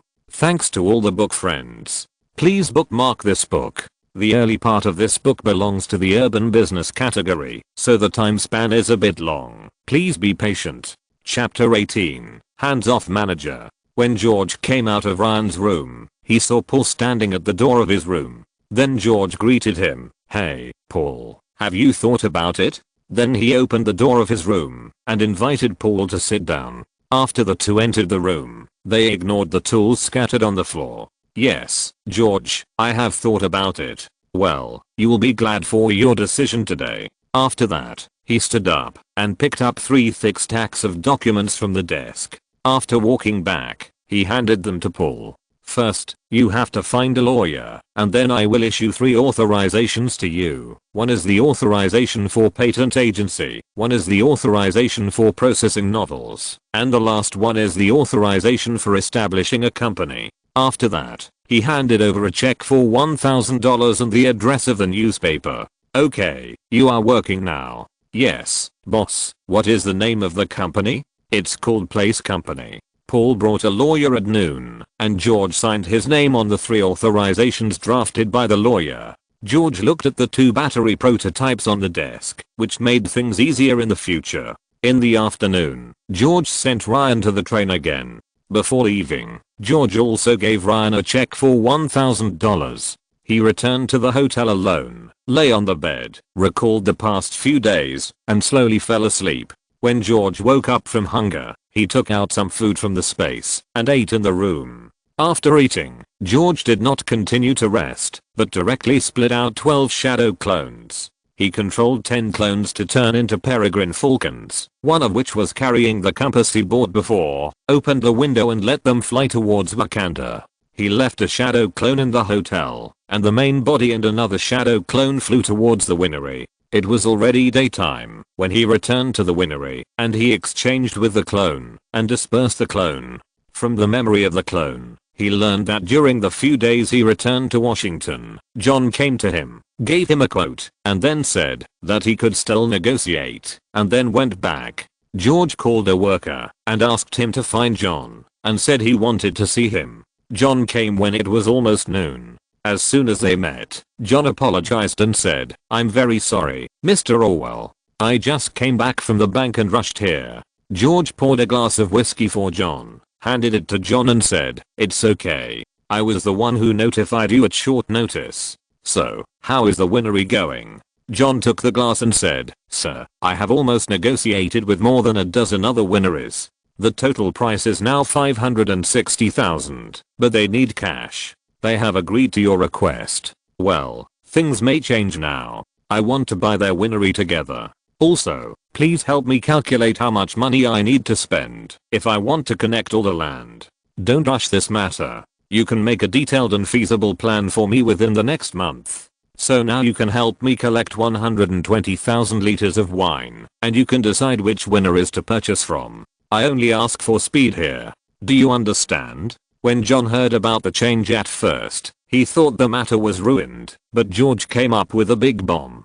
He was ready to take the whole pot, which made him happy instantly. He quickly replied, "No problem, I'll do it now." George looked at John going away and was ready to take a bigger step. This time when he returned to Washington, he decided to supply 50,000 liters of wine per month with a cost of $70,000. That is to say, starting from next month, at least $2 million worth of wine will be produced every month, and he will get $1 million after dividends. After deducting the cost, he made a net profit of $930,000, and this is only the first month. As the price of alcohol in the US market increases, his profit will be even higher. This batch of 120,000 liters of wine will bring him at least $2.8 million in income. The key is that 3 months later is June, the day he has to pay taxes, and the $2.8 million laundered will also be a huge expense if he has to pay taxes.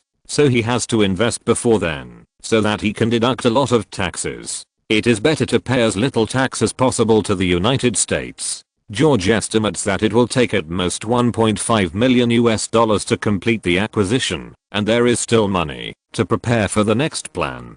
Just thinking about it makes me feel comfortable. Paul will take care of the things in Washington, and John will take care of the winner is purchasing. Capitalism is not good.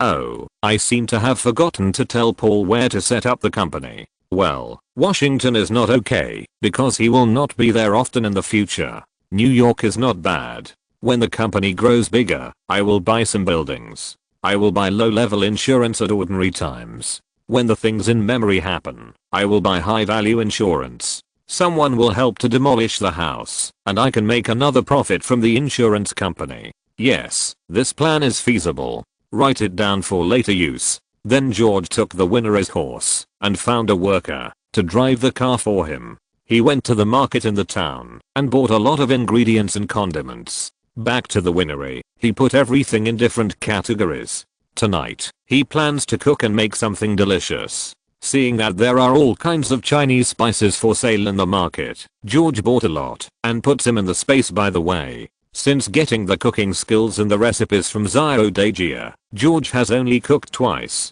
And because the condiments were not complete before, he just fried steak like this.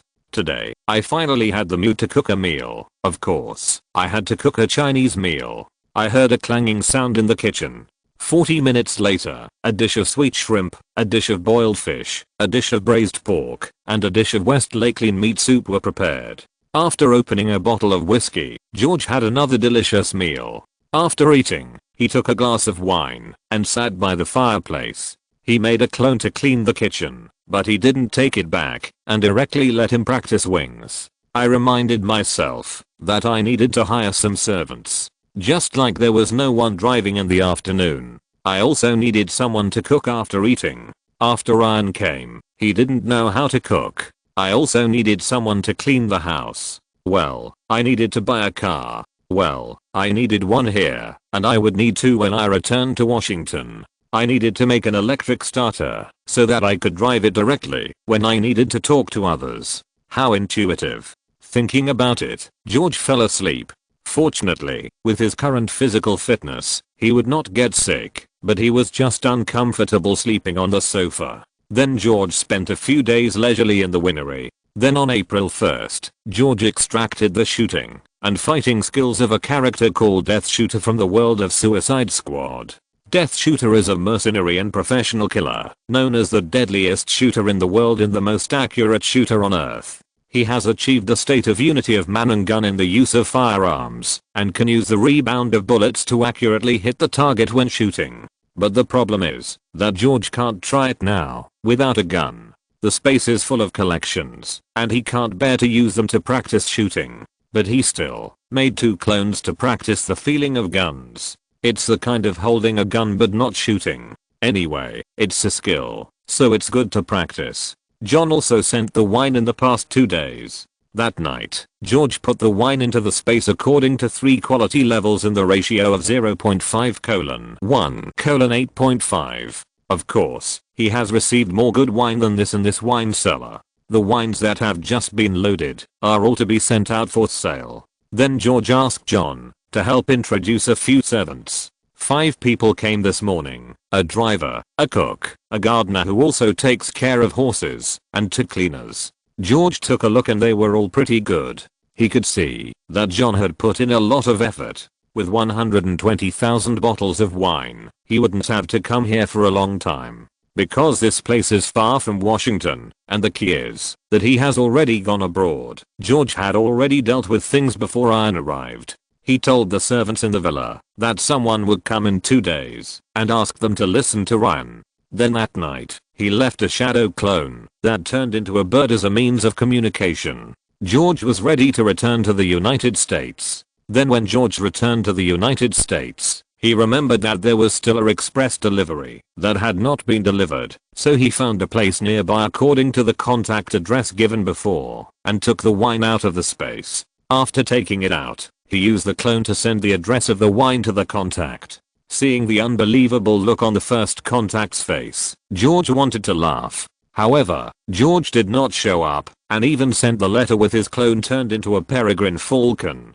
George put the last stop in Washington, because there was no need to share dividends this time. In the future, George will use New York as a last stop, because the Corleone family's headquarters is there, so they can pay nearly 1 million yuan in one lump sum. However, this way of money laundering cannot last long, and I believe no one is a fool. Winning so much money in the casino at a fixed time every month will definitely arouse suspicion. He needs to think of a way in advance. Back in Washington, George first summoned back the several clones that were sent out to read books. The memory was instilled into the main body. George happened to have been flying in the sky for several days. Although he was flying with the clone, he was very tired, so he went to bed to rest. However, his subconscious mind was still receiving the books that the clone had read these days. After George woke up the next day, he continued to send out clones to read books in the library. Then in his memory, the situation in Africa also appeared.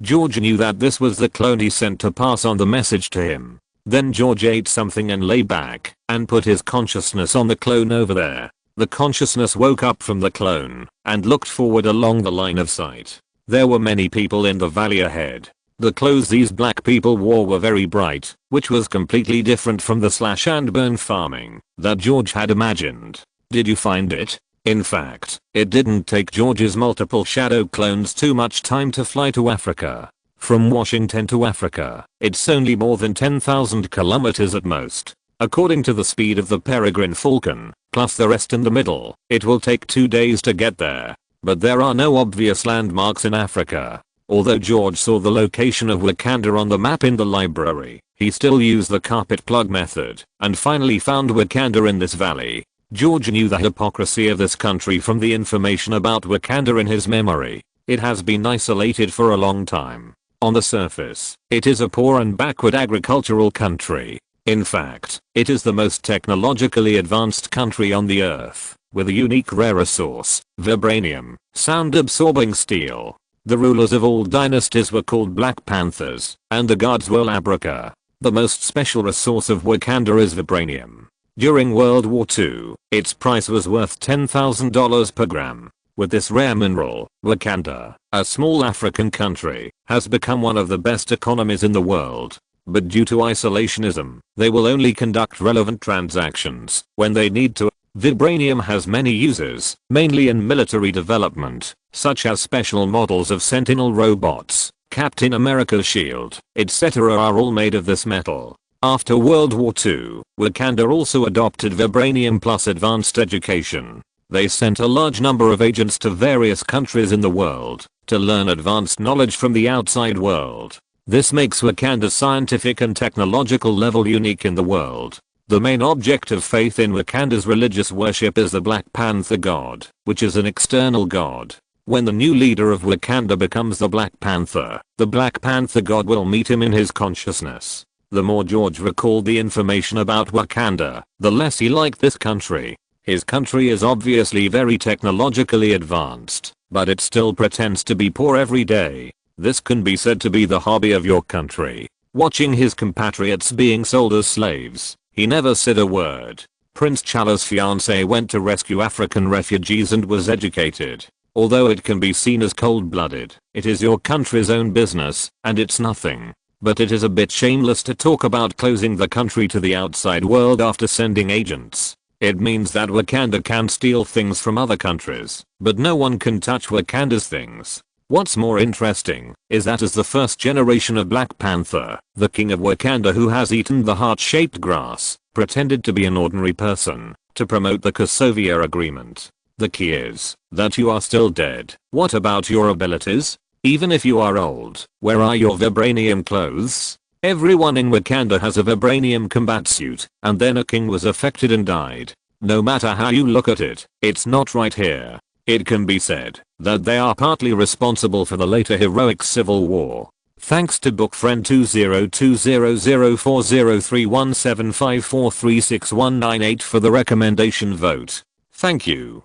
Chapter 19 Heart-Shaped Grass. Looking at the valley in front of him that has not been protected by the shield and the city built on the mountain, George thought of the vibranium and heart-shaped grass in it, which are all good things. George controlled the remaining 9 shadow clones to become a kind of bird in Africa to investigate the vibranium mines and the planting places of heart-shaped grass. Then George regained consciousness. In the afternoon, Maury came to invite George to have dinner together, but George did not go and declined on the grounds that he had something to do. It was not time to distribute dividends yet, and having dinner together was just to increase the relationship. George had no interest in this kind of socializing. Controlling a shadow clone to notify Paul, George lay on the desk and started drawing. An hour later, Paul knocked on the door. After Paul entered the room, George poured Paul a glass of wine. Is everything going smoothly? Are there any difficulties? Yes, boss, I was just about to report to you. Your novel of Mice and Men at the newspaper is almost finished. The newspaper responded very well, and a publishing house has already come to me to discuss publishing. Another book, Questions for Smart Kids, has also been discussed a lot recently. I plan to discuss both books with the publishing house. Then he paused for a while and continued, the patent issue is already being processed, and it will take at least a month. I'm now selecting an address for the company. After the address is selected, I will immediately handle the registration of the company. Well, you can be responsible for talking to them. You can give up a little on the profit, but you have to keep up with the publicity. Boss, there should be no problem with publicity. Now their newspaper sales have increased because of our novel. If you now announce that you are the author of this novel, I estimate that many people will ask you for your autograph. Then we have to hurry up.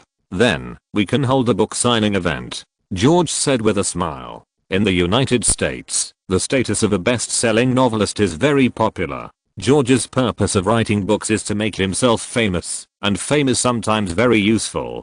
George glanced at the documents on the table and remembered something, so he said to Paul, Paul, I decided to set up the company in New York. The patent should not be issued until June, so you should make an appointment for a booth at the New York Science and Technology Expo on June 15th. Also, here is a set of patent application documents. You can take them with you later. You must also complete them before the exhibition.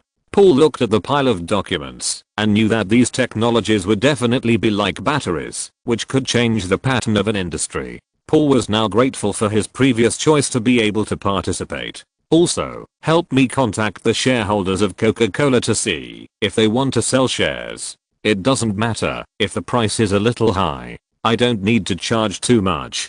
Just 10% first. We can talk about this slowly. George remembered that Coca-Cola had only completed a transformation in 1919, and the current owner bought it for less than $3 million US. This time point is very interesting, just before the promulgation of Prohibition. So it can be seen that this person's background is still very deep. Therefore, George did not want to be able to swallow all of Coca-Cola, which is unrealistic. But George believed that, if he only bought a small portion of the shares at a high price, these shareholders would still agree. The two talked about the establishment of the company again. George was asked to collect information about several companies he was optimistic about, and then he was allowed to go back. The company's affairs are still in the preparation stage, and they are just some errands. There is no need to spend too much time on them for the time being. In the next few days, George went to the library to take back the clones and then divide them out. Now George can divide out 40 multiple shadow clones for a long time, and they are still the kind that are always maintained. However, some things still need to be done by the original body in person.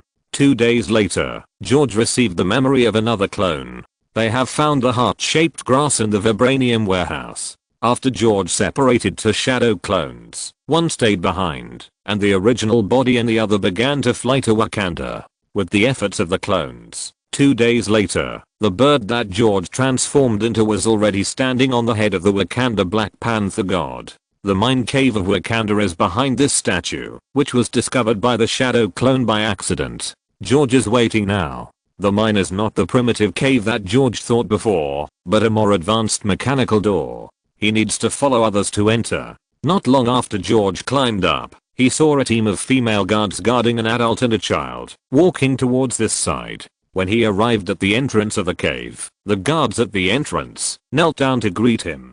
George estimated that this should be the royal family of Wakanda now. In George's eyes, black people look the same, and he can't tell them apart. Moreover, they don't speak English, and he can't understand it at all. After George flew into the cave, he was completely stunned by the scene in the cave. The whole cave was as bright as day, and boxes of raw ore were directly transported into one of the rooms by conveyor belts. The person who just entered left from the left passage, and before leaving, he deliberately took a look at George's transformed bird, but fortunately there was no other action. In order not to cause unnecessary trouble, George did not continue to follow. Even if George knew that following these people in would have a big harvest. However, the current goal has not been achieved. There is no need to pay attention together. George continued to fly deeper into the cave and saw tall and strong black men using some machines to collect pieces of ore from the mountain. George knew that these should be the original ore of the vibranium mine. Vibranium is a rare alien metal substance known to exist on Earth in various forms.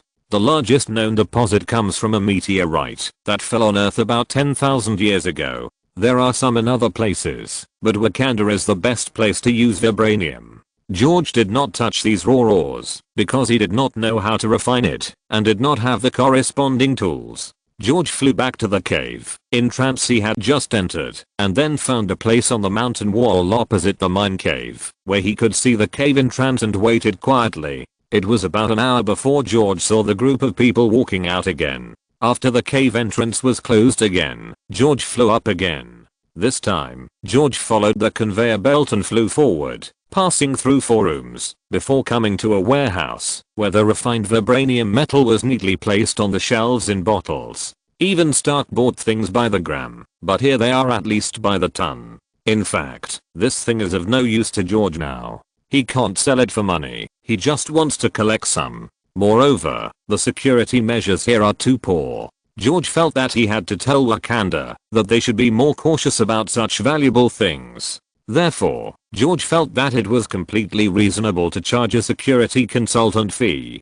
Then, George flew to the innermost part of the warehouse and changed back to his body. George's hands passed through the storage bottles one by one, and he put these storage bottles containing vibranium into the space. George stopped after collecting about 4 tons of vibranium, which should be enough for his future use. Then George returned from the original route, and when the Wakandans who were mining finished their work today and left, he also left the mine. After flying out of the mine, George flew directly to the palace. Because the clone had previously investigated that the cave, where the heart-shaped grass was planted, was inside the palace. Following the route he had explored before, George found that there were no guards in the palace except for 2 guards at the door. So, George just dodged a few waves of maids and came to the cave, where the heart-shaped grass was planted safely. In front of George, there was a small patch of green vines in the cave, with purple palm-sized flowers like morning glories standing between the vines.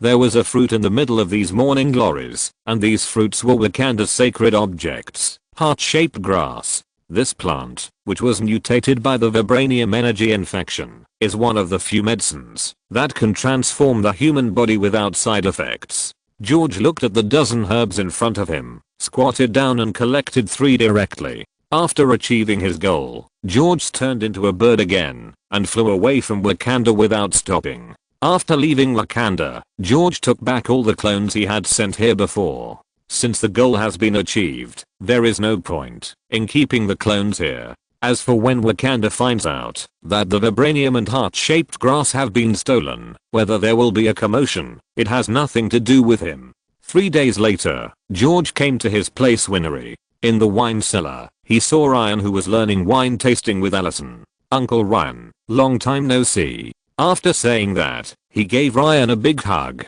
It hasn't been long. Haha, I didn't expect that you could run such a big winery here. After saying hello to Allison, the two left the wine cellar. Back to the living room of the villa. After the two sat down, a servant brought coffee. Uncle Ryan, how is it? Are you used to it here? Haha, it's good here. Basically there's nothing to do. I have time to learn winner making technology from Allison and others. Just get used to it. This will be my base for providing wine to Maury in the future, so this place is very important. Now, several cities in Vancouver close to the US border can still meet the amount of smuggled wine. When it can't be met, this place will definitely attract covetousness. So you must pay attention to safety. George also told Ryan the importance of the winery. After that, he stood up and said to Ryan, let's go to your room. I'll show you something good. After that, he went to the kitchen to get something. The two came to Ryan's bedroom. George took out the heart-shaped grass, took out the tools he had just taken from the kitchen, and made the heart-shaped grass into liquid. Then he said to Ryan, "Uncle Ryan, this is a very rare plant that can greatly improve the function of the human body. I think it should be able to heal your injuries. Is this also prepared by your teacher? But such a good thing should be left to you. I'm safe here, and you are the most important." Ryan looked at the purple liquid in the cup with a hopeful look and said, "Don't worry, I have it too. I will take it myself later." "Okay, what do you need me to prepare?" Ryan asked with trepidation. "Haha, no, you just need to lie down." Ryan didn't say anything this time, took the cup of water, and slowly drank the liquid. But it's estimated that the taste will not be too good, and he frowned while drinking it.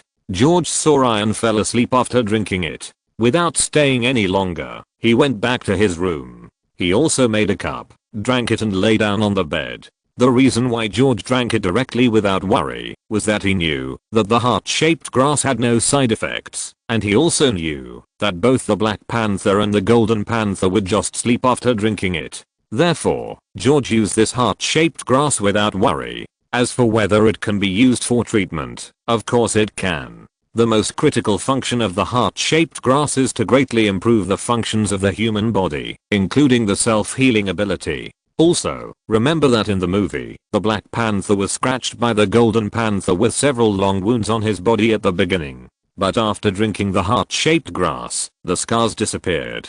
If this is not self-healing, then what is it? Of course, it doesn't matter if Ryan can't be cured. He can be cured later. There are so many worlds that can always be extracted. After drinking the juice, George's consciousness slowly sank, and then he knew nothing. He didn't see anything like in the movie, which George thought was a good thing. After all, he was not from Wakanda, and it would be embarrassing to see the leopard god or the former king. After getting up and looking at the time, it was already night. George, who was very hungry, came to the kitchen and saw Ryan had woken up and was feasting in the restaurant. George also asked the chef to make him 3 steaks and then sat down opposite Ryan. "How is it, Uncle Ryan?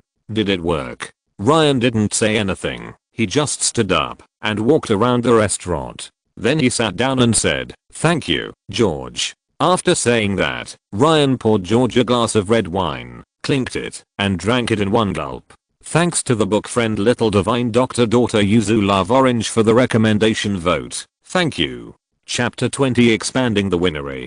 In the following week, George accompanied Ryan to familiarize himself with the newly increased power. So far, George did not have a specific value for his strength and combat power. Before obtaining the marksmanship and fighting ability of the Death Shooter, George could only suppress the enemy with his strong basic physical fitness. But with these 2 abilities, he completely made up for his shortcomings. It can be said that now even facing Captain America, he has the confidence to fight. Just after the 2 of them finished training that day, the servant came to inform that John was coming to visit. George asked someone to bring John a glass of wine, and then asked John to wait in the reception room. He went back to the room to take a shower and change clothes before coming out.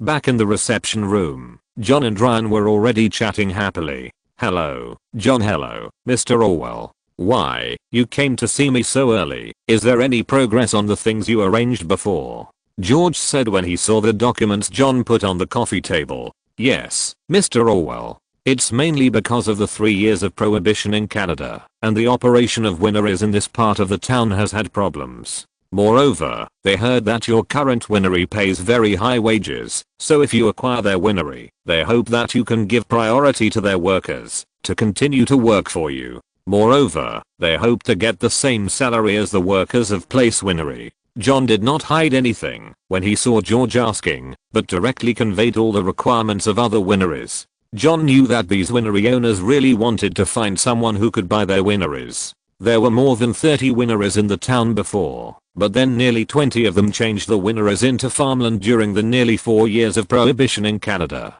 The remaining ones are all grapevines that have been in operation for a long time and have reached the age limit. If they are directly replaced with other crops, the loss will be great.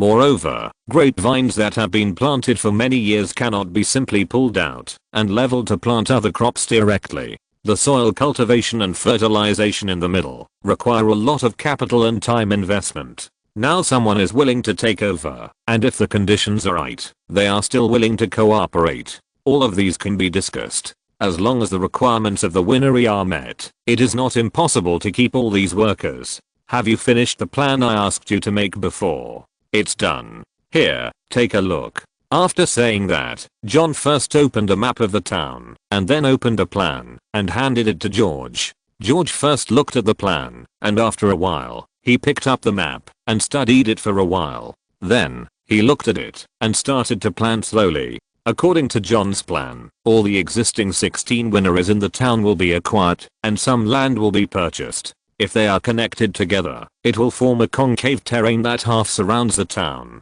In addition, the place winery is a protruding piece at the bottom of the concave. It covers an area of more than 8,000 acres, and mainly produces cool climate varieties such as Riesling, Chardonnay, Pinot Noir and Cabernet Franc. In the future, more than 6 million liters of wine will be produced every year. If only the 16 wineries are counted, there is not much, but if they are connected together according to George's idea, then these are the lands included. But the offer is not high. Agriculture in the United States has developed rapidly in recent years, and George's own farm was only sold for more than $400,000. The price here, including all the inventory of wine, winery, and land, is only $1.2 million, which is far lower than George's previous estimate of $1.5 million. George currently has about $300,000 in cash. If the contract is signed in a month, then his dividend this month can be returned, and if added together, it is enough to pay the price of all the land. However, George knows that, in order to integrate all the 11,000 acres of land, he still needs to continue to invest. Moreover, it is almost summer, and the first wave of small economic crisis is coming. George is also going to make more preparations at this time. George feels that he needs to make some quick money. George just thought for a while, and said to John, "John, I can buy all these lands, and the benefits given can be the same as the current place winery. But there is still some room for this price. So, you still need to talk to them." Finally, George used the incentive method again, taking $1.15 million as the benchmark, and the part that was negotiated was 3% of John's bonus last night. Then John said goodbye and left. He still had a lot of things to do. After John left, Ryan said, "George, you bought so much land at one time, do you have any problem with your funds?" George took a sip of wine and chuckled. "Uncle Ryan, don't worry, I already have a plan." Ryan, holding the wine glass in his hand, nodded and said nothing. Just now, George had already thought about how to raise the money. The fastest way is to rob, which is more troublesome, and there may not be so much cash in the bank, and it will be troublesome to use it openly. So George chose to gamble directly. The next day, George said goodbye to Ryan.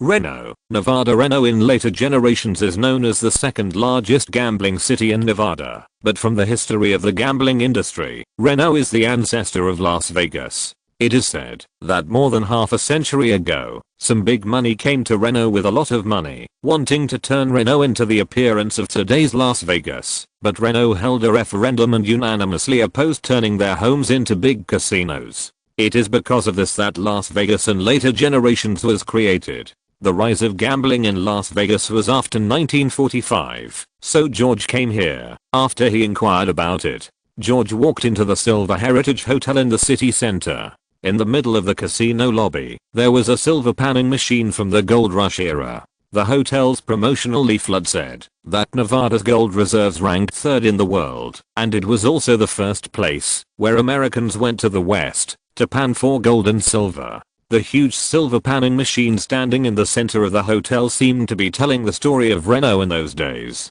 On the ceiling of the hotel lobby, the process of silver mining in those days was repeatedly played. But this has nothing to do with the purpose of George's visit today. The hotel waiter saw George walking into the hotel and immediately greeted him. "Dear sir, hello, welcome to Silver Heritage. Excuse me, are you checking in or playing a few games first?" George just nodded and told the waiter to exchange chips. Then George was taken to the entrance of a hall, and the one who led George was replaced by a beautiful woman with a hot body and gorgeous clothes. On the left side of the hall, the chips were exchanged, and George directly exchanged 10,000 chips. Then, under the leadership of Emma, they walked into the casino. Within a few minutes after George entered the casino, 10 people exchanged about 5,000 chips and entered the casino one after another. These 10 were all George's shadow clones, which was George's trump card to win money tonight. With these 10 multiple shadow clones with the same senses as the original body, it was still very advantageous when playing some gambling. For example, the Texas Hold'em game that George wanted to play. This game is usually played by 2 to 10 people. Then, George won $500,000 on a table. Then, after George gave Emma's lady a large amount of chips, George was ready to leave. George came to the chip exchange place, exchanged the chips for cash, and deposited them directly in the bank at the counter of the Bank of America next to him. Then, just as George was about to leave the Silver Heritage Hotel and change to another casino to continue gambling, George found that he seemed to be followed. Because as George was transformed by space energy for a longer time, his 5 senses became more acute. The malicious gaze fell on George, and George felt like he was being pricked by a needle. George did not panic or try to run away. Instead, he kept taking detours on the road and went to dark places. Knowing that George had walked into a dead end, the 5 people who had been following him pulled out their guns and blocked the way. George pretended to be scared and said, "What do you want to do?" The leader said, "What? I just saw that my friends seem to have won a lot, so I'm going to invite you back to be my guest. I'll borrow some money to spend." The other people also showed their yellow teeth and laughed strangely. "Oh, then it won't be wrong." "What, kid, are you stupid?" The people who blocked the road laughed. George also smiled at the other party and then saw a figure appear behind them. In just a moment, a line of blood appeared on the necks of 4 of them. Only the leader was still alive, but the hand holding the gun had also left his body. The figure that appeared behind was the real person, and the one in front was just his shadow clone. After all, safety was the most important thing, and he was not interested in pretending to be cool and then pretending to be stupid. After eliminating all dangers, George walked to the man with one hand left and said, "I ask, you answer. If you answer wrong, I will let you know how lucky they are." Then he pointed to the 4 bodies that had fallen to the ground. The leading minion covered his broken arm with one hand, fell to the ground, and looked at the person in front of him in horror. He felt that this person was not a human at all, but a demon.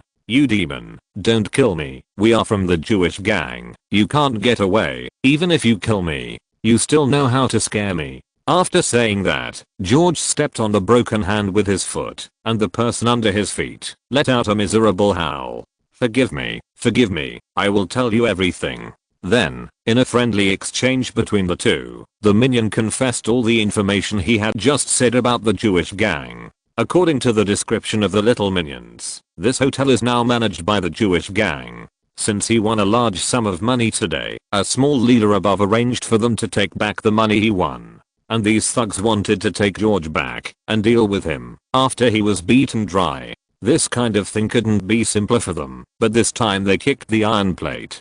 From the mouth of this little minions, I learned that the Jewish gang not only managed 2 casinos here, but also operated a loan company next to it, managing more than 200 prostitutes. Their headquarters is on the 2nd floor of the loan company, and the 3rd floor is where they keep their money. The Jewish gang will count all the income of the month on the last 3 days of each month, and then divide the accounts with the subordinates after the boss of the Jewish gang hands over the profits. Now there are only a few days left before the Jewish gang remits the accounts. George looked at the 5 people lying on the ground in front of him. He originally wanted to make a quick buck in a legal way. Who knew that some people didn't want to stay quiet? 5 firearms were taken away, 4 Colt M1911s, a British Webley MKVI revolver, and several magazines. George turned around and left. Someone would come to clean up the bodies. As soon as George turned into the main road, he saw 2 people supporting each other and stumbling towards the alley.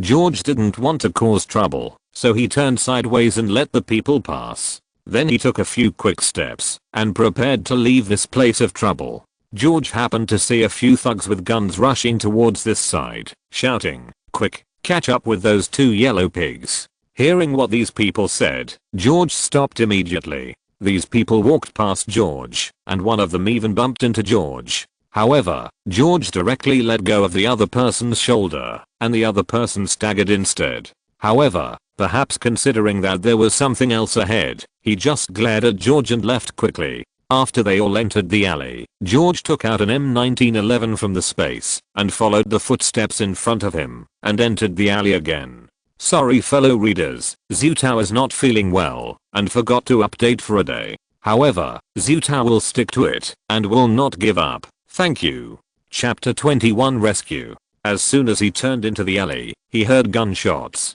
With George's hearing, he could clearly hear the two people who supported each other before. One of them shouted to the other, "Young master, hurry up, I'll cover you. If you don't leave now, you won't be able to leave." Another slightly childish voice sounded, "I won't leave, Uncle Chen, let's kill them together." George listened to the familiar Chinese language and didn't drag it out any longer. He raised his gun and attacked directly from behind the other group. Bang, bang, bang. Several gunshots in a row. The 8 people with their backs to George were shot dead before they could react. With the shooting skills of the death shooter, this is just a basic operation.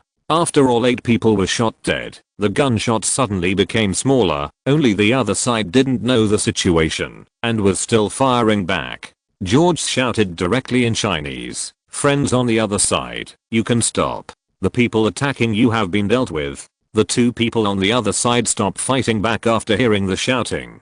"Uncle Chen, the attack on the other side seems to have stopped. Is it the rescue?" said the man called Young Master. "Master, don't move yet. There is no rescue here. I don't know if it's a trap. I'll go out and take a look." He stood up and shouted to George, "Whose side are the friends on the other side?" "Neither side. I just saw that you are Chinese and gave you a hand." After George finished speaking, he put the gun in his waist. He opened his hand slightly so that the person who had walked not far away could see. The man called Uncle Zhang saw that the person standing opposite was a handsome blonde man with his hands in the air. He asked in disbelief, "It was you who saved us just now?" George answered in Chinese, "Yes, look, there is no one else here, right? Well, thank you.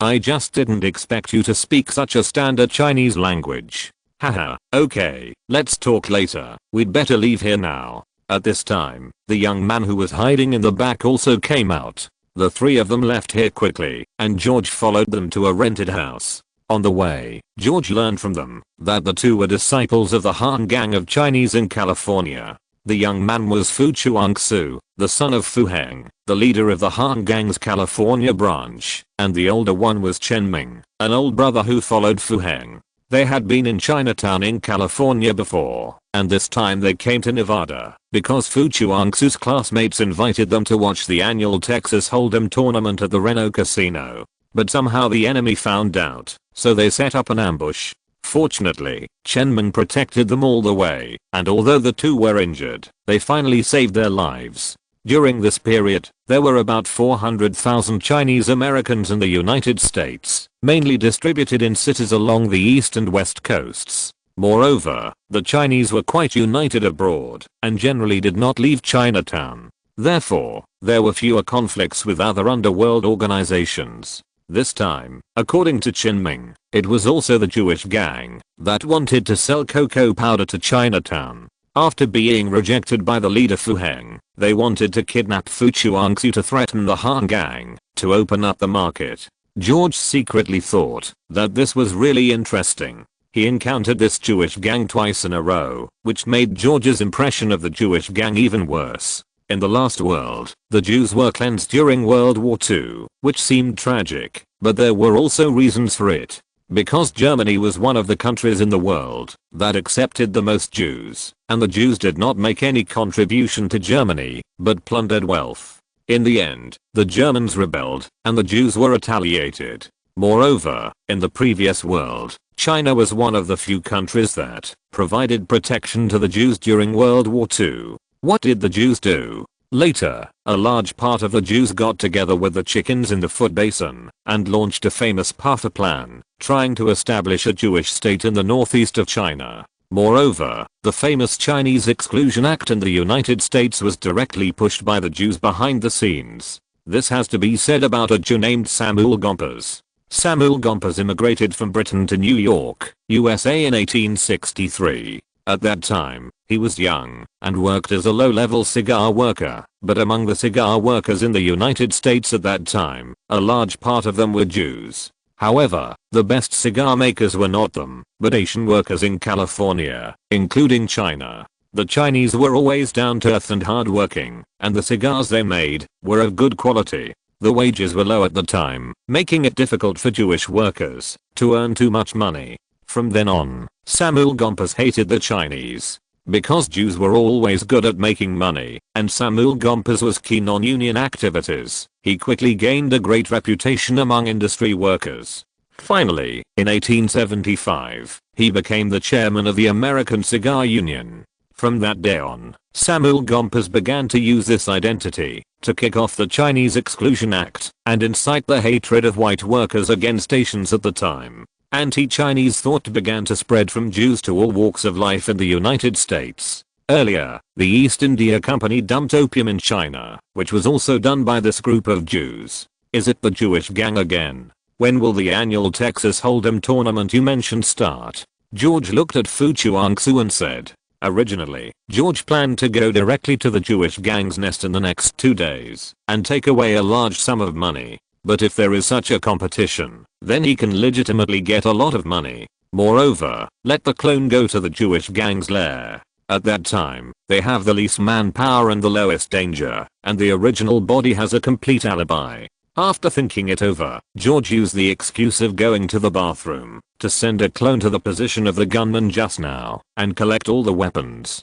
2 days later, how about it, Mr. George? Are you interested in participating? Fu Chuangsu looked at George and replied, well, you can go and see then. What are your plans next? George asked. We plan to return to California tonight and then notify the hall master to let him deal with the Jewish gang. This time it was Chen Ming who answered George's question.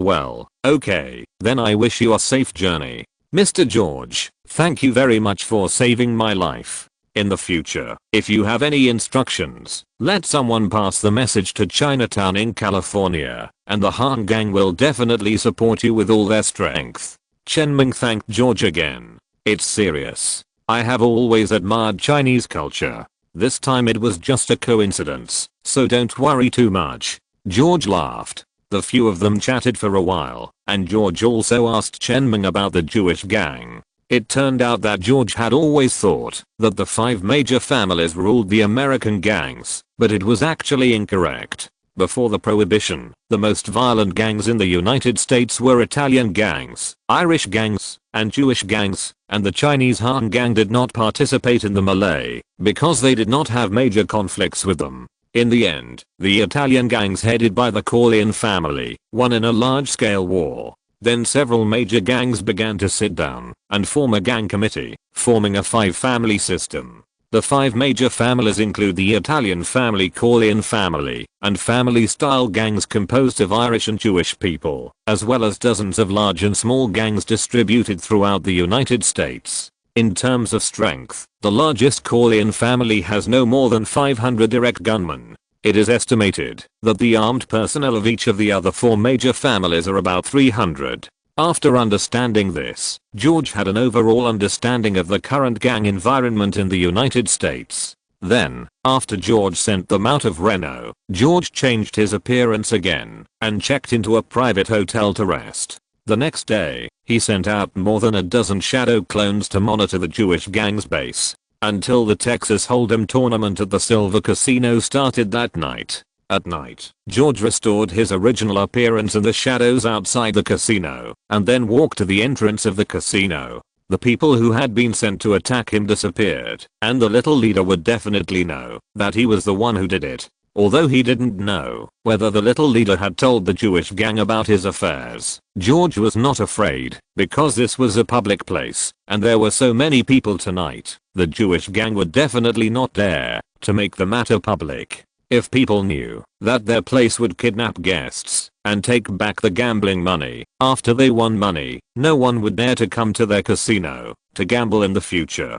Tonight's Texas Hold'em tournament is a national event, and many wealthy people will come to participate, so George is not worried about his safety at all. As long as he is in the open, no one will touch him. The rules of the competition are very simple. Starting at 8 o'clock in the evening, each person who wants to participate in the gambling game will be given $1,000 in mud chips, which cannot be directly exchanged for cash. Only after winning the gambling game can the profit be exchanged for cash. Before the game starts, everyone can play at will. After 8 o'clock, the 200 people who won the most mud chips will participate in the competition, and 20 gambling tables will start Texas Hold'em at the same time. There are 10 people at each table, and the starting chips are only 5,000, which are the chips exchanged by the gamblers themselves. The previous mud chips are invalid. In this way, after an hour, the total chips on the table are $1 million, and the 10 people who win the most chips will start the last gambling game. During this period, the loser or the rich can discuss with the last 10 people who participate in the gambling game, and the rich will pay for them to participate in the gambling game. Therefore, there is no limit on the gambling money for the last table gambling game. As long as the gambler has money on the table, he can keep gambling. After all, technology is very important at the gambling table, but it is not possible to participate without gambling money. At 8 o'clock, the gambling game officially started, and George's 20 shadow clones all ended. The purpose of this part of the shadow clones is not to win or lose, but to obtain the qualification to go out. Because only those who have the qualification to go out can get a seat in the final spectator seat. In this way, George won 250,000 chips and got a seat in the final gambling game. There was a half-hour break at halftime, and all personnel were not allowed to leave the casino hall. This was to prevent the 10 people who finally qualified to participate in the gambling game from being threatened, and it was also time for these rich people to discuss cooperation with the gamblers they favored. On the other side, George's 20 multiple shadow clones came to the Jewish gang's base downstairs from different directions at the same time. All the shadow clones covered their faces with white masks, and there were inner armors under their clothes to protect their bodies. 2 shots were directly shot and killed the 2 guards at the door. 5 shadow clones were left to watch the intersections and prevent the Jewish gang from jumping out of the window to escape. Another dozen clones rushed into the first floor of the base. At this time, several Jewish gang members in the hall on the first floor were shot and killed by the shadow clones who rushed in before they could react, leaving a bullet hole in their foreheads. 2 people were left to clean up the weapons, and the rest continued to rush to the second floor quickly. At this time, the Jewish gang members on the second floor had already reacted and began to shoot back with the defensive advantage of the second floor. Unfortunately, facing the shadow clones who did not intend to leave any survivors, these people had no chance at all. Without worrying about exposing their abilities, they used their reaction abilities to the maximum. The resistance on the second floor did not work, and was directly interrupted. 4 clones appeared behind them, as if they were teleporting. They raised their guns and the bullets directly flipped their skulls. 5 people were left to collect their weapons. This was when the third floor also heard the cry of begging for mercy. However, the shadow clone went directly into the warehouse and shot a guard. On the long table in the room, rolls of US dollars were neatly placed according to the amount of money. George did not count them. He directly controlled the shadow clone, wrapped all the cash with the tablecloth, and evacuated directly to the hiding place prepared before. He also deliberately left a clone to observe the surroundings and lead the Jewish gang to other places when necessary. Until all the clones left the base, the whole robbery process took less than 3 minutes. It is worth mentioning that, according to the clone's observation, the small leader who had arranged several Jewish gang thugs to cause trouble for him was also shot dead by him in the shooting just now. The original body watched this scene from afar in the casino and couldn't help but curl up the corners of his mouth. Only a few guards in the casino left quickly, and there was no large-scale mobilization. The Jewish gang knew that it was very important to maintain order in the casino now. No more riots should be caused to affect the progress of the game. The shadow clone who stayed to observe found that more than 20 Jewish gang thugs gathered downstairs in their base. After the two leaders observed at the base, they were ready to catch up with the shadow clone who was running at full speed, but the shadow clone had already run away. The three clones who stayed to observe also quietly retreated and released the clone technique in an empty place. Thanks to the book friend Empress, please stay a little vertical bar lover for the recommendation vote. Thank you. If you're listening to this novel on a channel other than Fanfic World, it means they downloaded and uploaded it without effort. We cordially invite you to visit our channel, Mundo Fanfic Novelos. There you'll find the original version of this story and you can explore many other novels of various genres. We're waiting for you to immerse yourself in a world of incredible novels. Chapter 22 Big Winner. Casino at the White Heritage Hotel in Reno. Tonight's annual Texas Hold'em tournament was still in the break time, and during this time, several people came to talk to George, wanting to pay for him to gamble for them. However, George did not agree. He now had nearly $1 million in capital, which was more than enough. Moreover, those who came to him were probably just to gather intelligence. He was a complete newcomer among those who played Texas Hold'em. Those who gambled with him were all people who had been famous for playing Texas Hold'em for a long time, so many people did not think that he could win the final championship. He did not want to work for others, so he politely refused. However, he also met a few people by the way, who introduced themselves as big bosses in Hollywood. George still yearned for Hollywood, so George was happy to chat with a few people for a while. Maybe he could meet these people again in the future. After the break, the gambling game continued. At this time, the layout of the venue changed. It became a super large gambling table in the middle of the venue, with 10 chairs placed on the 3 sides of the gambling table, and the other side of the gambling table was the position where the dealer dealt cards. Because the gambling table is large, the dealer needs to use a transparent straight board to deal the cards. 5 steps away from the gambling table, there is a circle of stands for the audience to watch the whole game. George's 10 clones are distributed behind his opponent, so that all his opponent's cards are in his control. In this way, with his opponents showing their cards, George finally became the biggest winner of the gambling tonight with a bet of 12 million. What does 1200 mean in this era? At that time, the valuation of General Motors was about $40 million, which is equivalent to more than $720 million in 2020. However, as the only state in the United States where gambling is legal, Nevada, the largest gambling city, and the annual event held by it, the largest game in the United States, these money are nothing. After George deposited the money in the Bank of America, a large number of reporters surrounded George, and the flashlights flashed desperately. To be honest, the hand in paper in this era is still very expensive. Then, George held a brief press conference directly at the entrance of the casino. Good evening, journalist friends. I know you have many questions to ask me, but time is limited. I can answer 4 questions. Please raise your hands, and I will draw them. All the journalists raised their hands high. George chose a beautiful woman from the middle. Being beautiful definitely has advantages. Hello, sir. I'm Karen, a reporter from the Reno Daily News. What is your name, where are you from, and what is your occupation? These are 2 questions, but beautiful women are given preferential treatment, so I can answer you. My name is George Orwell, and I'm from Tennessee. As for my occupation, I'm still a college student, and have just published a novel, so I can be considered a writer.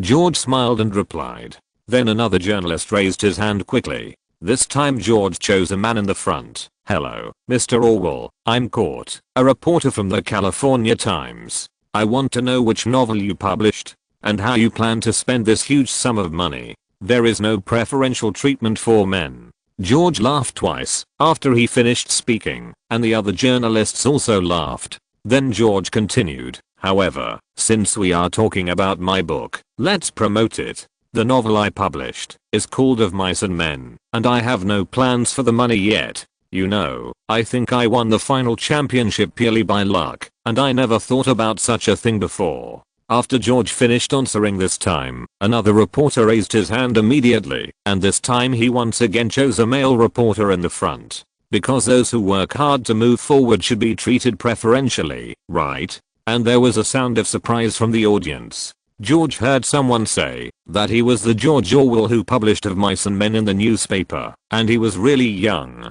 At this time, the selected reporter asked, "Mr. Orwell, you are so young. Are you an adult? Is it legal for you to participate in the gambling?" Haha, thank you for caring about my age. I'm over 16 years old, so gambling here is completely legal. There is no doubt about this. Okay, let's stop here tonight. I have something else to do. See you later. And, court, can I trouble you for something? On the other side, court immediately replied, "What is it, Mr. Orwell?" The reporters, gentlemen, and ladies, have worked hard tonight. I will treat everyone to some midnight snacks, but I have something else to do, so can you take them there? After saying that, he took out a cash check with $500 written on it and handed it to court. "No problem. Thank you for your generosity, sir." Then the surrounding reporters also thanked him one after another. No one stopped him. After he got the benefit, George followed the bank security and left the hotel directly. Then, accompanied by the bank security, he left Reno and drove to Los Angeles, California. In fact, the one who went to Los Angeles at this time was a multiple shadow clone that George separated in the bathroom after the gambling game. The original body had already left the casino after changing his face and clothes. 20 minutes later, he arrived at the pre-prepared hiding place and directly put all the stolen cash and some arms into the space. As the base of the Jewish gang in Reno, there are still a lot of weapons stored there. However, there are not many brought out. Among them, in addition to a Webley 6th revolver and a box of bullets confiscated from the third floor, a Browning automatic rifle was also collected on the second floor. This gun can be used as a light machine gun. Although George didn't think he could use it, it was good as a collection. George felt that he might be the kind of person who was afraid of insufficient firepower. In addition to these two more precious guns, he also collected several pistols and some ammunition. After dealing with all the traces, George directly transformed into a bird and flew towards the clone that left with the Bank of America in a dense forest. After exchanging with the clone under the pretext of urinating, George sat comfortably in the bank security car and headed towards Los Angeles. As for the Jewish gang, after the gambling game, they spread out all the gang members and began to look for the people who attacked their base in Reno. But everything was in vain, because the real perpetrators had already left. The only small leader who still knew that he had a grudge with the Jewish gang was dead, so George thought it was better to do things cleanly. As for whether the Jewish gang would come in the future, George didn't care. If they came, they would just kill them. When he arrived in Los Angeles, George paid the security guard $1,000 and left directly. He booked a room in the largest hotel and went to sleep directly. The next day, the morning of May 1st, it was another day for the planned extraction. Because George didn't have much expectations for the items in the world of Suicide Squad, George directly consumed 30 energy points to extract. What he extracted was the full set of equipment and firearms knowledge of the dead shooter. The setting of the world of Suicide Squad is that the upper limit of the force value is to play the devil transformation of the Hellman, and then the transformation of the wizard brother and sister. These are not what George wants, and according to George's experiment, the more energy consumed to extract items in the 3000 worlds, the better the extracted items will be. The two are more like a transaction. George uses energy to trade items from the 3000 worlds. This time, he got a full set of equipment for the death shooter, including an electronic eye with infrared imaging, night vision goggles, a telescope, an anemometer, a revolver, a signal gun, an M1 carbine, a Gatling machine gun, a rocket launcher, a large caliber short-barreled pistol, a Uzi light automatic gun, a grenade launcher, a Desert Eagle, and a smoothbore rifle. There are also two modified 9mm pistols on the wrist, a set of combat uniforms, and a mask. George thought that the knowledge of firearms might not be able to match the energy paid, so he used this set of equipment as a bonus. After all, George used 30 points of energy last time to exchange for shooting talent and fighting skills. On this day, George was familiar with the firearms in his hand in the room, and by familiarizing himself with the firearms in his hand, he became familiar with all the firearms knowledge in his mind. It can be said that the firearms knowledge injected this time can fully support a light military factory. There are too many firearms that have not been invented in this era, which can bring George huge wealth. After George got familiar with the firearms in the morning, he took out the cash wrapped in tablecloths in the space and counted them. There were 6 packages, with a total of $1.75 million in cash. However, this part of the money is still stolen money and cannot be directly invested. In the afternoon, George practiced chakra refining in the hotel bedroom for an afternoon. Although his energy in the body would not increase at all by practicing this, it could help George calm down quickly. This was the first time in his 2 lives that George saw so much money. The feeling of excitement could not be calmed down for a long time. However, fortunately, thinking about the several tons of vibranium in the space and the priceless chaos orb, he calmed down. After practicing for an afternoon, and with so much money at once, he could advance his plan faster and faster. The next day, because there was nothing in the world of Suicide Squad that George was looking forward to, he didn't want to waste a month. After getting up in the morning, he directly used an energy point to draw the revolver of the Joker girl, Love and Hate. This gun is a Chiappa revolver with a capacity of 6 rounds. It can fire .357 Magnum bullets and 2 types of 9mm bullets. The barrel is 101.6mm long and the cylinder is designed in a hexagonal shape to improve concealment. The appearance of this gun is absolutely amazing. George took out 2 guns and looked at them carefully for a while. George decided that this gun would be his main weapon in the future and then took it back into the space. Then George checked out because it was the day to deliver wine to the Corleone family. There was still enough wine in the space, so George directly turned on the express delivery mode. A week later, George stood at the Times Center in New York. Just now, George had delivered this month's share and met a person in charge of the Corleone family, Tessio. George had seen this person in the movie in his previous life. He was Vito Corleone's right-hand man and led one of the 2 legions of the Corleone family. Mr. George Orwell, thank you for your support. Mr. Corleone, I would like to invite you to dinner. Well, it's Milner. I wonder when Mr. Corleone is free. George gladly accepted the invitation. Tessio replied, if it's convenient for you, can it be tonight? Of course, I will be there on time. Then do you need me to arrange a car for you? Tessio asked again. George did not refuse and said to Tessio directly, that would be great. The 2 smiled at each other, and Tessio arranged a subordinate to drive and follow George's arrangements. And when George was about to leave, he handed over 2 contracts and a check. The 2 contracts were sales contracts. One was a contract to buy land from a farmer, and the other was a contract to sell. Of course, the profit was in the middle. George signed his name on the 2 contracts, took the backup contract and the check for $1.1 million. After George got in the car, he asked the driver to take him to the Plaza Hotel first, and then told the driver to pick him up in the evening, and asked the driver to go back first. Chapter 23 Meeting the Godfather. Arriving at the Plaza Hotel, George booked a high-end business suite and then sent an email to Paul at the front desk, asking him to come to New York to meet him after the patent was processed, and attached the hotel address. George returned to the room, took a simple shower, and changed his clothes, and took the hotel car to the Rogersdale clothing store. This clothing store is still very famous in New York. Custom stores now are not as pretentious as in later generations, and do not sell ready-made clothes.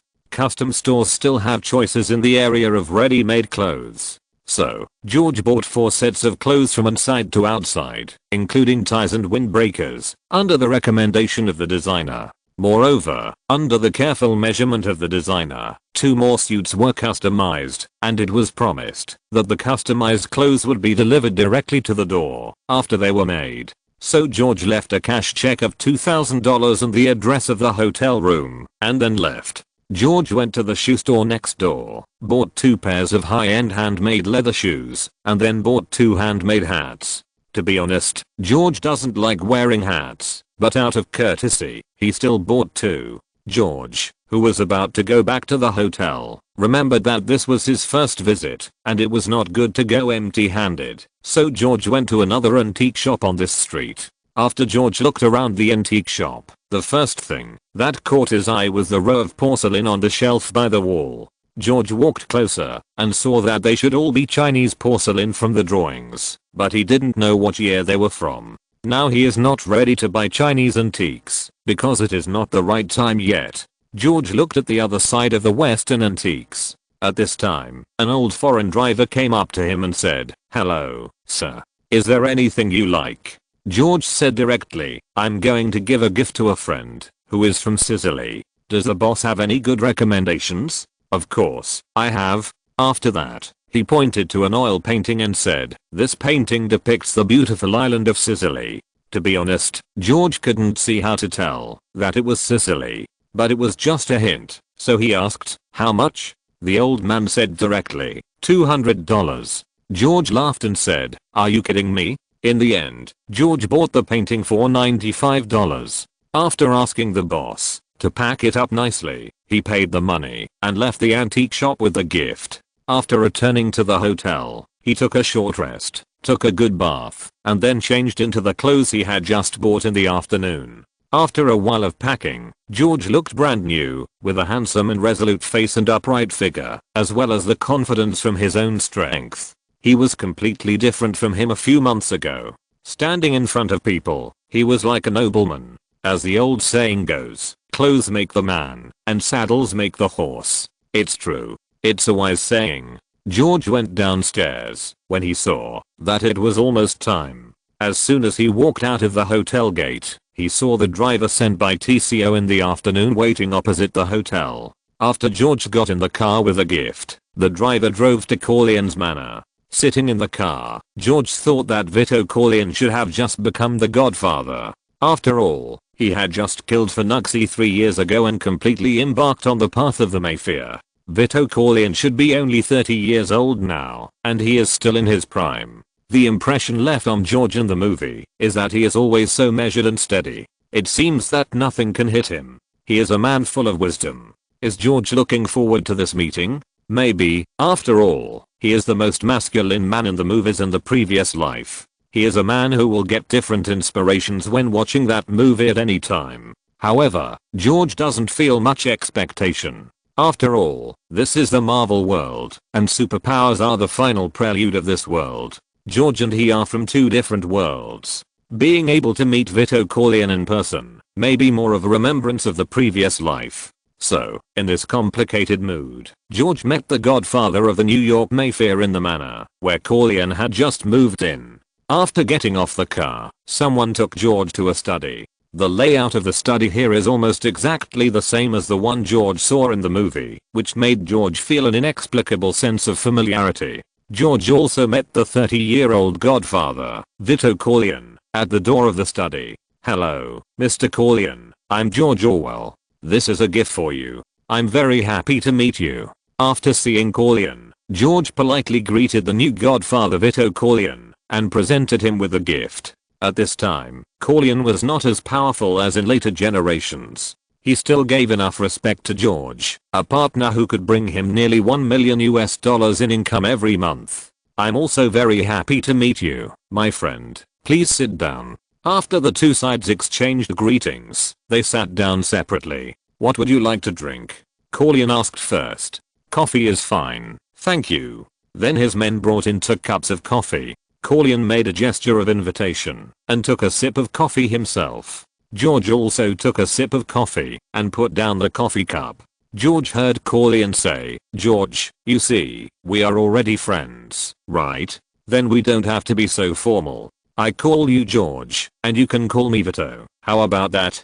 George heard it, and of course he had no objection, and said, "Of course, Vito, we are already friends. I'm sure of that." After that, the two smiled at each other. "George, do you know how much convenience your wine business has brought me? So I owe you a favor, my friend."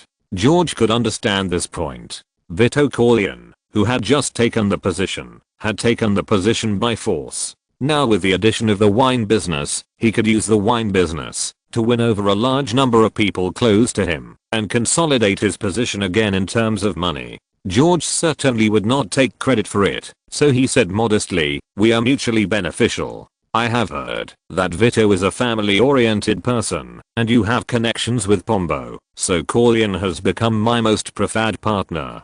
Thank you, my friend. The two chatted about family and so on. During this time, George also gave Corleone a business, which is to open a laundry. This business is the earliest way for the underworld to launder money. The term money laundering also comes from this. This business requires a large number of people, at least each store needs a storekeeper, and this person does not have to be a man, and can be handed over to the family of his family's thugs. This is a completely legitimate business, and it can bring him a lot of benefits. For this reason, Corleone also wanted to give George a part of the shares, but George did not want it. First, he did not think highly of this little profit, and second, he did not want to be too involved with the mafia. He would not take this kind of obvious share. George may slowly get involved in the underground world in the future, but definitely not now. The next 10 years will be the golden period of rapid development of the mafia. They use smuggling of cigarettes and alcohol to obtain a large amount of wealth. But later, the sale of cocoa powder caused the mafia council to fall apart. Corleone was too wise and calm, and since he had become a partner with him, George had no intention of taking him in as his subordinate. George was still self-aware of this. He was not the kind of senior who traveled through time with a cuckold spirit and made people convinced as soon as they met. There were too many opportunities to build a force, and he still had time and could take his time. After George had dinner at Corleone's house, he chatted with Corleone for a while and then said goodbye and left. Seeing an idol today made George feel very happy. As for changing the fate of the Corleone family, it was too early. The next day, George checked out and walked to a remote place, transformed into a peregrine falcon, and flew towards the place winery. After arriving at the winery, George did not go directly to John, but rested for a night. The next day, someone notified John. After John came, he reported the progress and agreed to officially start signing the contract a week later. The accountant and lawyer will naturally help with the rest of the things. A week later, George came to the bank. However, this time, a larger conference room was used. Under the gaze of more than 30 people, George signed his name on the contract that had been reviewed by the lawyer and paid a cash check of $1.1 million. George became the largest landowner in Walker Town and will provide at least 200 jobs for the town. At this time, the mayor of the town took the initiative to shake hands with George and invited George to visit his home when he had time. George did not stay in the bank for too long. After signing, the lawyer would handle the subsequent procedures. Before leaving, he paid the bank's handling fee and wrote a check of $1,500 as a reward to John. This land purchase was basically over. The next day, George gathered nearly 100 workers from 16 wineries in the town square,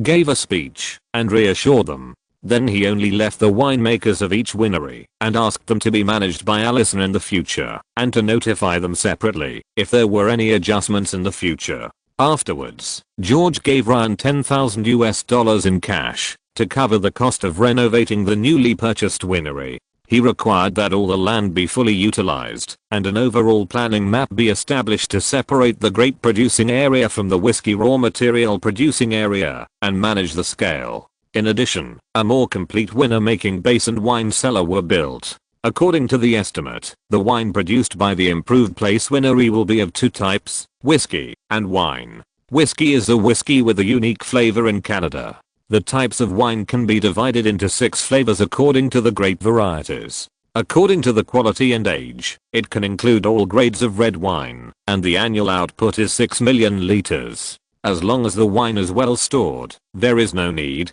to worry about it being damaged, and the longer it is stored, the more expensive it is. George decided that the top batch of red wines each year will only be sold by auction. With the help of the Mayfair's lines, the wines in the place winery can be sold throughout the United States in the next 10 years. 10 years can completely form a memory and a habit. How much does alcohol cost in restaurants and bars now? A glass of beer costs 50 cents, a glass of wine costs $5, and a small glass of whiskey costs $1. This is just low-end alcohol. High-end alcohol is only for some high-end restaurants and bars. Ordinary people can't afford it. Just like the alcohol George provided to Corleone before. All of it was provided for high-end places. Vito also made many friends in the military and political circles. Now George is a little worried that Vito Corleone can't eat these goods, but it doesn't matter. He can also let Corleone contact the other 4 Mayfair families.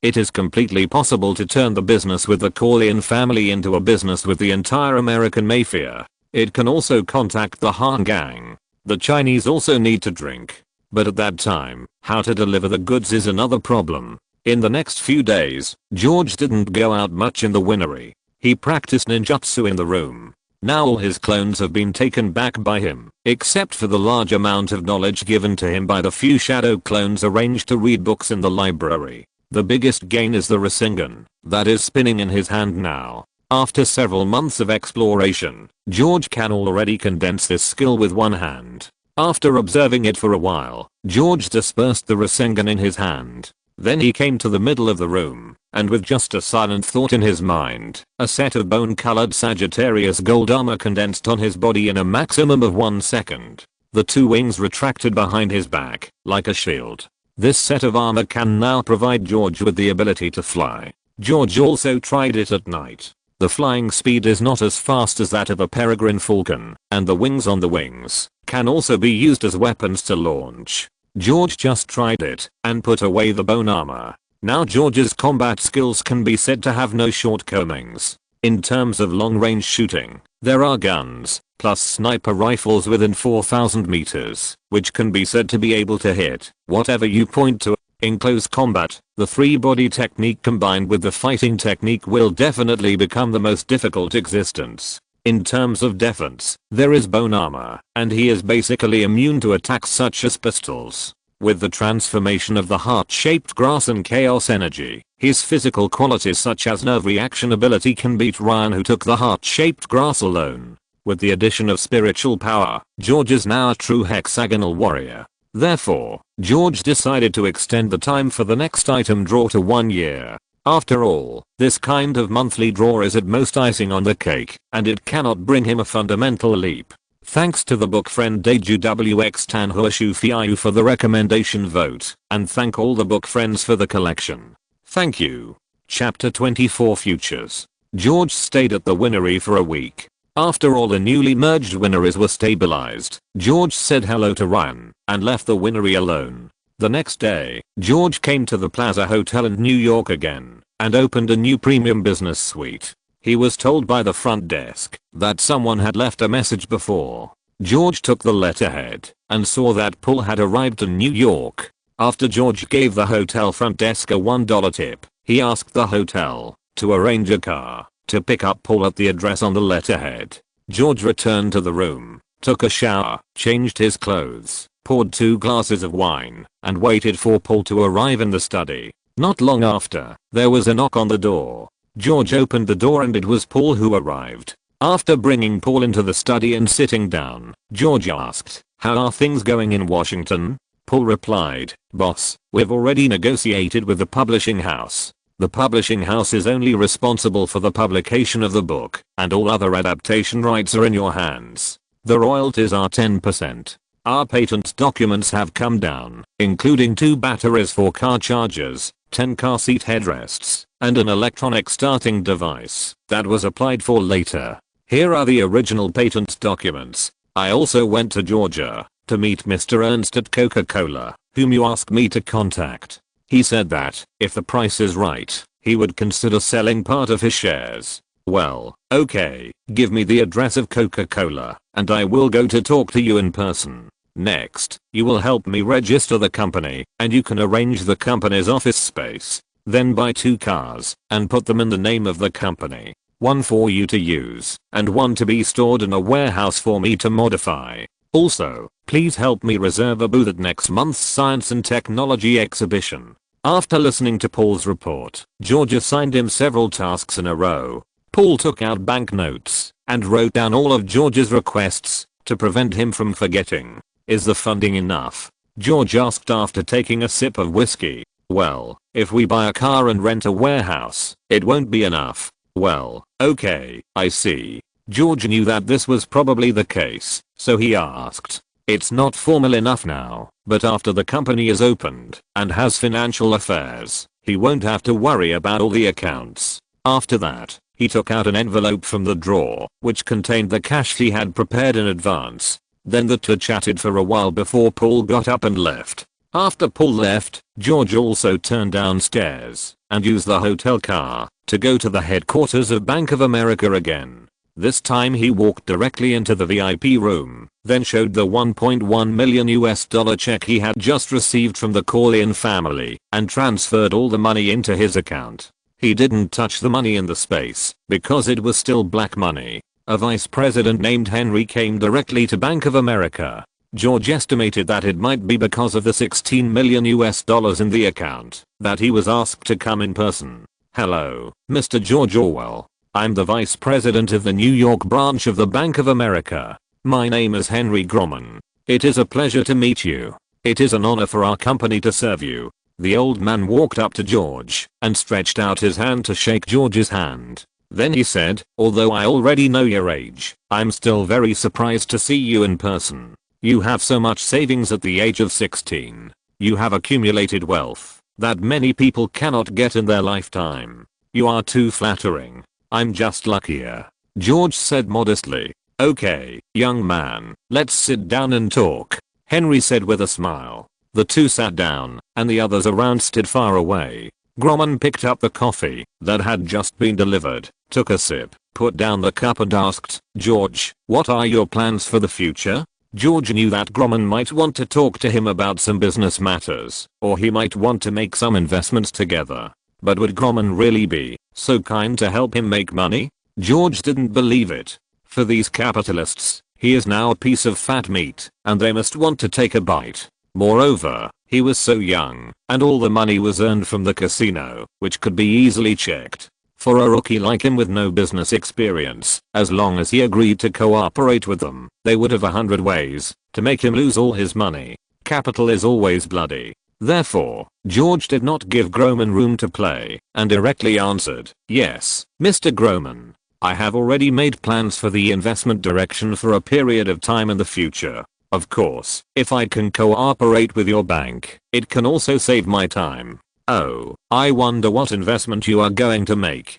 Grumman looked at George meaningfully. "It's like this. I want to open an account and then borrow 2 brokers from you to help me operate it." "George, which stock do you like?" "I don't think much about agriculture, so I don't know if I can arrange it for you." George didn't explain too much, so he changed the subject directly. "Of course, no problem. The philosophy of my bank is to serve every customer well.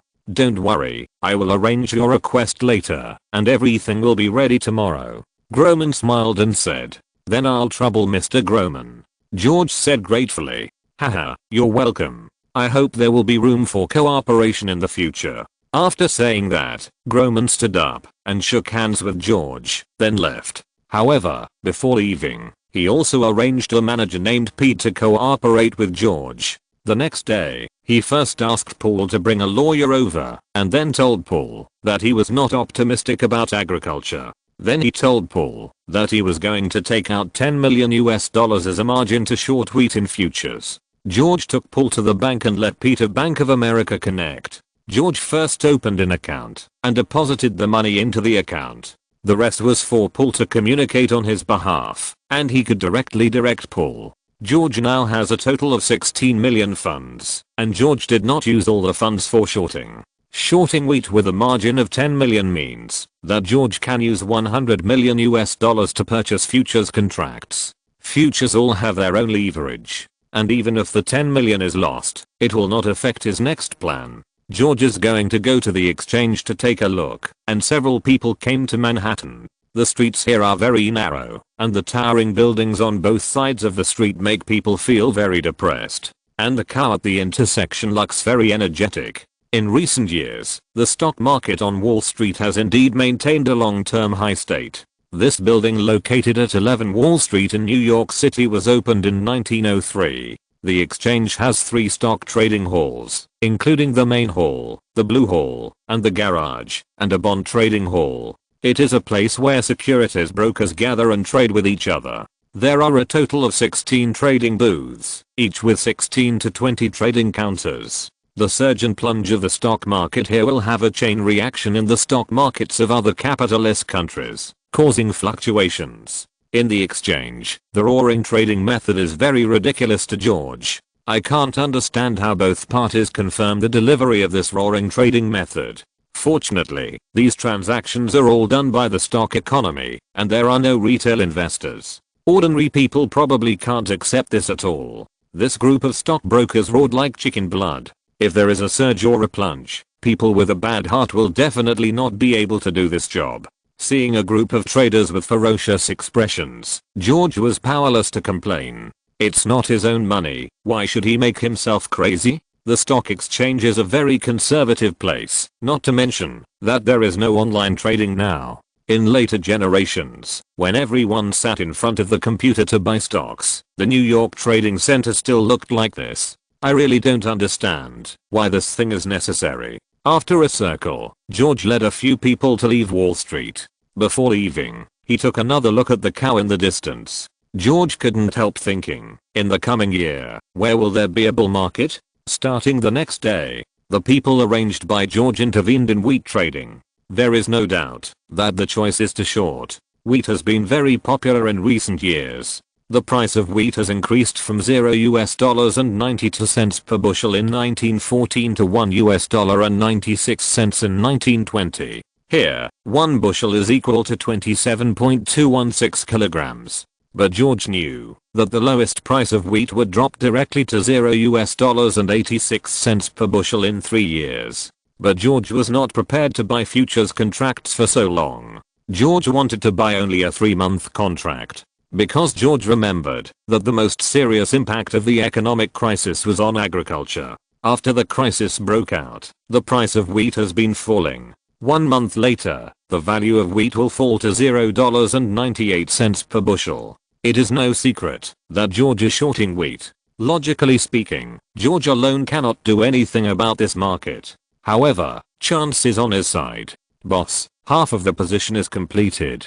What should we do next? Then continue to build the position. Okay, boss, I will notify them immediately. There is one thing he is very sure of. That is, his capital is far from enough. If he has enough funds, he can do a few short-term operations before this. Paul came to inform that the price of wheat is now around $1.95. At this level, the victory is actually determined. As long as the economic crisis breaks out in these 3 months, the price of wheat will inevitably fall. Whoever wants to make him liquidate the position needs to increase the price of wheat by 10% to $2.145 per bushel in 3 months. If there is no economic crisis, they will definitely have the strength to do it, but George is betting that the economic crisis will definitely break out. Paul informed them to lock the position. Boss, don't we do swing trading? No, we have too little money now, and I have other uses for the remaining money. Okay, boss, I'll notify them right away. Generally, those who speculate in futures in the short term will not choose to keep their funds overnight. Those who choose to do so usually have small amounts and are usually companies that really need physical goods, such as flour mills, etc., borrowing futures inventory. But for someone like George, the risk of buying short is very high. If he cannot return it in time, he will be imprisoned. It is absolutely impossible for George to say that he is not nervous, as he has already invested $10 million. George found that he was in the trading center, looking at the screaming broker in front of him, and there was no way to stay calm. So he decided to stay away from this place, so that it would not affect his judgment. Thanks to the recommendation of book friend Lu Jiangzai Hangan Mengzi. Thank you. Thank you for the collection of all book friends. Thank you. Chapter 25 The Coca-Cola Company. George returned to the hotel and arranged for Paul to handle company matters before checking out again. 2 days later, in Atlanta, Georgia, Coca-Cola Company was founded on May 8, 1886. 100 years later, it is the world's largest beverage company, with 48% of the global market. Revenue in 2021 was $38.66 billion, while it was only worth $2.5 million in 1919. After rebirth, knowing such a big melon, it is impossible not to pick it up, and even if this is the Marvel world, "Hello, sir, who are you looking for?" the company's front desk asked, looking at the well-dressed young handsome man in front of him. "I'm Mr. Ernest Woodruff," George replied with a smile. "Excuse me, what's your name? Do you have an appointment with your boss?" "My name is George Orwell. I don't have an appointment, but I have sent someone from my company to negotiate. Please tell Mr. Ernest Woodruff that Paul Walker's boss wants to see him." "Okay, sir, please wait a moment." After the receptionist left, she came back a few minutes later and said, "Mr. Orwell, please follow me." Then George came to Ernest Woodruff's office under the guidance of the receptionist. It was this unprepossessing old man who bought the Coca-Cola company from Asa Chandler's heirs for $2.5 million in 1919. In 1923, his son Robert Woodruff, one of the most important figures in the history of Coca-Cola, became the CEO of Coca-Cola and brought Coca-Cola to another level. "Hello, Mr. Ernest Woodruff, I'm George Orwell." George first greeted the other party politely. "Hello, Mr. George Orwell. You are really young." Ernest Woodruff shook hands with George and said, "What would you like to drink?" "Coffee, thank you." "You should just call me George," George replied. Then Ernest Woodruff asked his secretary to bring 2 cups of coffee. After the secretary put down the coffee, he turned around and left. "Well, George, I think you must have something to ask me from New York. Now you can talk about it." "Yes, I have sent Paul to express my thoughts before. As a young man, I like Coca-Cola very much, and now I have got a sum of money because of luck. So, I'm considering buying a stake in Coca-Cola Company. I wonder if Mr. Woodruff has any idea. Buy some shares? You know, the beverage business is very good now, so I do have the idea of expanding the scale of production. How much money are you going to invest? How many shares do you want?" George was very happy to see that Ernest Woodruff did not refuse directly and said, "You bought Coca-Cola for $2.5 million before, so now we will calculate it based on the valuation of $3 million. I will pay $1.8 million for 60% of the shares. In addition, unless there is a major mistake in the company's management that threatens the company's survival, I will not participate in the management. Moreover, I will take out 5% of the shares as management stock dividends. In other words, if the other party agrees, he will directly earn $500,000 in cash, and he can also enjoy a 5% management dividend every year. Although he will not get it alone, he will definitely get the bulk. The price is acceptable, but I don't have that many shares now. I still have 85% of the shares, and the rest are in the hands of some retail investors in the stock market. I will give you 45% of the shares for $1.4 million US, and you will take 5% as management shares. How about that?" "Okay, no problem. Then tomorrow morning, I will bring a cash check and a lawyer to sign the contract. Is that okay?" "Of course, I will arrange for someone to draft the contract immediately. The signing can be arranged tomorrow." Ernest Woodruff said affirmatively. The next day, after the lawyer reviewed the details of the contract, both parties signed. Ernest Woodruff also got the check directly. The rest of the matters such as equity changes and announcements will naturally be handled by the people below. George visited the production base accompanied by Woodruff and had lunch with the company's management at noon. Moreover, when chatting, Woodruff was the main person, and he made it clear that he would not interfere with management. Then George talked with Woodruff about the future market and proposed the advertising slogan "Enjoy a cool moment" that would only be proposed 10 years later.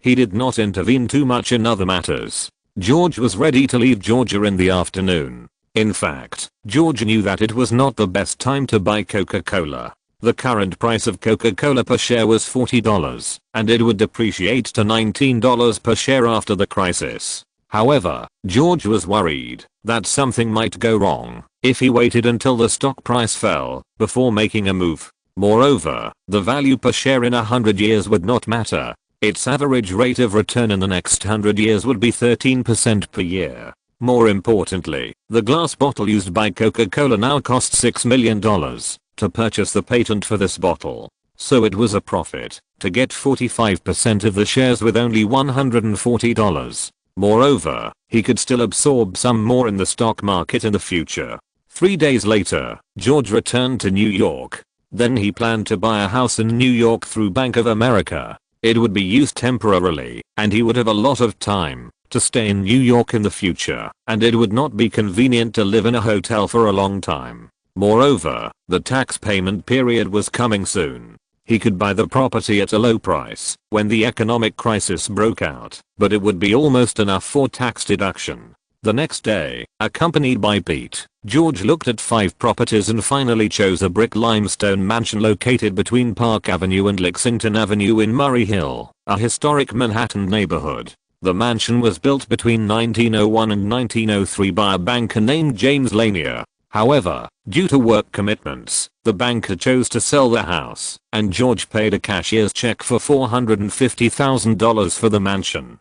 Designed by the famous architectural firm Hopin & Cohen, the residence has 12 bedrooms, 12 bathrooms, a total of 8 floors, and 11,638 square feet of magnificent living space. Its long list of important features includes stone porches, copper mansard roofs with 3 skylights, carved stonework and cornices. The mansion was built for entertaining, and its huge double doors lead to a vaulted entrance hall with a high rose dome ceiling, leading to a gallery with a marble fountain carved into the wall. Just outside is a club room with a 4 meters high ceiling, the first of several reception areas. The formal dining room seats 16, and is described by Mr. Pitt as the epitome of Gilded Age splendor, with ionic pilasters, gilded wall lamps, rich tapestries, ornate marble fireplaces and original parquet floors. There are multiple formal and informal living and entertaining areas throughout the residence, as well as a lush garden courtyard.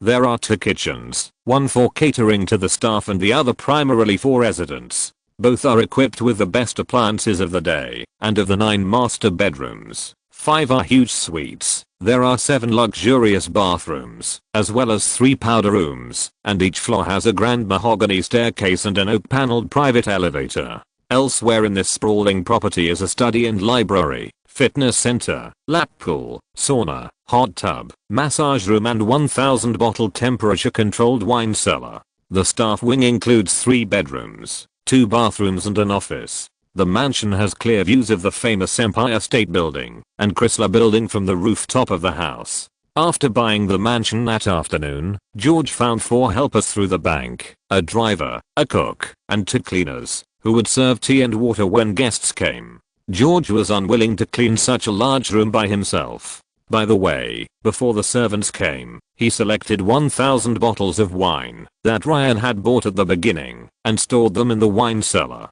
After asking the servants to change the bedding and toiletries in all the bedrooms, George moved into the mansion the next day. Then George called everyone he knew in turn to inform him of his new contact information and address. George had always been homeless before, and it was not very convenient for someone to find him. Buying a house would solve this problem. If there was only one thing that George was not satisfied with about this house, it might be that there was no garage.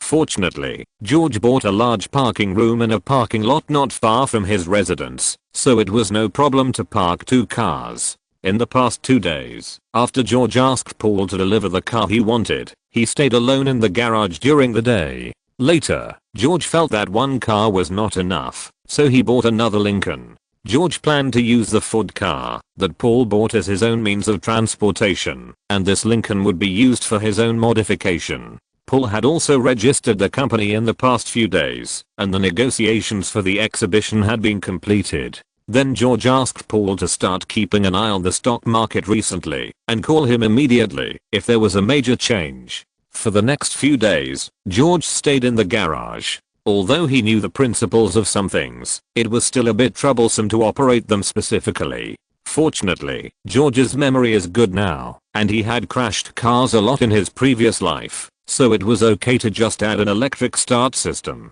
This time, George modified the car with a key rotation start system. The car keys of cars, tractors and agricultural vehicles nowadays are all crank handles. First, add gas. Press the left hand to reduce pressure, and grab the crank handle with the right hand.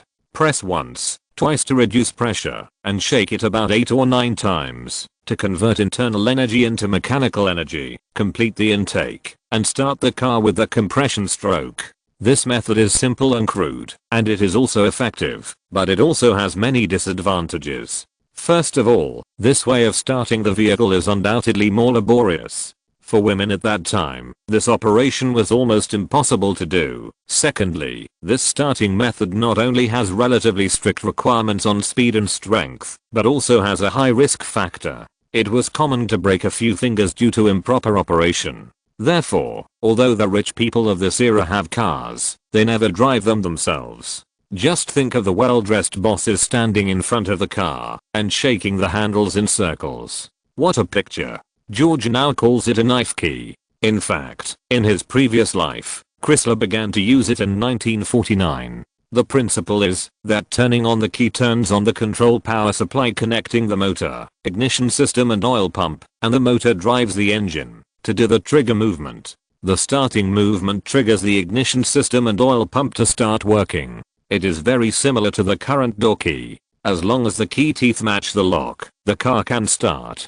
It is simply used to open the door and start the car. Of course, George's lock is a door lock bought from the market and directly loaded on the car. This lock also has disadvantages, that is, the security is somewhat low. As long as the teeth are correct, the vehicle can be unlocked, and it is not difficult to match a key, so the car is still easy to be stolen. However, with the development of electronic technology in the future, more advanced chip keys will inevitably replace the key launched by George. Is this technology difficult? Not at all. So why has it not been put into use? The reason lies in the battery. The car batteries currently used are lead-acid batteries and nickel-based batteries, but there are also many problems, such as low voltage and poor storage capacity. According to the memory of his previous life, George realized the ceiling of nickel-cadmium batteries, making nickel-cadmium dry batteries possible. The goal of pursuing was to store as much energy as possible in the smallest possible space. This problem was not solved until 1949 in the previous life. It can be said that George directly advanced the battery technology by 29 years, directly solving the shortcomings of high cost and high failure rate. In this way, George modified the first car he needed in just a few days. He also made 2 more onboard rechargeable batteries and kept them for use at the exhibition. George also installed headrests on the car seats. Moreover, after George got the patent for each headrest, he arranged for Paul to find someone to sew it individually. These are the exhibits that George will bring to the exhibition. Thanks to the book friend Jinayumoululiu Nancy Uozn only eat coconut meat, but not drink coconut, and the book friend do for their recommendation votes. Thank you. Thank you to all the book friends for your collection. Thank you. End of this chapter. Thank you very much for reaching the end. Don't forget to like. Looking for more exclusive content and immediate access? Subscribe to our Patreon. Remember, every like, subscription, or donation encourages us to continue. Thanks to everyone. See you in the next video.